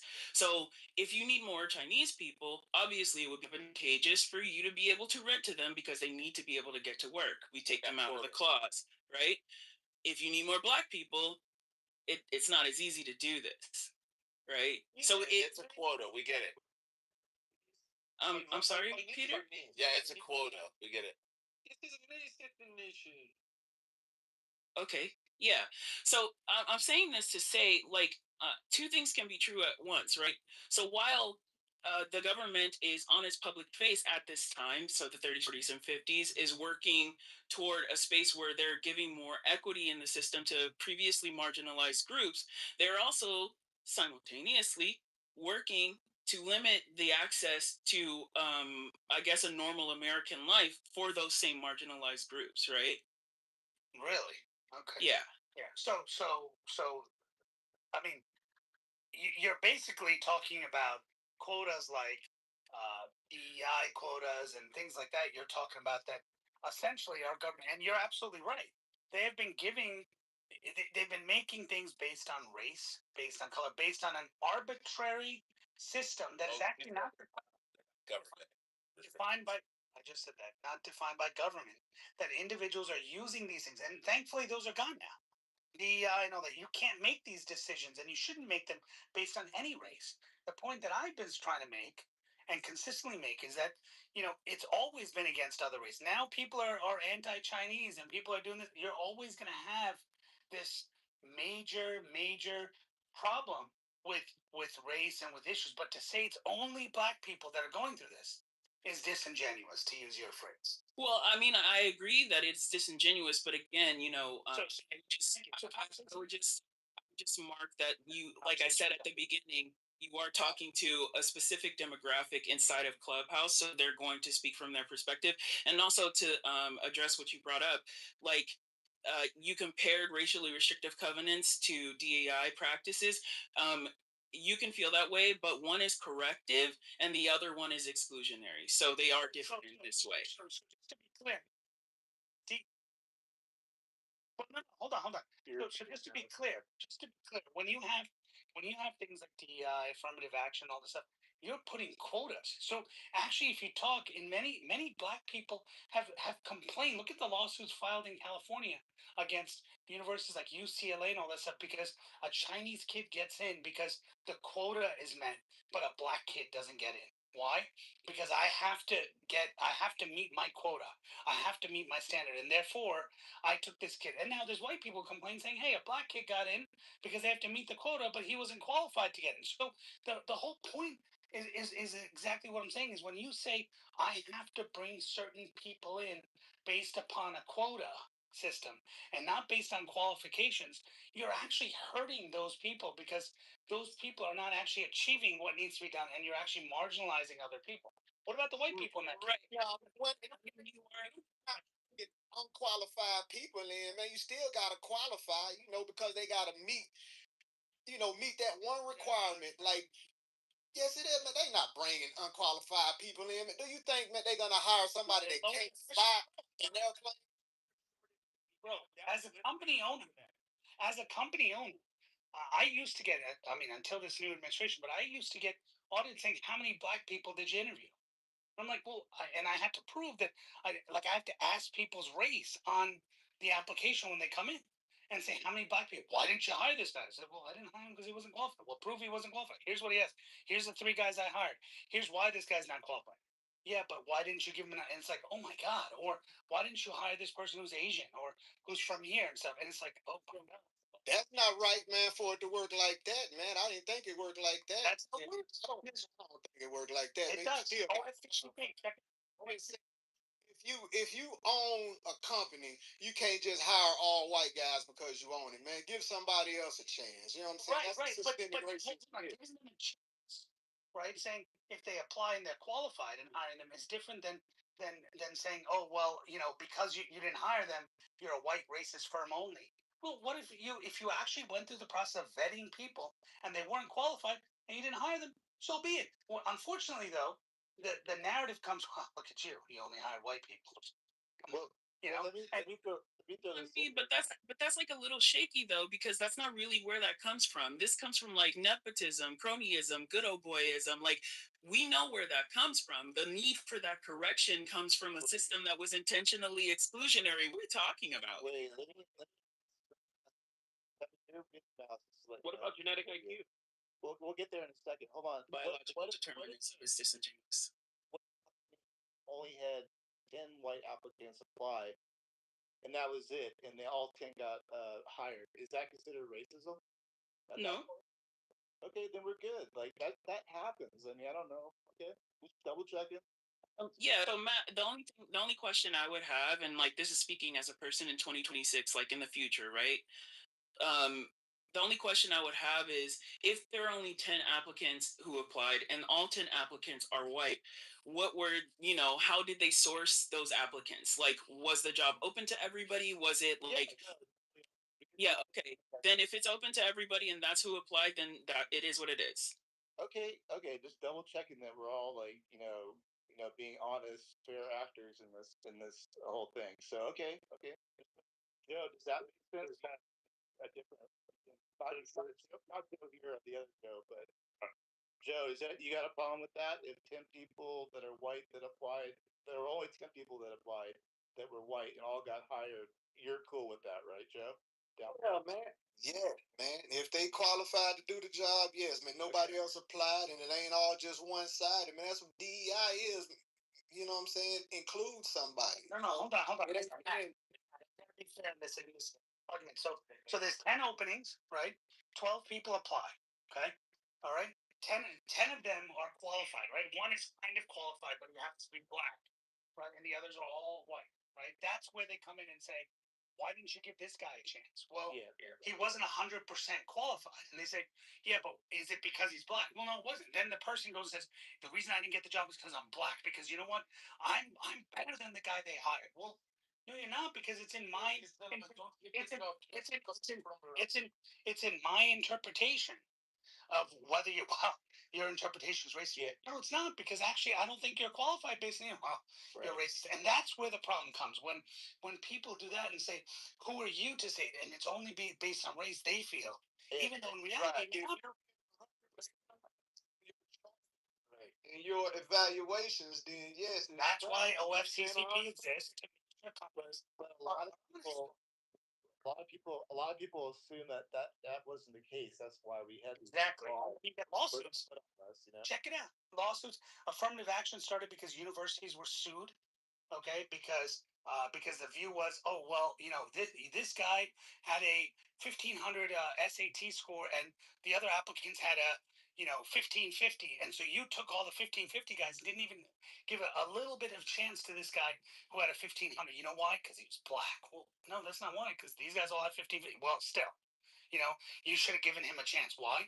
Well, look, he's in a different situation than everyone else. He's black. He went through this. He went through that. You should have given him an opportunity. So it's like you're the government in a way, or society saying what that person or that institution or that should have to do only because the person's black. Well, hey, guess what? Other people of color came in and milked that, and that's how they move forward. They said, oh well, hey, you know what? You're doing this to black people. What about us? What about us? I mean, you talked to Satya Nadella, who used the same. You should read his story. He's the president of Microsoft. He actually used some of this language and terminology to get himself in a position that was much higher in Microsoft. Where now he's the president of Microsoft. Like, ridiculous. Yeah, but I'm saying this is kind of stupid stuff. The guy wouldn't be there if he had to go based on merit. But he didn't. He just moved up and he said, "Oh well, you're not promoting me because I'm from India and I'm from this area and I don't speak English well and all that." And then he moved up and now he speaks well and he's the president of Microsoft. Right. No right to have the same score of others. That is the minimum. That's the thing, not the race. If you cannot have the proficiency, you cannot lean on your race that you are being biased and in the selection process. Right. But if you are qualified, if you have a world record and it's still being denied like Iranians, that's the thing. That's correct, Peter. 100%. Keaton, I have a question. You own a home?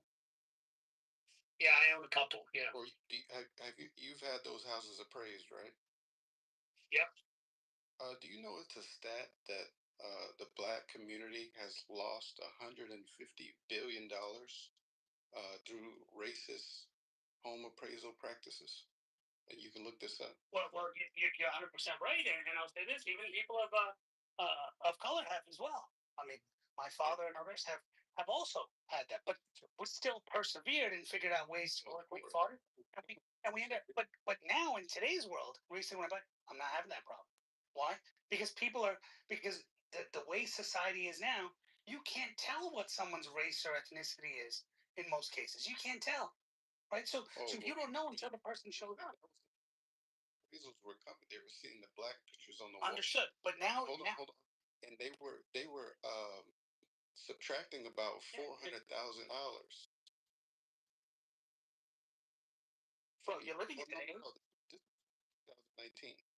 And so, if somebody's asking for your picture as part of an appraisal, then I would get out of that and not be involved with that organization.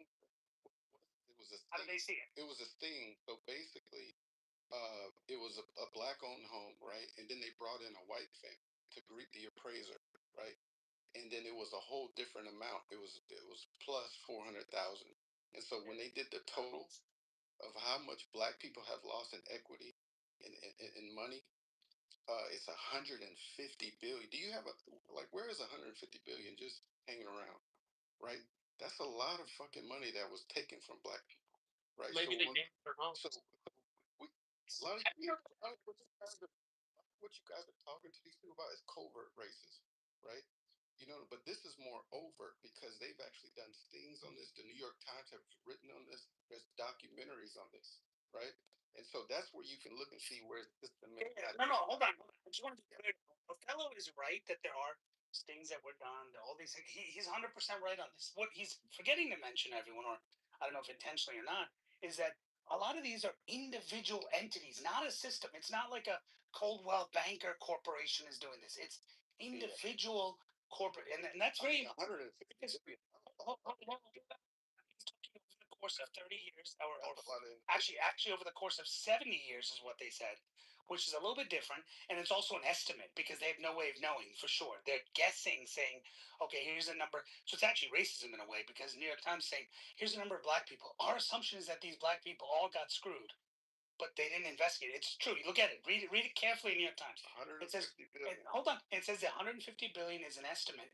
However, New York Times has not independently verified each and every source of this, but our estimation based on the number of black people who purchased homes is that if each and every one did go through it, this is what would have happened.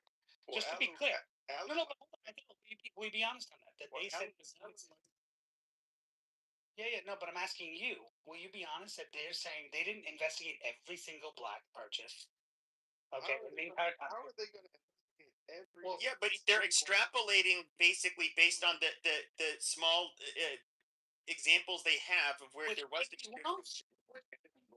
Could be one or two offs, and the point I'm saying is that there could be one or two offs or three offs that you find. You'll always find those in every country, every place. Yeah. You'll find those. The question is to say that it's systematic. You really have to take down a Coldwell Banker. You got to take down one of these large firms and say this is what they're doing, but they haven't found that. But you can have.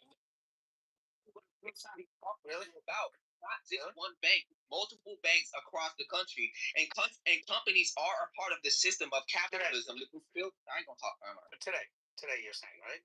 In today's world, not 5 years, not 10 years ago. So which major bank did they take that? Which major? A question for Othello. Othello, are you actually comfortable? Are you comfortable actually being hired just because the color of your skin is black? That's your qualifier. Okay, Citadel Credit Union, Fair Rate, the mortgage firm, and there are others. Olsen First Bank, First National Bank of Pennsylvania, Predatory Land Sales. Let me keep going here. So individual banks in certain regions. Got it. Okay. You said it was systematic. They took down huge networks. They took down like a J, these kinds of big things. But they did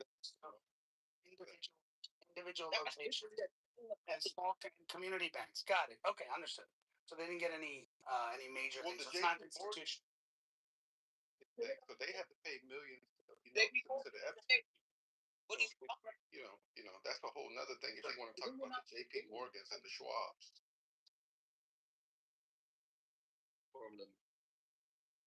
Yeah, how much money did they have to pay to those victims? Yeah, okay, well, okay. What does that have to do with race? What was your question, Joe? What does that have to do with race? Othello, are you actually comfortable with being hired to a job just because of the color of your skin, that the qualifier is that you're black? No, not in this time, no.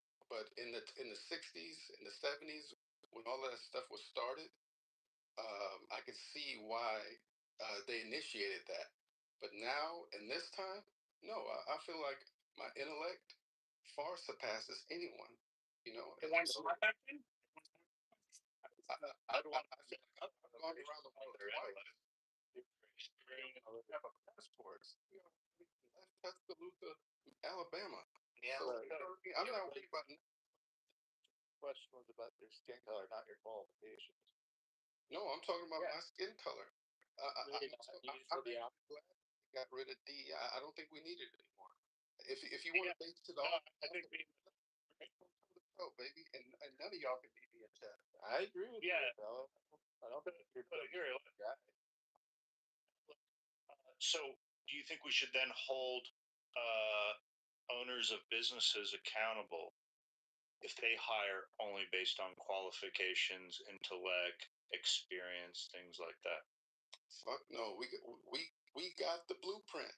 We can make money from home. We starting businesses from home. We already got the blueprint.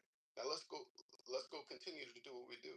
Because what they're talking about is a very small percentage of black people, right? But they want to, they want to blow it up to make it seem like all of us.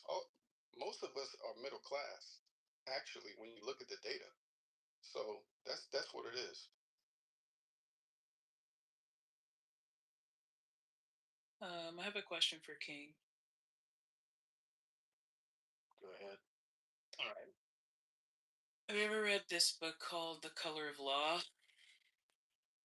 I have a long time ago, but yeah, go ahead. Yeah, and it's so do you remember any parts of that book?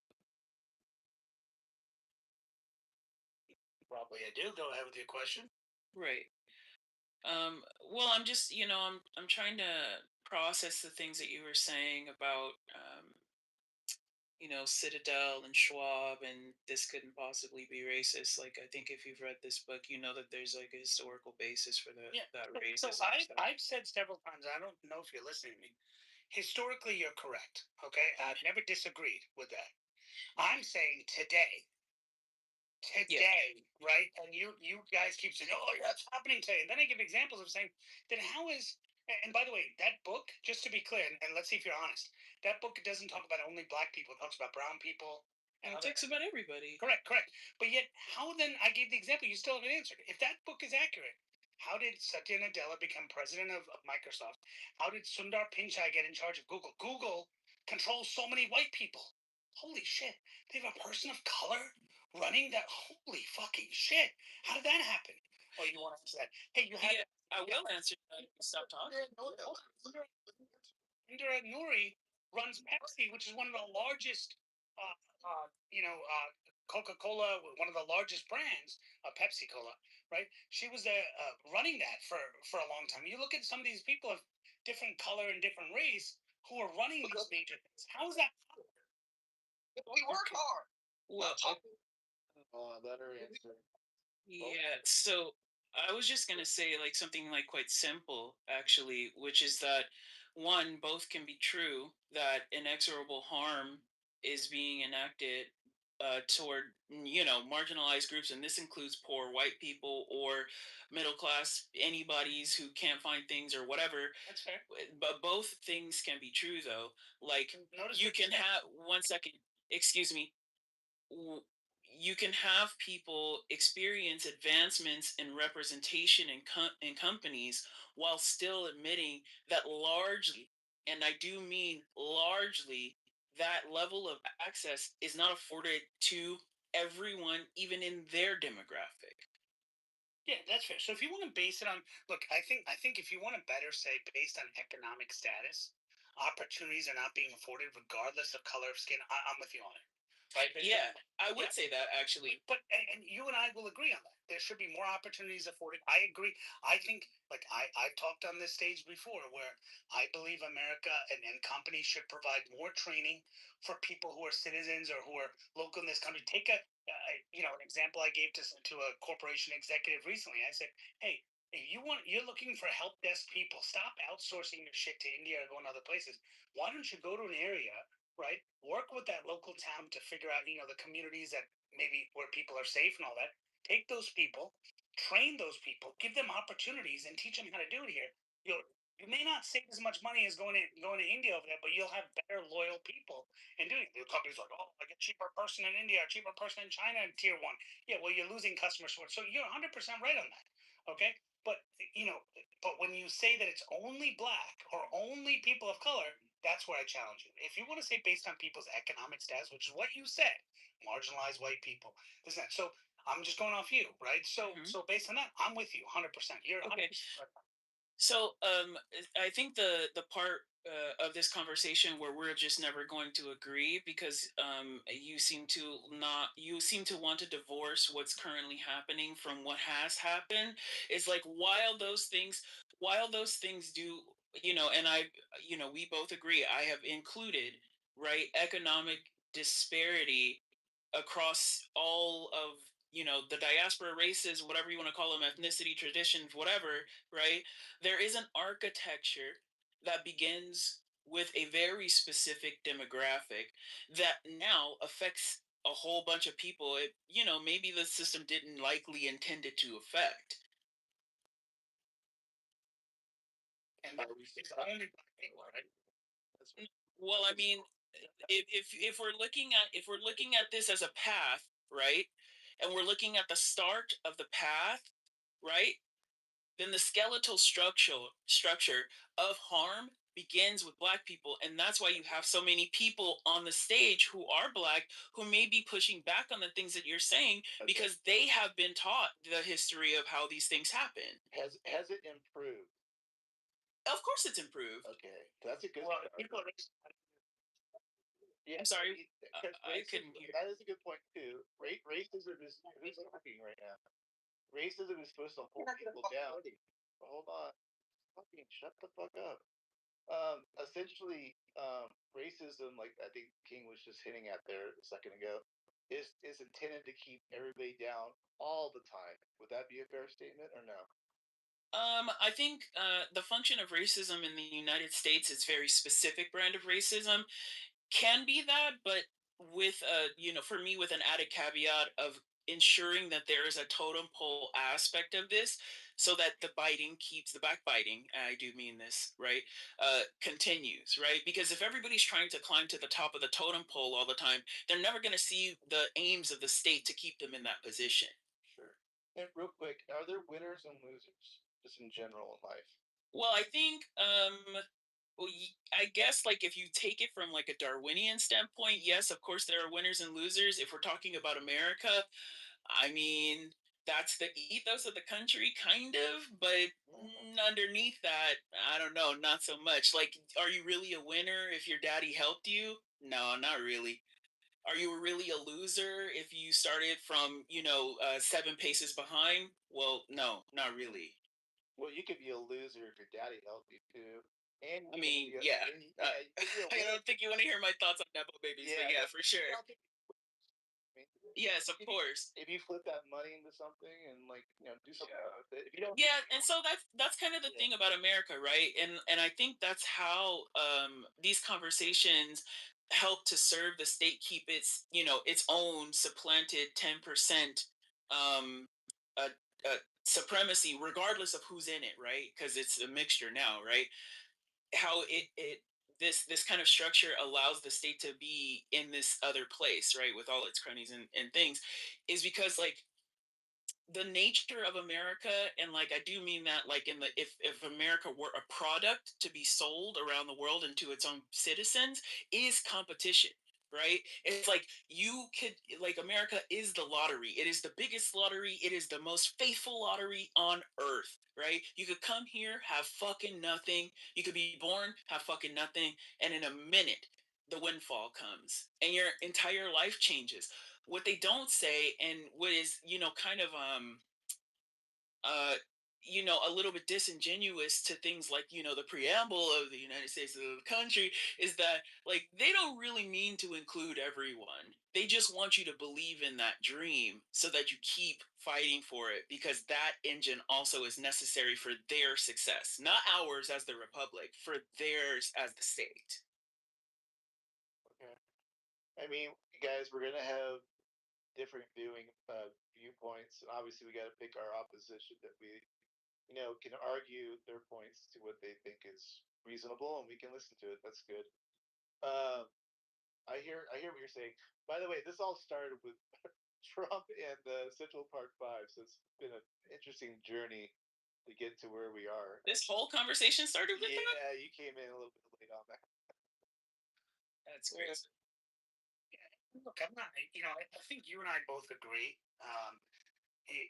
Regarding this, I mean, it just seems very strange that other races were able to succeed and get to some of the highest points, right? And then there's other people who are complaining saying they haven't done it. What about the economically disadvantaged white people in those firms? And by the way, there's actually evidence that Satya Nadella and others have actually not chosen white people for positions, right? He's actually turned them down in favor of other Indian people. Well, so then I guess those white people are being marginalized now, by the way, and you should check it out. Right. Yeah, Well, that's why you got. no, but hold on. When you say that, people laugh and say, "What are you talking about? Look at history. It's always been black people that have gone through." Well, hold on a second. But this one, it doesn't matter. That's what you guys deserve. It's I can give you an example. I can give you an example, please. Let me tell this. When I was a rookie immigrant to Germany, you need to find some general jobs. General jobs for career purposes are in the manipulation of Indians. I swear on my mom, I am not racist.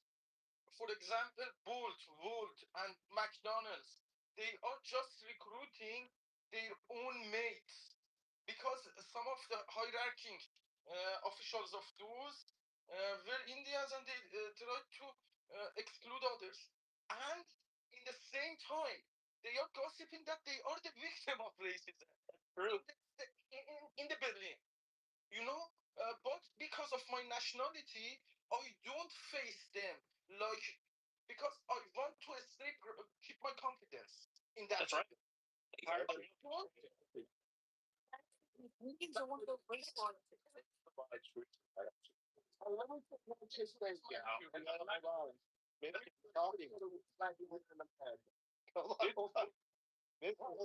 Hold on, just chill, relax, buddy. Go, Peter. Are you done? You good? All right. I think that the main point was told by me. Thank you. Okay, go ahead, Mister. He's gone. Can I go ahead, Mr.? Oh, he got moved down. Okay, I brought him up. He's coming back up. Yeah, he had to. I see a black totem pole. I wonder if he is. I don't know. Hug, you're Hug, aren't you, Mister?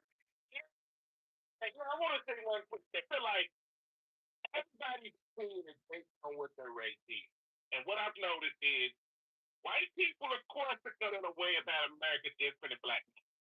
We were brought here to built this country, get absolutely no credit for it. A lot of times we bled and died in wars for this country. We still get treated like third-rate citizens. And white people try to preserve their white supremacy. Under the guise of trying about policies that don't exist. Because I don't care if they're Republicans, even if Tucker Carlson, Marjorie Green, all these people fought for this man to get elected. Don't even say it. We made a mistake. We elected a moron, country, blah, blah, blah. So my point I'm making in this situation, it can't be about policy. It can't be the fact that he's a racist or a rapist or a pedophile, allegedly. This all comes down to white and black. You motherfuckers, I'm not saying everybody in this room, there's some good white people, don't get me wrong. But a lot of people, especially one for Roe for 1776, y'all motherfuckers that's my point, because I think a lot of times when anyone has an opposing viewpoint in this room, y'all cut them down, y'all cut them off, you throw them to do all this weird shit. This is coming from a perspective of me. I'm not saying I don't love America. I do love America. You have a right to vote for whoever you want to. I think that city job, and I think Trump has done the worst job I've ever seen. So it's not about politics. It's not about what party you're choosing. It's everything to do with decency and morality and being a human being, of which case this man in office is a horrible person. Most people can agree to that. but y'all still support him because he supports rolling it back for people. Like rights, removing civil rights, removing the voting rights, removing the voting rights. It's the 18th Amendment. All Is that why we support him? Is that why we support him? God, that's what I'm telling you. That's damn.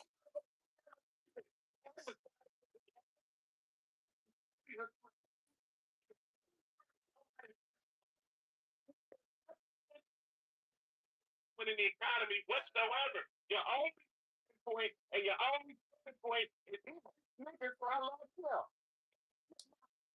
So, Mister, hold on. I have a question for you. What about brown people? Do you believe same thing? He's against brown people too?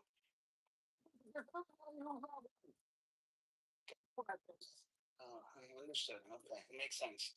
Makes sense. So you mean Harmeet Dillon, who's a brown lady running his whole thing on campaign, on fraud, and also running the civil rights division, is a racist move, bringing in a brown Sikh lady who is of original Indian origin, not born in America.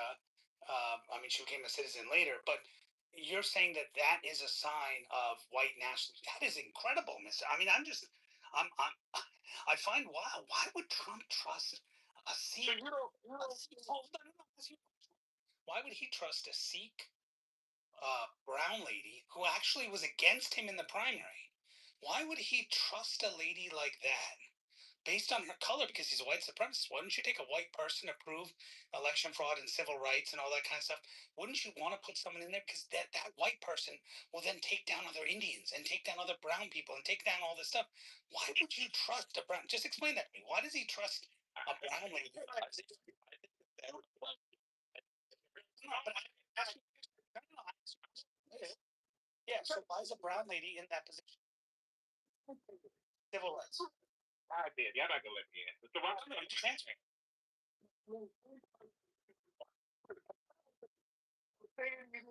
Point, right? When you look at his administration and you look at who he's appointed in the position he's appointed in, the only black person he's ever appointed was you know why that was. You need to poke the nigga to dismantle. But other than that, so my question, you just said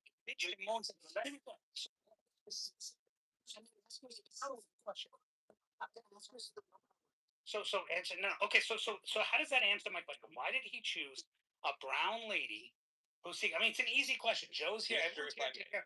Why did he choose? No, not you. Not you. I'm asking Mister because he's the one who brought the point on it. Well, so why did he choose? Yes, Mister is not able to answer the question. Premise. He should be able to defend his point of view. Mister, why is it? Why Trump? Why did he put a brown lady in charge of the civil rights division? Why not put a white person in that position? There's plenty of brown lady at? When we're talking about DC, where's the brown lady in the media? Where do we hear her? She's everywhere. Just Google it. Harmeet Dillon speaks to media. Haven't you Google it? I'm not going to do your work. Yeah, because you're not looking. So just Google it. Harmeet Dillon speaks, and you see her interviews. She gives press conferences. Oh, you were wrong. Just admit, look, I was wrong. It might not be true, but there's it looks like that I looked it up, and I think Trump actually voted for Barack Obama in 2008. Why would Trump be voting for Barack Obama? Because he likes winners. Well, he's Wait, who's running the voting rights? Hold on. Who's running the voting rights division of the DOJ? Who's running? I still have the answer to this. Who's running the voting rights division of DOJ? It's a colored person. It's a colored person. It's a colored person running the DOJ. Where's the big voting rights? Explain to me. I'll wait. Exactly. Yeah, I'm just gonna answer your question, King, because I feel like it's like a super easy question, and I'll go back on mute. Yeah. Yes. Yeah. Go ahead. Yeah. Okay. Is it Roostard? I don't know how to say your name. Are you there or no? He was trying to get in. I just want to get someone else in. But okay. Oh Yeah, I'm here. Did you want to say something? Go ahead. I don't know. I'm the kind of person that wants to jump in as soon as I have a thought, or else I forget it. So okay. No, I Kathy was saying there's a rumor, or look, they don't know. It could have been as a vehicle. I don't know. Well, he went along. Yeah. Anyways, I was just pointing out there'd be no reason for him to vote for Obama because he's racist. But go ahead, Xerxes. Go ahead. He's Xerxes, yeah. So I'm gonna answer this question that you've asked, Mr. King. I think that it's like it should be clear to most people, but maybe some people are not aware of how like non-white people can be agents of the efforts of the state. They can be. They can be agents and I'm not saying agents like they're, like this is some kind of like weird conspiratorial thing. I do mean like agents of the state, like in a a full position with the government. They can be agents of the state as long as they're willing to toe the line of what the state desires, like bringing up somebody's identity or phenotypical features or origin or ethnicity. I guess like the question would have to turn into, well, how is this advantageous for that particular person to to have her there, right? Like outside of her just being a person of color, why would it be advantageous? Is she, a person of color who holds conservative beliefs? Does she really, okay, so then Not they really. said yes, somebody said yes, and then somebody said no. She's actually. Let me do it. Too much. I don't know. Can I have a conversation with them, guys? Can I have a conversation? Jesus. Let me just have a conversation. Yeah, she's very conservative. She grew up in a conservative Indian family. She did? She's a staunch Zionist. This guy gaslighting. This guy gaslighting. She says that combating anti-Semitism is the number one priority in her office, right? And she regularly speaks at APAC and Israeli lobbies. So yes, there is a reason why she was hired. Go look her up. So just to be clear, Othello, this is where hold on. Gaslight. Hold on, Othello. Are you saying that her family and she was raised in India, family came from India to this country? Are you saying that they were conservative in India? Is that what you're saying? No. She grew up in the United States. Understood. No, actually, they weren't. Nice try. But actually, they weren't. And actually, I know the family pretty well. And they weren't conservative, and they're not. And by the way, she was anti-Trump. She was anti-Trump in the primary.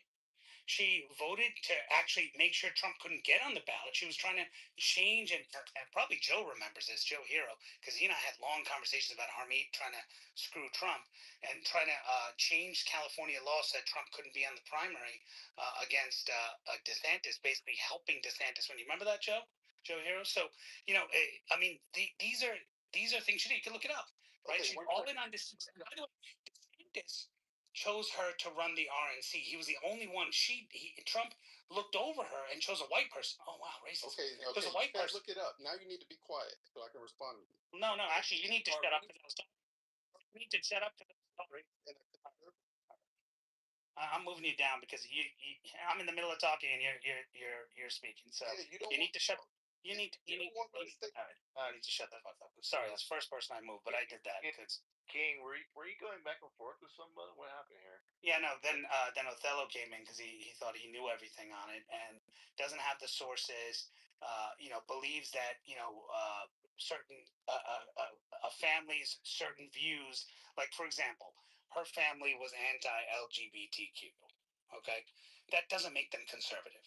Okay, her family was was anti gay rights. Okay, that doesn't make them conservative. So people are saying that they're conservative because of certain views, but actually nobody's ever actually interviewed the family and asked this question. Nobody's ever actually checked it. So what happens is he's reading opinion articles where people say this is her background and this is where she came from. but without actually checking to say, hey, where do you know this stuff, or how do you know it? Has her family? Look it up. That's what happened, and I put it in the comments. Okay, so you copied and pasted from some, some editorial thing. But okay, cool. So, so again, how are her parents conservative? Explain it, since you know it. Exactly. So she is a staunch Zionist, right? And she even called Mamdani anti-Semitic. So where she is now? Hold on, I'm talking about where she grew up. Because I said she grew up. She grew up. So how is her? So how is so? Notice how, did you see that, Matt? How that happened when I asked the question, how he can't answer that. So then he switches to now. You're right. Right now, because so you're saying she called Mandami Zionist before Trump chose her because of that. Amazing, because Mandami wasn't even running at that time. No. How did, so she was that way, calling people that way before. Oh, by the way, who was also a Zionist? Chuck Schumer. I guess Chuck Schumer is also conservative. No. But hold on. So Chuck Schumer was also calling people anti-Semitic. I guess he's also a conservative. That's amazing. Wow, incredible. So just being, against people, against anti-Semitism, makes you, or being a Zionist makes you conservative. Wow, Chuck Schumer should be voting in our favor, man. And you don't know. She grew up in a traditional Sikh household, yet her parents assimilated into the conservative Southern community, even hosting conservative political cookouts. So shut the fuck up. Okay, what's your source? Bitch ass nigga. All right. What's your source? Shut your bitch ass up. You've been lying all night. Anything. So he has an opinion article by some loser who wrote it, and he can't share it. It's not going to be anything credible of the person. So you have no idea what you're talking about. This talks directly against what you've been talking about all night. Shut the fuck up. Oh, when you're proven wrong, you haven't proven anything. I did, because you let's see. If he provides, by the way, New York Times does the profile on every member of the administration. If he provides an actual source, if he provides an actual news source that actually names his her parents, talks about their background and stuff, I will admit I'm wrong. But if he provides an opinion article, what are the names? What are the parents' names? What are the parents' names? They assimilate into the. What are the parents' names? Conservative Party. Okay. What are the parents' names? Hold on. You know them, right? You know. What are the parents' names? You didn't know this about. What are the parents' names? You didn't know this about them. No, actually, I did. Because their parents. See, you're such an idiot, because the parents actually met very closely with many, both Democrats and Republicans. They're not conservative, asshole. Watch it. Can you prove to me their voter registration? Prove it to me. Let me go find it, because I've been kicking your ass off. I will bet you. I will give you $100 cash. Okay. And prove that it's her parents. Why do you do that? Why Othello does that? We're gonna have Rooster make a submission. I think you remember. I'm on it. Rooster, you got it? No, I remember my question. Need to brush up on the story. Which lady? The one we're talking about. Oh, you're looking that up right now? Yeah, I don't know her name. What was the name again? King? I always forget her name too. Harmeet. Who? Harmeet Dillon. Oh yeah, Harmeet Dillon. Yeah. DHILLON or DILLON? DH. So I just want to ask, is she like more centrist then? I guess. Yeah, she was. I mean, she grew up more. So her parents played the game because they believed that was the only way to succeed in America, right? Yeah. So she kissed the ass of both Democrats and conservatives. She had a lot of, if you look at, like, she falls in the line of people like Nikki Haley, like Bobby Jindal, who were in these red states and just kissed the ass of these people. But when you talk to them, they actually don't have any views in similar to them, but they kiss the ass because that's survival. And so that's what I was trying to say to him, because I actually know the family. right? And so people who've actually spoken to them and actually go ahead and say, hey, this is what the person believes, is vastly different than where the person may say, hey, here's who I'm hanging out with. If you believe that who you hang out with, it actually determines your political views, then, I mean, Barack Obama has said many times he has friends who are conservative. Does that mean that he's a conservative? No. See how he's walking it back? Yeah, but I don't know. So when one person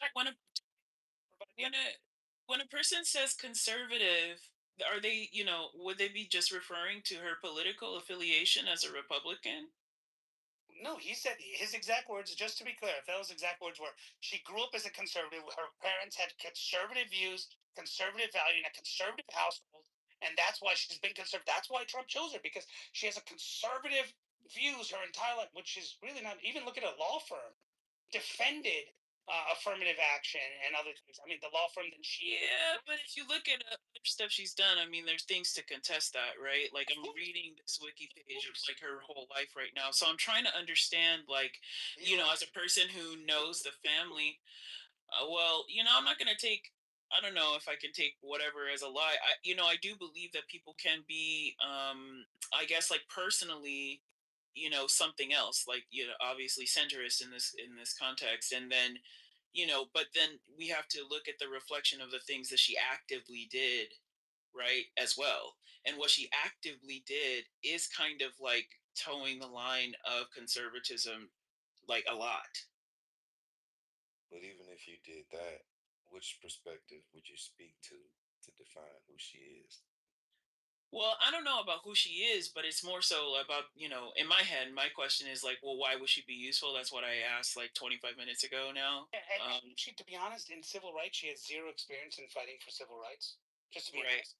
And actually, if you look at some of her cases, you should also look at her law firm and her law cases. She's actually defended. Like, if you look at what conservative influencers said about her when she was chosen, said she's the worst pick. Like Cernovich and other people were like, "What the hell is this?" I mean, initially they were like, "Okay, she was supposed to head the RNC. She's a great lawyer and blah blah blah." But people were like, "Why is she running the civil rights division where she's doesn't have any experience in this?"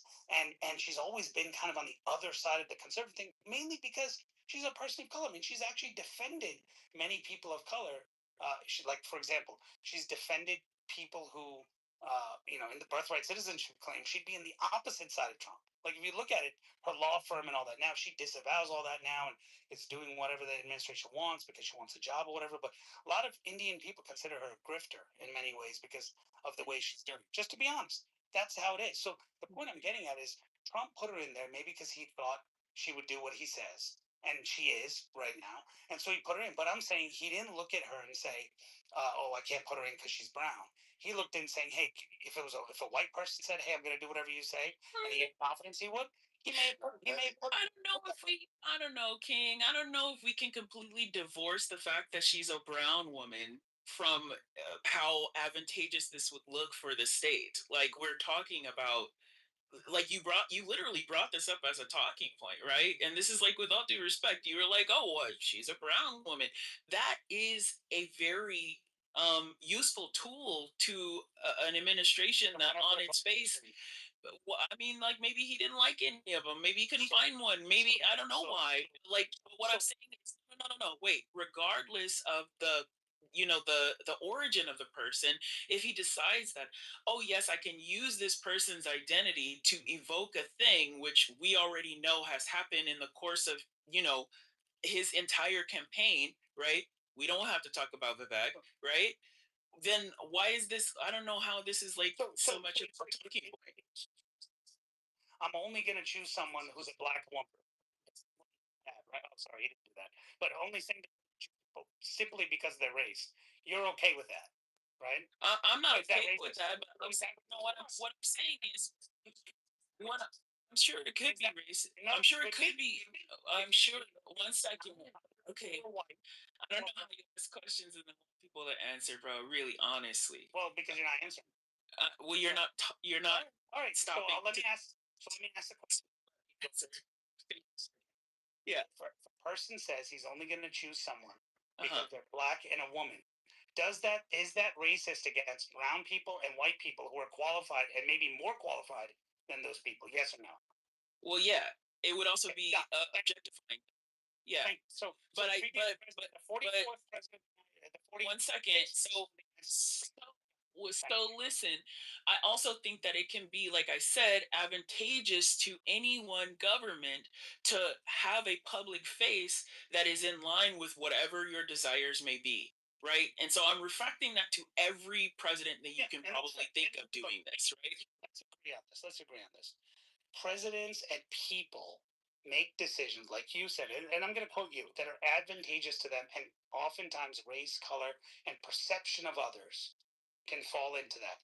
And so that perception could be conceived racist because maybe that person not qualified, but it perceives better. Fair. But the point is that you had a previous president that openly said, I'm not going to look at qualified white or brown people or even black men who may be qualified. I'm only going to choose black women in the position, whether they're qualified more or not than other candidates. That's Did he say that? Are you talking about? Okay, can I just, if anybody can provide me with like something I can look at, that'd be cool. Somebody posted it. Joe Biden. Fuck Joe Biden. Sora's trying to get in there. Sora, go ahead. Well, see, I was. If you kind of go down the rabbit hole of everything you would try to pin against Trump, and then look at how some of these black niggas operating in the Congress today, you could pin the same qualifiers or negative traits on them as well. Black people have been using other black people to invoke other dumb behaviors out of black people and working against their own interests. So that's why the shit is so circular and it makes no sense at all. Can't nobody tell me the shit that coming out of Hakeem Jeffrey's mouth or Jasmine Crockett's mouth, where she's literally having black Americans whose ancestors had to fight for voting rights to sit here and disregard their own personal history and allow illegal aliens to take advantage of voting and healthcare benefits that their ancestors didn't get, and they sit here and complain about white supremacy solely on the basis that they couldn't get the things, and then they turn around and give it to an illegal alien. That's like the dumbest shit in the world, and this is what black people are doing. Yeah, they undermining their own people. I'm gonna get to my own question, brother. If you didn't get it, then maybe you just didn't get it, and it was actually made directly to the point that you brought up. No way. So, yeah, thanks. That's a sister, not a brother. I said I'm going to the brother. No way. Brother, my bad. No why. No why. You mentioned capitalistic society. So, if you had to choose the type of operating society that you want to be a part of, and it could only be one system, capitalism or nothing else, communism or nothing else, socialism or nothing else, which society would you rather be a part of?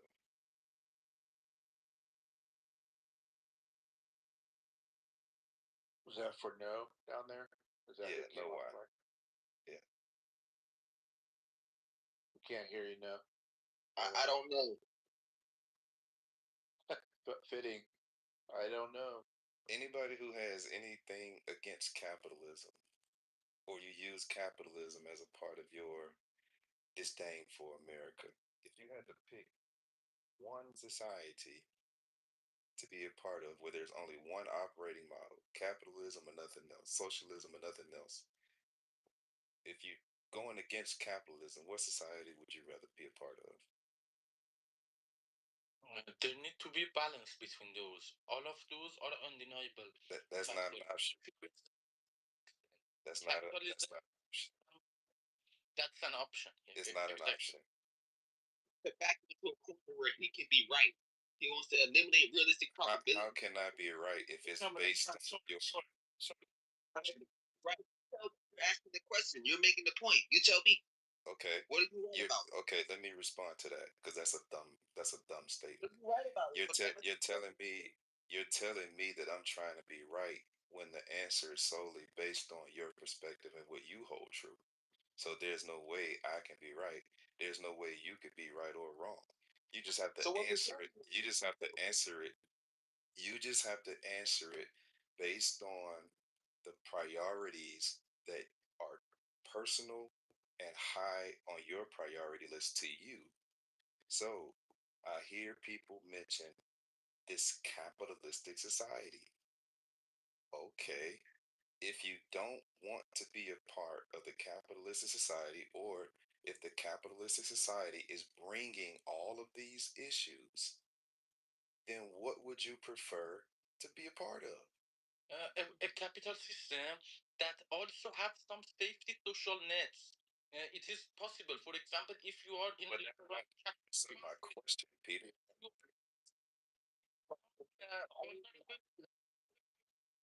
safety nets. Peter, That is possible. Peter, in his hypothetical, he's only giving two options, but we get your point. Like that's, I agree with what Peter's saying, but we're trying to narrow down, right, Sword? To Yeah, the point. So we gonna have to discard that answer, Peter. If you don't like capitalism, or if you think that the majority of the problems come from capital, you see the fact that you can't answer this question is actually the issue, and that's what we're gonna get to. But know why? But know why? Can you share what operating model would be best suitable for you? All right, bet. I'm gonna say socialism. Now what? What's the reason why? What's the reason why? Because it's not capitalism. There you go. Now All what? right. Anybody else? Xerxes, this sounds like this would be in your wheelhouse. What? This question should be in your wheelhouse. You I didn't hear the question. I left. What? Where have you been, man? I want to go wash my hands. Okay, say it again, Sword. She'll answer it. If you had to pick your ideal operating model for a country, especially if you disagree with capitalism, or if capitalism has come up in any of your talking points as it relates to it being a detriment to this country, to America. If if you had to choose one country, or if you had to create your own operating model where it only possesses one operating model. So for example, it's capitalism all or nothing. It's socialism all or nothing. Communism all or nothing. There's only one operating model. What operating model would be your choice? I would choose capitalism. I think it offers the maximum amount of allowable creativity, despite its obvious and I guess necessary brutalism. But I do think that there are ways to continue the system of capitalism with it being more equitable. At this point, I don't know what the system is that we have now, but if this is capitalism, it's certainly not. It's not leading to the place where it needs to lead to. I think for a country to continue its progress. Know why you want to try to answer that question again, or you rolling with the answer that you put on the table? About my answers, I didn't think he was asking a genuine question. Dead ass. I did not think he was asking a genuine question. I thought it was a setup. All right, look. Sword the most honored person on the app. Go ahead, yeah. If I had to pick a system, all hands down. Oh my god, all hands down is crazy. Only one option. You can't say capitalism because you're not allowed to fix it. You're not allowed to fix it. That's not part of the question. So I would have to pick socialism. And the reason why I pick it is because at least everyone would have a chance. The only issue with that is trying to actualize that chance without a system of income or a system of bringing, you know. So let me explain why I asked the question. The operating system that you choose tells me who you are and what you believe in. It also tells me if you can't answer the question, then the only way you see life happening is if it's a perfect world. And there's no such thing as a perfect world, especially if you're not governing it. You're not going to see it as perfect for you. But then if you are governing it, other people are not going to see it's perfect for them. So literally, if you can't answer that question, then that tells me you live in a world where everything needs to be perfect in order for you to achieve whatever it is you want to achieve. If you can answer the question, then that means that you have a real understanding of life and that you understand that there are priorities and trade offs, and you're not going to get everything that you want, but all you want is a chance. It also tells me if you actually understand the operating models or if you just want to degrade the one you think you're in. So that's all. So anytime someone comes up and say, "What is capitalistic society?"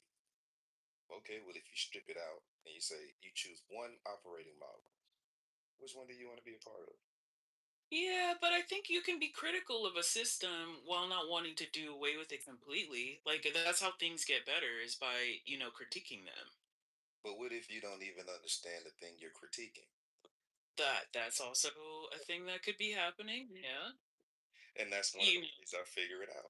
But if somebody fully understands and still doesn't choose capitalism, they could just desire a system that is more, equitable for the people around them and the things they've experienced, which I think is one, incredibly human, and two, still honest. But it still doesn't tell me if they understand the systems that they're a part of or the one they'd rather move to. Because if when you choose one, you understand what the trade-offs are.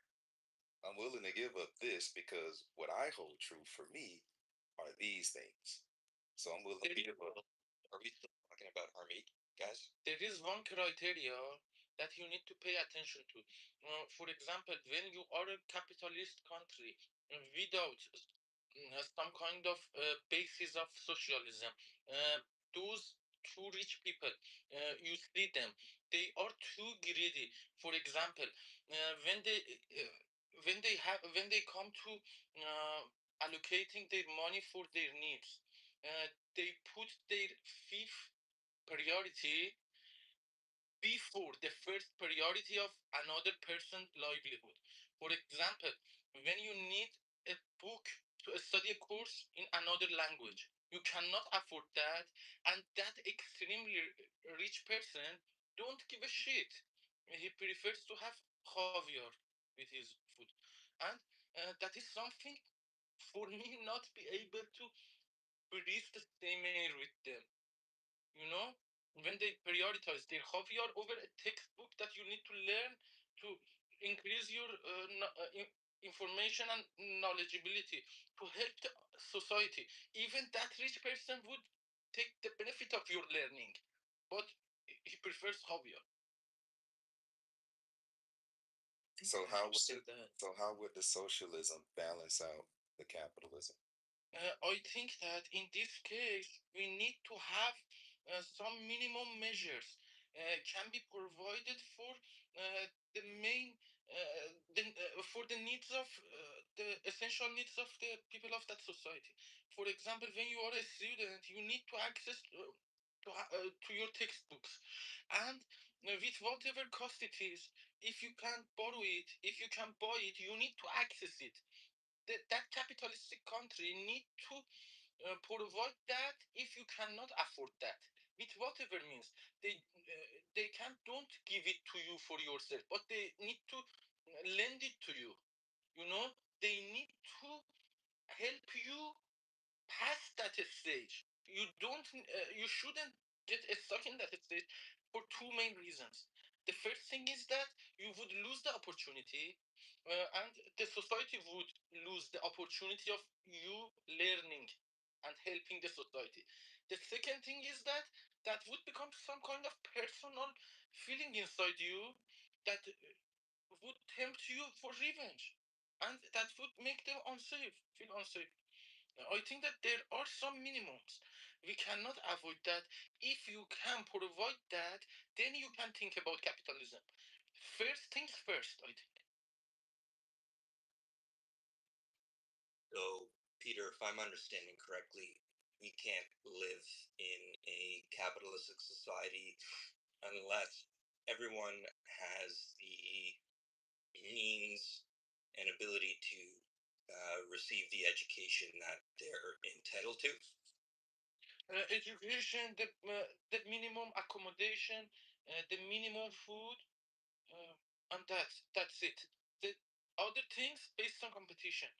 But being homeless at the same time, living in a capitalistic country, it is some kind of paradox that would make the whole society at risk, I think, at risk of unsafety. Because this level of um, difference is totally dangerous, I think. Okay, so if I can make an analogy, do you live in Iran, Peter? It's for 2 years and 10 months. I am in Berlin. Berlin. Okay. You follow soccer, football? Yes, I love soccer. Okay. So your argument is pretty much the same as take the example of a soccer game. There's one team playing another team. One team has cleats, and the other is not wearing anything on their feet.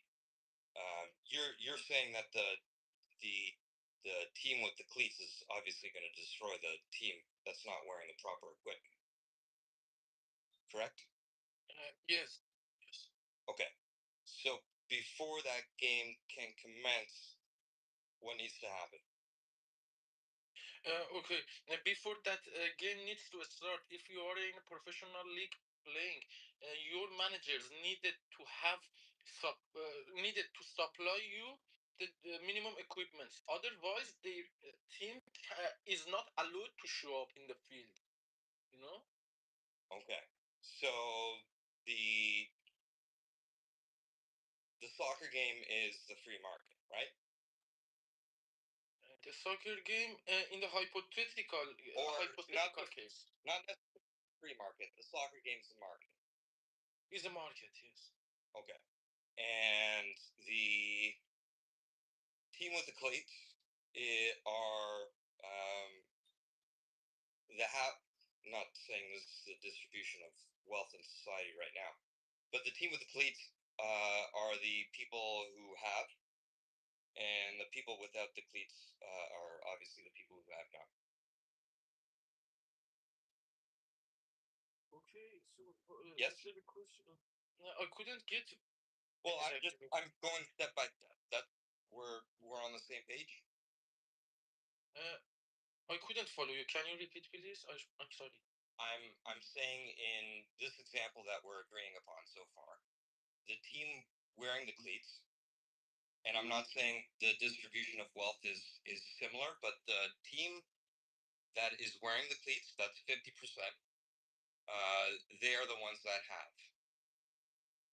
They're the haves in the society, and the team without the cleats are the have-nots.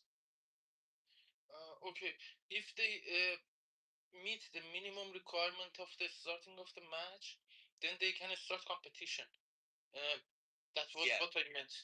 Yeah, but they are not able to get what they need, which is what you're arguing. People in our society are not able to get cleats.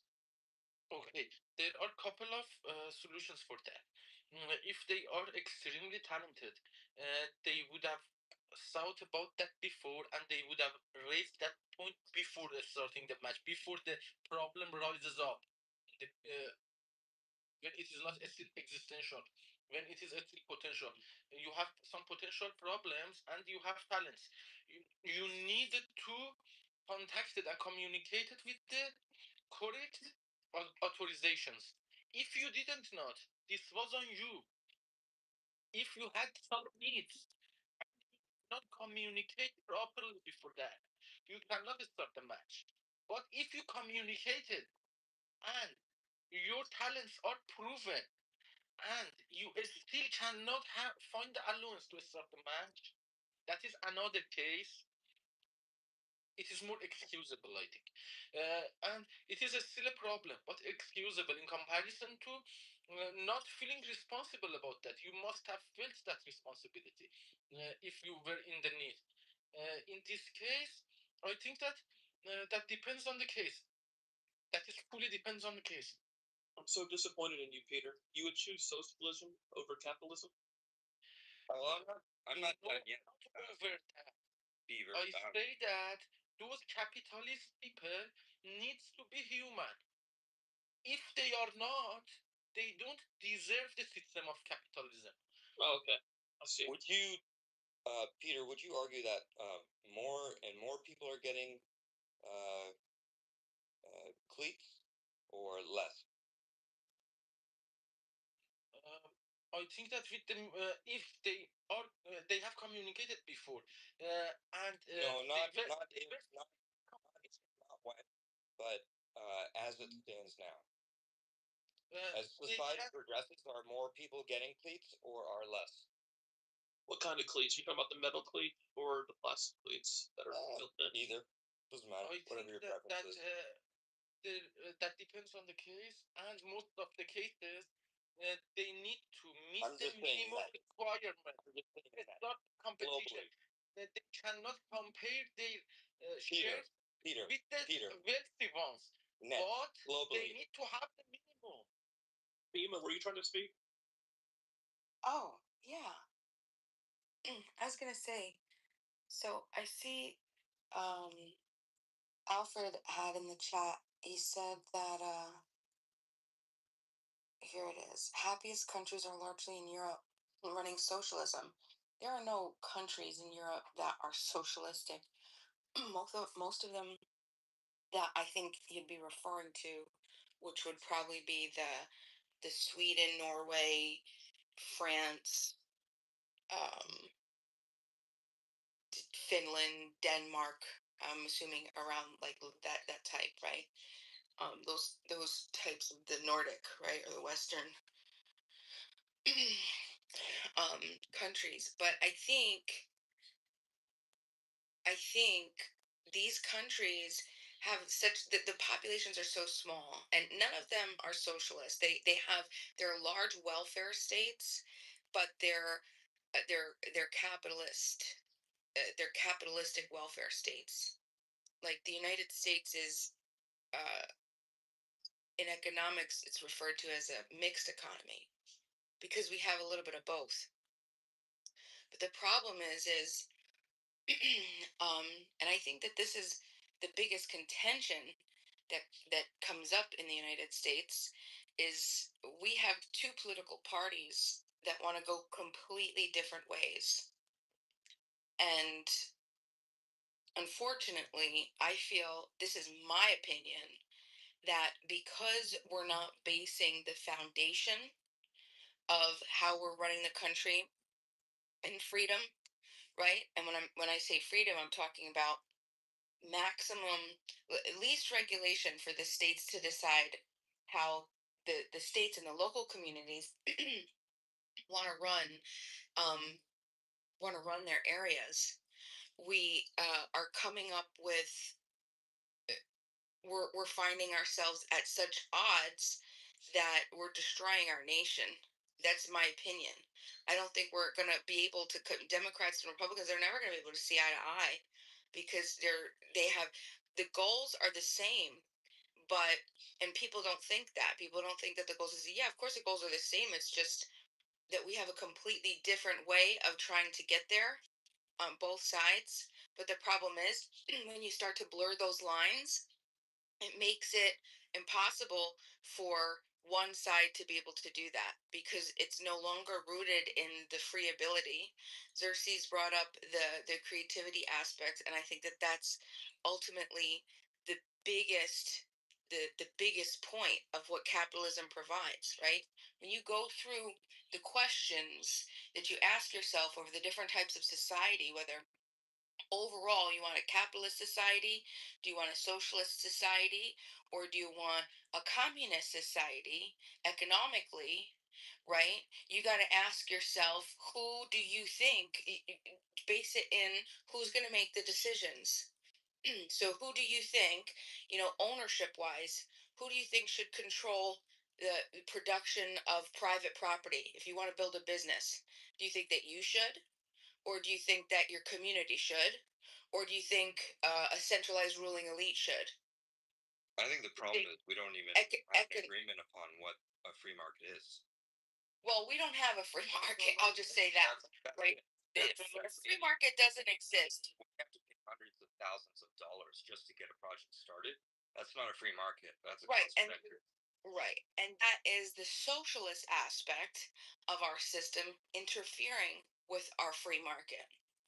Right. That's why I'm saying, like, we don't have a free market. This is not capitalism in the United States. This is mixed. So we need to go harder into the paint on capitalism, which not many people would you know say. I don't think that a lot of people are going to ultimately agree at this point, but when we see it destroying the fabrics of what we are, we're gonna have to make a decision. And it's hopefully I'd like us to continue to mature to be able to say, okay, we want ultimately we want to have a secure nation that can protect its citizens, right, while also allowing the citizens to make their choices as freely as possible and to freely associate versus regulate them and make it impossible for us to do what we're doing right now. Our financial system, our wealth is so uneven. We have, like, what is it, we were talking about this in another room. 10% of Americans hold 93% of the wealth, right? 1% of Americans. It's probably even less. Right, and that's a big gap, and that's going to continue. That gap is going to continue to get bigger if we don't reduce the competition barriers or eliminate them and allow everybody to compete fairly. The problem That's is my when opinion. all these get pushed, they're never driven home to people that they will affect them too. And what I mean by that is, say you're proposing, eliminating, entry taxes into whatever market. People only think those are going to be applied to corporations. They don't think that it's going to be applied to themselves. Like if you want to start a business and you only have, say, $50,000 in capital, wouldn't it be better if it was cheaper to get something started? Yeah, and I don't even think that taxation is the biggest. I mean, the regulation, sure, licensing and all that. It's partly that, but we're in such a particularly technological. Our technology is. We're at that point where you could start a business online. You know what I mean, with no capital, and you are making $10,000 a month in 6 months. You know what I mean? 10,000. Try 50. 100,000 now. Yeah, Try it. yeah, sure. That's the scale that we're working with. Like people were starting businesses like that with the advent of social media. You were able to start a company. Right, and I see that too. Yeah, if you're consistent with it, sure. I've seen we see these kids, these 20-year-olds running around. You don't even have to be consistent anymore. Like Right. We are at the point where we can be so lazy and still make hundreds of thousands of dollars a month. And that sounds like a fantasy, but it's not, because with these generative, like, AI agents, you can effectively be the CEO, COO, and CIO of your corporation, and you can employ these AI agents to head every single department and report back to you. Right, exactly. One of the bigger things too is what I was trying to get to is that the licensing and all this other startup, that could be what I'm more concerned is the regulation around creating actual product is actual versus just moving it around. Right, like what value are you actually doing if you're doing like a drop shipping, you're doing just like a resale, like this. I don't want to say it's trash. I want it because I want to, obviously I have a feeling about it, but It's just it's there's a place for everybody, and yeah, sure, you want to move this to this, but we're talking mostly other people are producing manufacturers. What about the creativity of building a product yourself? That's what I think America needs to get to. We need to be able to build for ourselves, and I talk about this a lot. I think We're getting there already, Dima. We are there now. I think, what do you think about intellectual property? Because I think honestly, the patent system is one of the biggest problems in the United States structure right now, keeping us out of keeping us from our ability to truly create and build as individuals, build products and build solutions and build cures and create versus just push around selling drop shipping shit from other countries. In what way? Like, in what way is it not serving us? The patent system. Yeah. I want to, before you jump in, I want to regulations. Yeah, but specifically, what specifically is keeping people from? Yeah, we have the patent systems that build up, like basically patent arsenals that keep the actual definition. What a patent is to stop competition. That should be enough. Enough said. If it's yeah. I think that there was a time with patent system as it stands. Yeah, absolutely. Can you give a specific case? Like, I would really like to make it tangible. But that's not the only thing that's stopping what she's saying. If you look at the two words, intellectual property, if you're looking for somebody to take care of you, then that stifles your ability to be intellectual. You're literally looking for someone to solve your problems. That's the point. Okay. Bima mentioned that we need to get back to intellectual property, the art of being creative and things of that nature. If you're looking for somebody to take care of you, aka socialism, communism, where someone creates your standard of living, and that is how you survive as an adult, by what somebody created for you, and that is what you hold, not you specifically, but just through and through, then it stifles your ability to be creative. Therefore, or excuse me, it stifles your ability to be intellectual. So all of these people, because you're pacified. Correct. Well, how would that be true though? If you have more time to, discover your intellectual desires, then how could that be true? Serious. Because if somebody takes care of you, it turned me into a monster. What you're looking for, somebody to take care of you. It doesn't engage your mind because you're looking for somebody to, like, we can see this today. We can see it in the people. Wait, I mean, you can also see the opposite. Right, and that's the reason I gave you a very personal, tangible. Xerxes, sorry, I gave you a personal, like, tangible example. That doesn't work. And I've seen it work the same way for dozens of other people. Well, I mean, like, with all due respect, your individual experience. But I'm not talking. But that's what you just did, though. I'm talking. No, I didn't. I didn't speak about myself at all.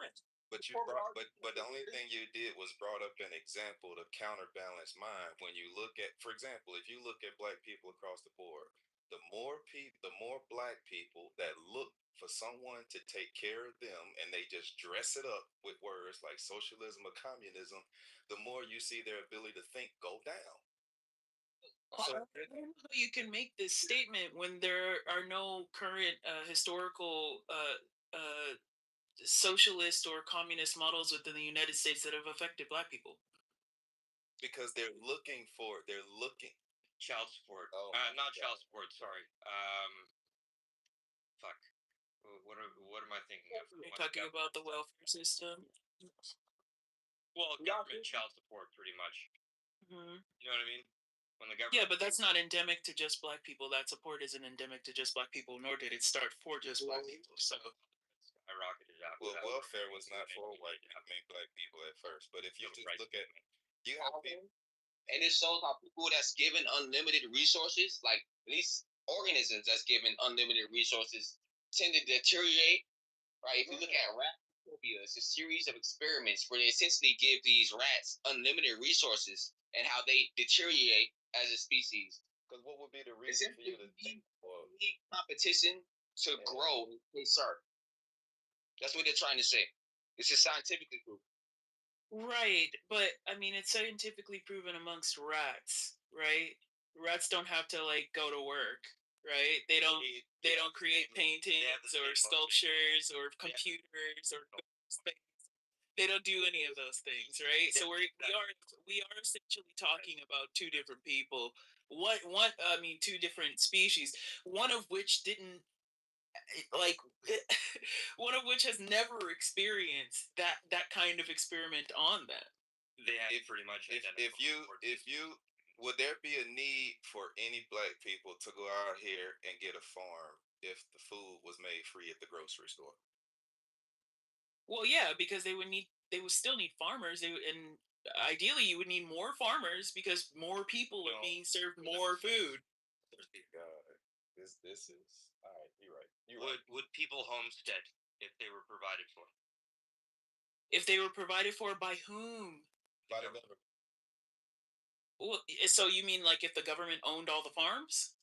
If they had a kind of mommy thing where they could we're having right now. I'm so sorry, I can't hear both of you at once. If there was some sort of mom dummy program where you go to the grocery store and everything is free, would people say, for example, homestead, buy property, build a home on it, regenerative farming, cows, chickens, pigs, everything?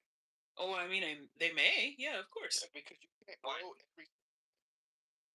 Do you say why? Because more people need more food, which means maybe they need more sources to get the food from.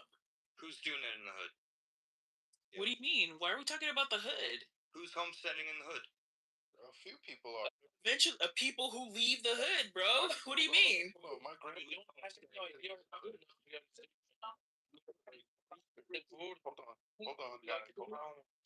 Hold on. Listen, all right. So when people are talking about people working under socialism, I've tried to solve that problem myself. Here's my presentation. If you don't do the work to socialism, you will be kicked out of the system of socialism. I was trying. Meaning, you don't want to work in the farm, you won't get the free food. Do you understand that? Okay, Rooster.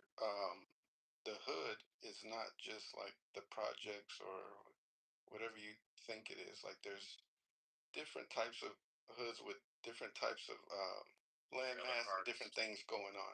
So my grandparents, for example, campgrounds, whatever. My grandparents, for example, live in the hood, but at the same time, it's like the country, right? So they have a homestead exemption on their house, and they're able to grow. They have to have like a certain amount of chickens, and all that other stuff. So it is happening. You just you only see what you see through like movies, like Boys in the Hood and shit like that, and thinking it's all of that.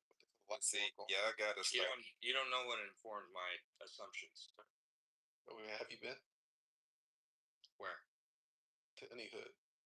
Yeah. Okay. What you want to go buy some weed? Grandmother's house, does that count as wrong stuff? No, friends. I just wanted to add that there are. I live right next to a hood. Yeah, one hood.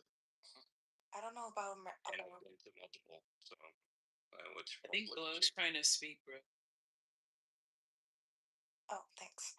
I want to say that there are people that live in countries where you have social housing or even like a basic standard income from the government, but they still choose to homestead because yeah, it's much cheaper and they like it. Actually, they enjoy it. It's a hobby.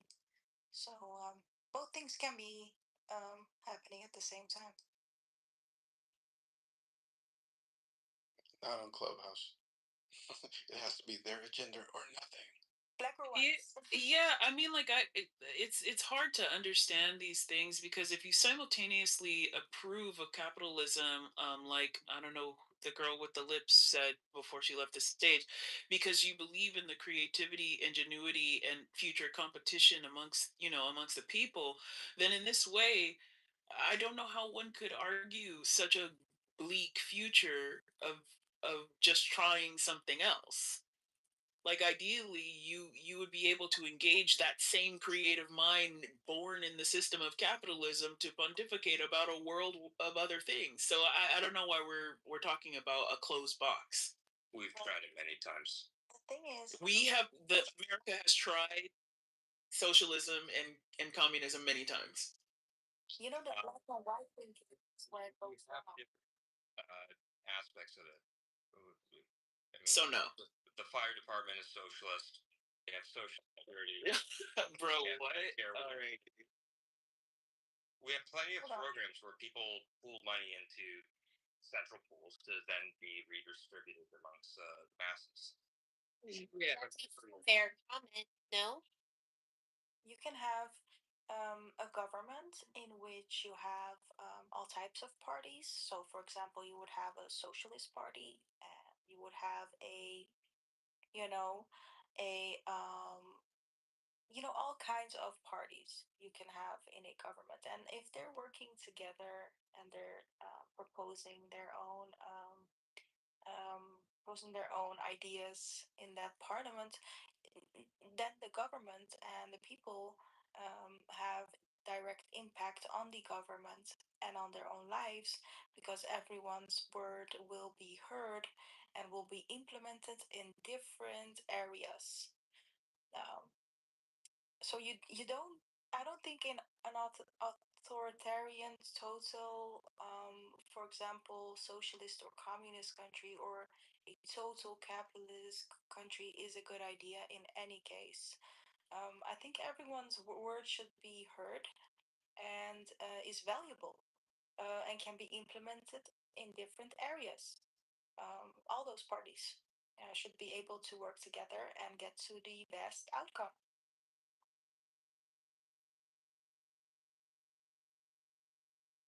Social programs account for 50% of the national debt. So the thing that you're championing might eventually bring us down if it's left unchecked, by the way. Sorry, what did you mean? Can you repeat that? I was talking to Xerxes. What did you say? Sorry. I said the social entitlement programs account for 50% of the national debt. So the thing that you're championing might eventually bring us down very soon. Are you? I mean, but the part that those social programs is supporting a community that can't work, aka the old people, no, the elderly, right, and disabled. Hold on. I have a clarifying question for Roostard. I'm sorry. Could he just finish the rest of his statement? Wait a minute. I have have a clarifying question for Xerxes. I just wanted to hear the 50%, bro. 50% of our spending My that goes God. to entitlement programs. Do that include grants? Does that include? Do you expect that to go down now that the fraud has been exposed, or you have a link for me to look at? Is that the only fraud? No, I doubt it. Nursing homes, childcare. Chris Joel. Wait, what? Chris Joel. What's that? Google the fraud. That's the welfare fraud that's going on there. Can you put the spelling of that in the chat so I can? Okay. I was saying 50% of the $39 trillion debt.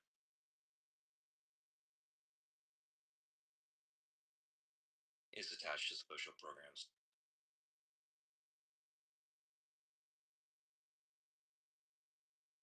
The 50%.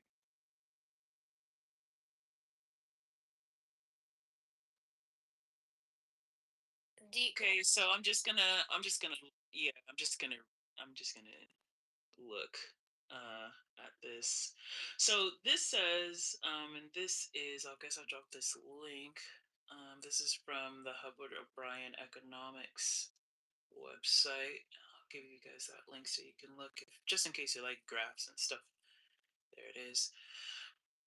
Yeah. So this is talking about who owns the debt, right? Oh fuck, I'm getting text. So where if anybody's looking at this chart, where do you see things going? Get you another chart as well. Hey, Xerxes, while you're working on that, can I ask you a question? Oh yeah, sure. Who's asking me? I can't see you right now. This war, I had went into a dead spot, so I ain't. Oh, sword. Okay, yeah. So I want to just revert back to the conversation that I had, and I want to frame it to you in a real world question. Okay. But I want to start by being respectful of you in a possible relationship. Do you have a significant other? I do not have a significant other. Okay, boom. In this theoretical situation, I'm approaching you to be your significant other, okay? Yeah, sure. And I approach you and say, hey, look, this is my plan for our life. And my plan is based on a certain level of equity that the government has in taking care of us. How attractive am I to you as a man that's supposed to court, marry, and quote unquote take care of you, and however the way you see it, with me being reliant on the government to supply some of our needs? Okay, so can you say the question about including the government, or the statement about including the government one more time, just so I can hear it correctly? Yeah. So I approach you with the intent to date and marry you. And as I walk through my plan of how we're going to walk into a bliss, it includes the government taking care of us to whatever degree you choose. And you can choose that. Would I be attractive to you, assuming that I meet other qualifications like appearance and physique on whatever else you hold true physically? Yeah. Character. But from the financial perspective, my expectation and my reliance on the government and my reliance is also predicated upon the government and how well they take care of us. I mean, yeah, I totally wouldn't be against dating somebody who's in the military other than them being an agent of the state. But this is this is like largely what that is, though, right? You're depending on the government to pay you, correct? No. Oh, do military service members have other jobs? They actually go and work for a check. Yeah. So when I say, see, this is where I gave you the scenario exactly, and you added to it by saying the military, and you gave the person a job. Yeah. Never mind. We can scratch it. I got my answer. Okay. He means welfare. It's like, when people are looking forward to the government taking care of them, they're not thinking about a job. But I think for many people who are involved in the welfare system, they do have a aspect of it where they have to work, don't they, in order to receive their benefits? When people are looking for the government to take care of them, they're not looking for a job. Okay, sure. Did you get your answer? You said benefits, so of course you agree. You said benefits. Yeah. Benefits come by way of tax dollars, right? Yeah. They come through social programs. Sure. Okay. So when people talk about socialism and they talk about, well, it creates a baseline for people's existence, things like groceries. In order for you to use benefits to go and get groceries, did you work for it? Especially I don't know. About some people mentioned earlier the homeless. The homeless, did they work for it? I'm not critiquing whether it's right or whether it's wrong. I'm just speaking to the psychology of it. The majority of women would not choose a man that showed up to the table and a part of their financial success plan was relying on the government to take care of them, not work, to take care of them. To be very honest, I wouldn't. If I work and I make a living and I have a house and I pay my bills, I wouldn't be able to feel attracted to a man that does not work or does not make a living, doesn't have a house. That is true for me. Or let's say, for example, he showed up to the table and he said, "Hey, I make let's take the average man. What makes 40, 50K? Let's say if he said I make 30K, but my expectation for the rest of my life is for the government to supply the other 10. So I would like for you to accept me as if I'm making 50K." What would you think about that man's logic? Are you talking to me still? Yeah. And I have a link in the chat I'd like Roostar to look at while you answer. We can Yeah, I don't know that I can answer yet. Because that dude definitely not attractive. Well, I mean, like, I think, like, if you, I think there's a certain realistic point where people, judge somebody's ability to access means, right? But, like, I don't know if I'm the person who does that more often than not. You know what I mean? Like, I'm not going after, like, investment bankers and, like, fintech bros, because they're, like, super secure and attractive, right? I'm also not, like, a person who hasn't lived life and understands that, people experience different chapters, but to not like comprise the whole book of just that one chapter. So maybe I'm like not the right person for that question. Well, a chapter was I'm talking about the whole book, chapter after chapter. The expectation for that brother is this is a part of his success plan. He plans to make what he makes, but then there's an expectation of him from the government to supply those needs for the rest of his life.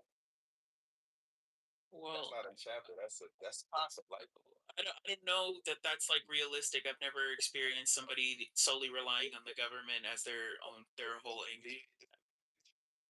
Yeah, I've never dated a veteran. Okay, so even if it's a disability check, is that person attractive?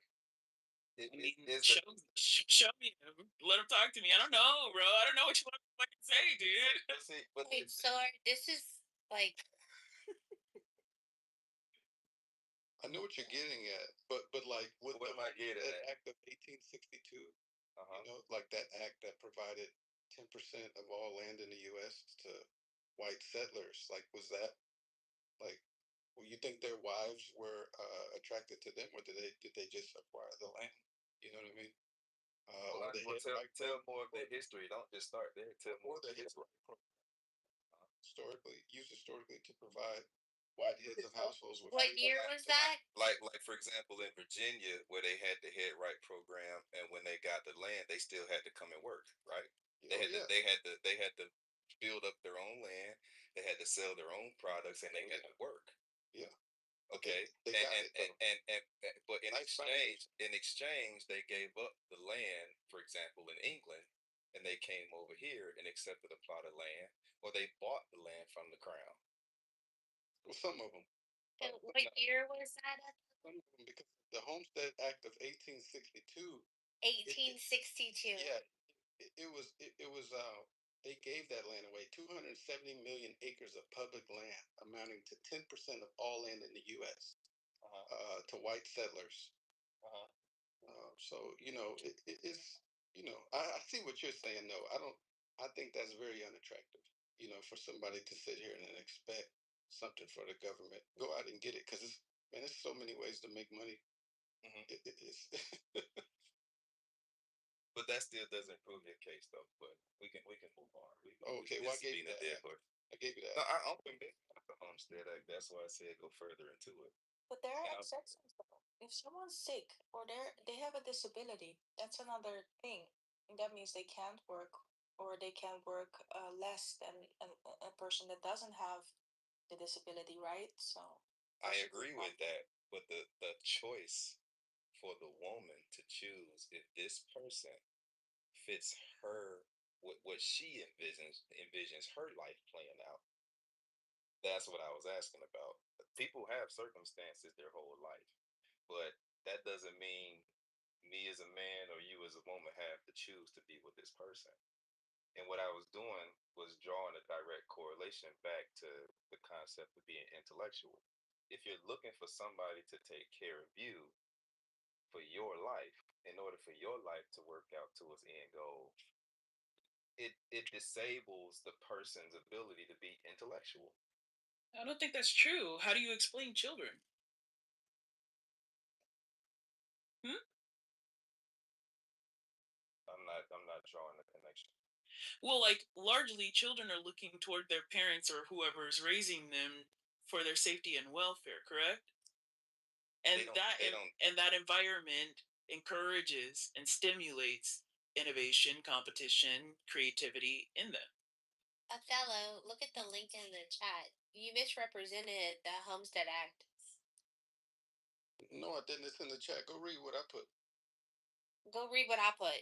Okay, you read mine first. You read mine next. You read mine now. Okay. Yeah, it says that this act provided roughly 270 million acres of public land, amounting to 10% of all land in the U.S., mostly to white settlers.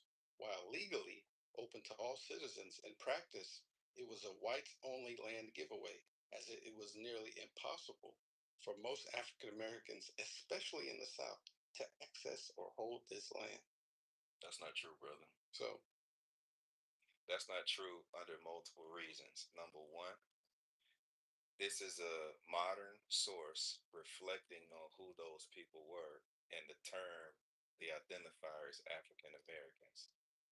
What you would need to do to prove your point is find a source closer near the date where that was actually produced, and you'll get a better depiction of who those people were.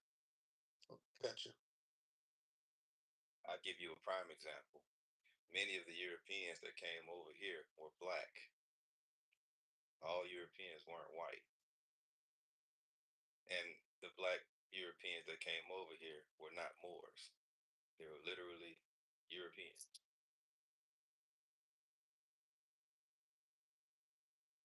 And I think you were in here. Europeans play a significant role in the whole world. They don't see. I was not thinking that these are different people with Americans. Maybe I was wrong based on your perception, but I was thinking that German people are also very studious, very hardworking. Some of them, especially, and they are in a good stomach. Say that again, Peter. I was thinking that the standard of Europeans are almost as good as Americans. But what But the foundation of it's not from Europe, doesn't it? No, not exactly, but that's what's taught historically. I have a different. Yes, that's what taught. Right.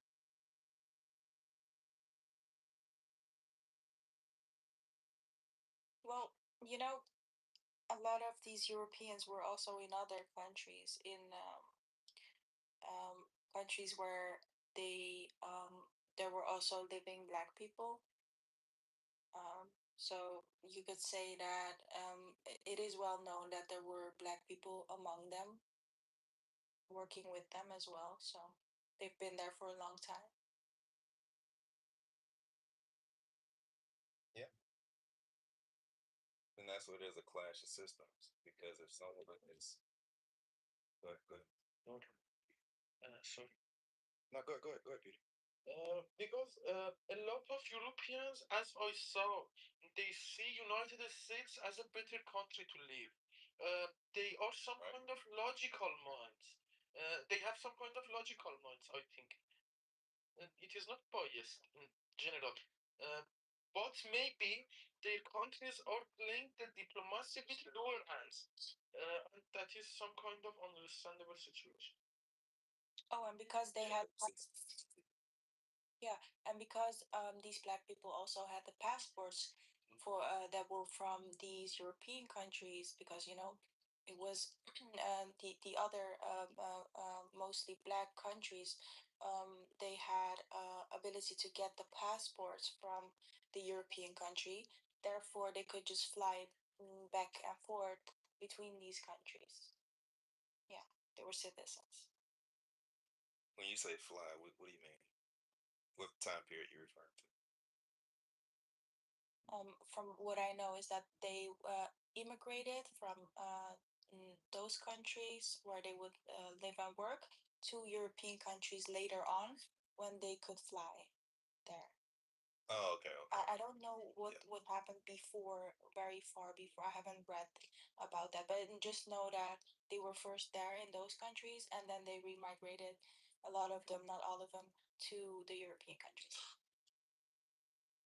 Gotcha. I was thinking about a different time frame, but yeah, I agree with that. Thousands of Black Americans did homestead successfully, especially after the war. Researchers estimate roughly 3,500 Black claimants in the Great Plains states obtained patents, titles to about 650,000 acres, supporting as many as 15,000 people, including families. Yes, we're here to say that two things could be true. And that's exactly what I read in my write-up. Was saying that it was nearly impossible for most African Americans, especially in the South, to access or hold this land. And then you said how many people got it? But what was the reason why, though, brother? And you said how many people got it, Monica? How many Black people received it? Thousands. Well, come on, give me a number.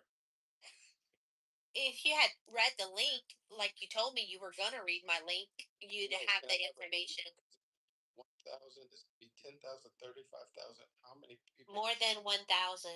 Thousands. Oh, okay, that's not a lot of Black people. So see, this is where we get annoyed with each other, Othello, right? I'm glass half full, you're glass half empty. We're looking at the data. The data is impartial. I want people to recognize the massive achievements Black Americans have made throughout history, overcoming amazing challenges. In the 1920s, they cut illiteracy rates in their population in half over 20 years. I guess you're going to talk about the stock market next. And then you're focused on what? What are you focused on during the 1920s? Well, I mean, he's just giving comprehensive. Yeah, I'm talking. No, it's not. He's just giving negative. I'm just gonna finish my. It's not negative to bro, Monica. It's not negative to. It's not negative to remark what happened, bro. I don't know what's wrong with you people. Saying the real events of history should What's not wrong with you people is you calling us you people. That was crazy. I mean, you people, the inhabitants. Yeah, I mean, you people, the inhabitants of Clubhouse. People are narrow-minded. You people are bigoted. No, man. Like what it is like you have a problem with somebody adding context, nuance, and accuracy to the thing you're saying. No, why can both not be true, bro? I just. Did you even hear me?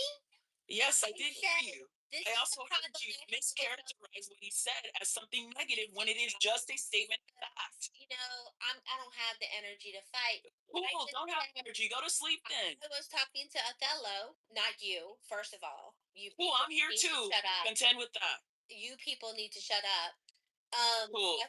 I said the thing why Othello and I fight is because we have different lenses on the same facts.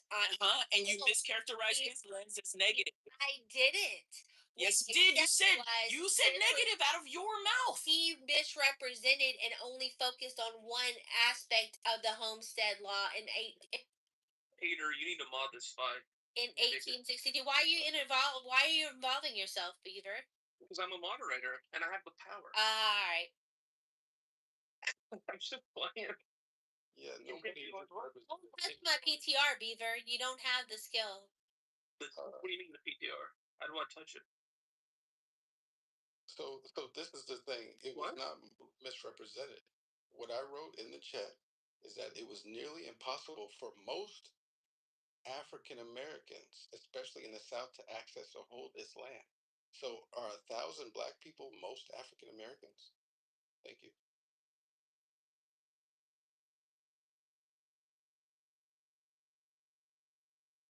It'd be cool if people just read books, bro, and just No, but gather your shit from fucking books. I mean, like, honestly, come on.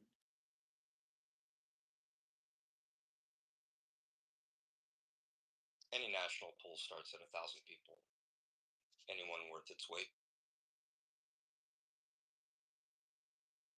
Okay, cool. Rooster, so when you brought up your stat, are you saying that to say, like, the amount, the percentage that the government spends on is 60 to 65? Yeah. Are you saying that? Yeah. Are you saying that to say that that's a bad thing? Yes. Really? So, inside of that, they're not providing like free education. They're not providing free food, really. What these things are access to probably really integral care methods for older people and people who need access to like hospitals. You're saying that's bad? No, I'm saying that it's bad that 50% of the national debt is associated to those. Well, I mean, I don't know if you read the thing that you were reading fully. It says 60 to 65% actually, and it includes like interest payments on previous debts as well. So unless you unless you have an actual breakdown of which programs equate to what, you still couldn't really make this argument. But then again, like I don't, it's not so like but more so than this. Yeah. So, but more so than this, though, the conversation we were having was about able-bodied people relying on the government, right? Not 65, 67, 85-year-old invalids relying on the government. Correct? Correct. Right. So then your qualms with the percentage of the national debt that's spent on social care programs actually doesn't really matter. It's inconsequential to the thing we were talking about. Why is it? Because the demographic who uses those things are not the focus of your argument. Who is? Able-bodied people who expect a handout from the government. And do you agree or disagree with that? What? What? Do you agree or disagree with that? With what? Able-bodied people milking the government. This they cannot eat for free. No, I'm asking. I'm genuinely. Let him speak, bro. Let me finish. If they are in a vulnerable position that was out of their hands and they have put their share inside the table, then the safety net would help them. If they are unwilling to work, the safety nets are not designed for them. It is not a game to eat for free. Did somebody translate Disney Obama for me? He said it's not a game for people to try to eat for free. That's what he said. What I was saying that these social safety nets that I mean about socialism and I am defending on is about those people who have put their share of work inside the table. For example, when they are able to work, they don't deny working. When they have expertise, they would put their expertise for the society. But if they are stuck in a hard situation, this society would help them recover until they are able to work again. Yeah, that's how it's supposed to work. For example, exactly, they need when they find themselves in a hard position, they need to be able to survive, to not be kicked out of the society. That's it. My understanding. They abuse the system, Peter. They'll stay on it as a crutch forever, or there's fraud. So that happens too. Also, there are different layers of support. For example, the people who have been working for longer time with more expertise, when they are in a specific situation, the level of support that they are receiving is different. For example, when you are in a when you have paid less insurance and bills to the state benefit department, when you are stuck, the level of support is also categorized differently for different people. But the minimum is guarantee, I think.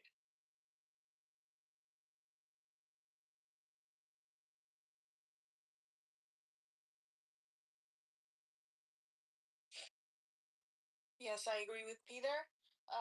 So it's based upon how many years you have worked, your experience, how much you have paid in insurance, and then you will be categorized into a certain type of support.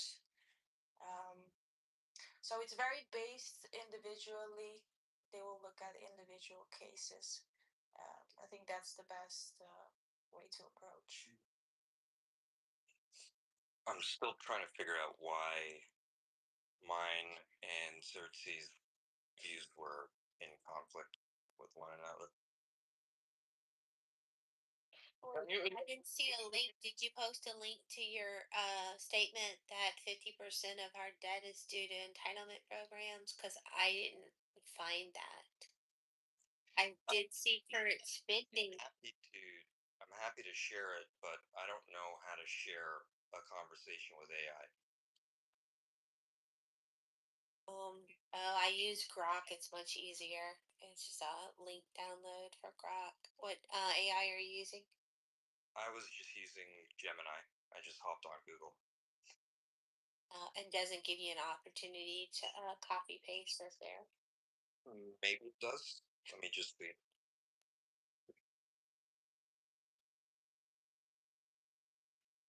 Okay, so I copied it, but it's copied to my clipboard.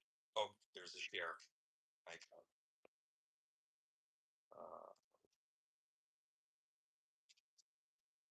Thanks, Rooster.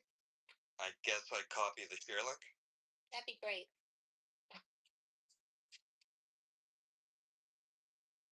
And you're gonna have to scroll down a little bit because, and it's gonna be weird at the top because my first prompt was just Jews guarding the camps because I was trying to make a counterpoint about where people were coming from comparing Harmeet Dillon or finding problem with her as a sort of racial shield. I don't know if that makes sense. Okay. So discount that and then scroll down to where it bear with me guys, thank you.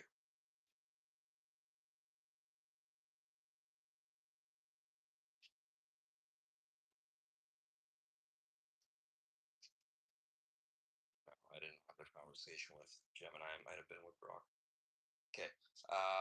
I'm gonna go off mic. Just give me a second, okay? All right, that's fine. So, Othello, based on the 1860 census, the last before 1862, there were approximately 4.4 to 4.5 million Black American, well, not Americans yet, Black people in our country, right? That's what you shared in the chat? Yes.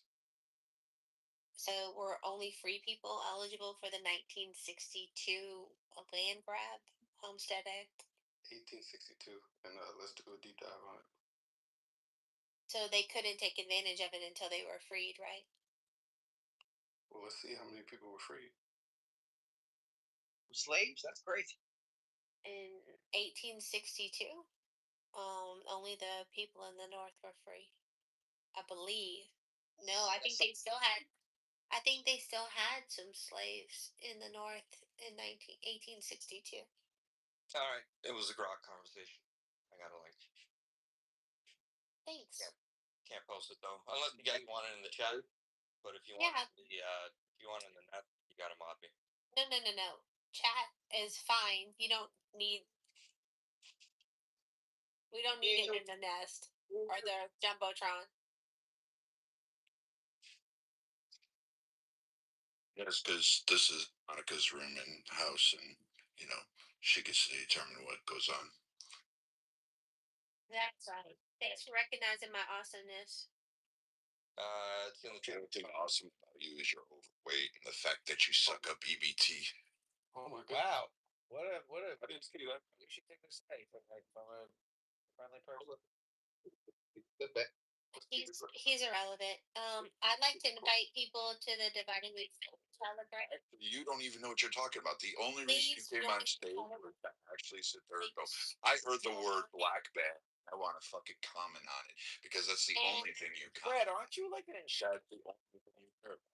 Like you really, you can just sit down. Like you think everybody wants to go and say, hey, you know what's great? I want to know what Monica's decision about racial demographics and breakdowns in 1960. We fought. He just wants to fight. Just pay attention. That's what it is, Monica. Everybody wants to hear that squeaky fucking Twinkie filled ho ho gelatinous fucking blob on your head. Oh my God. You're right. Go, I'd rather hear from Pagan Brad.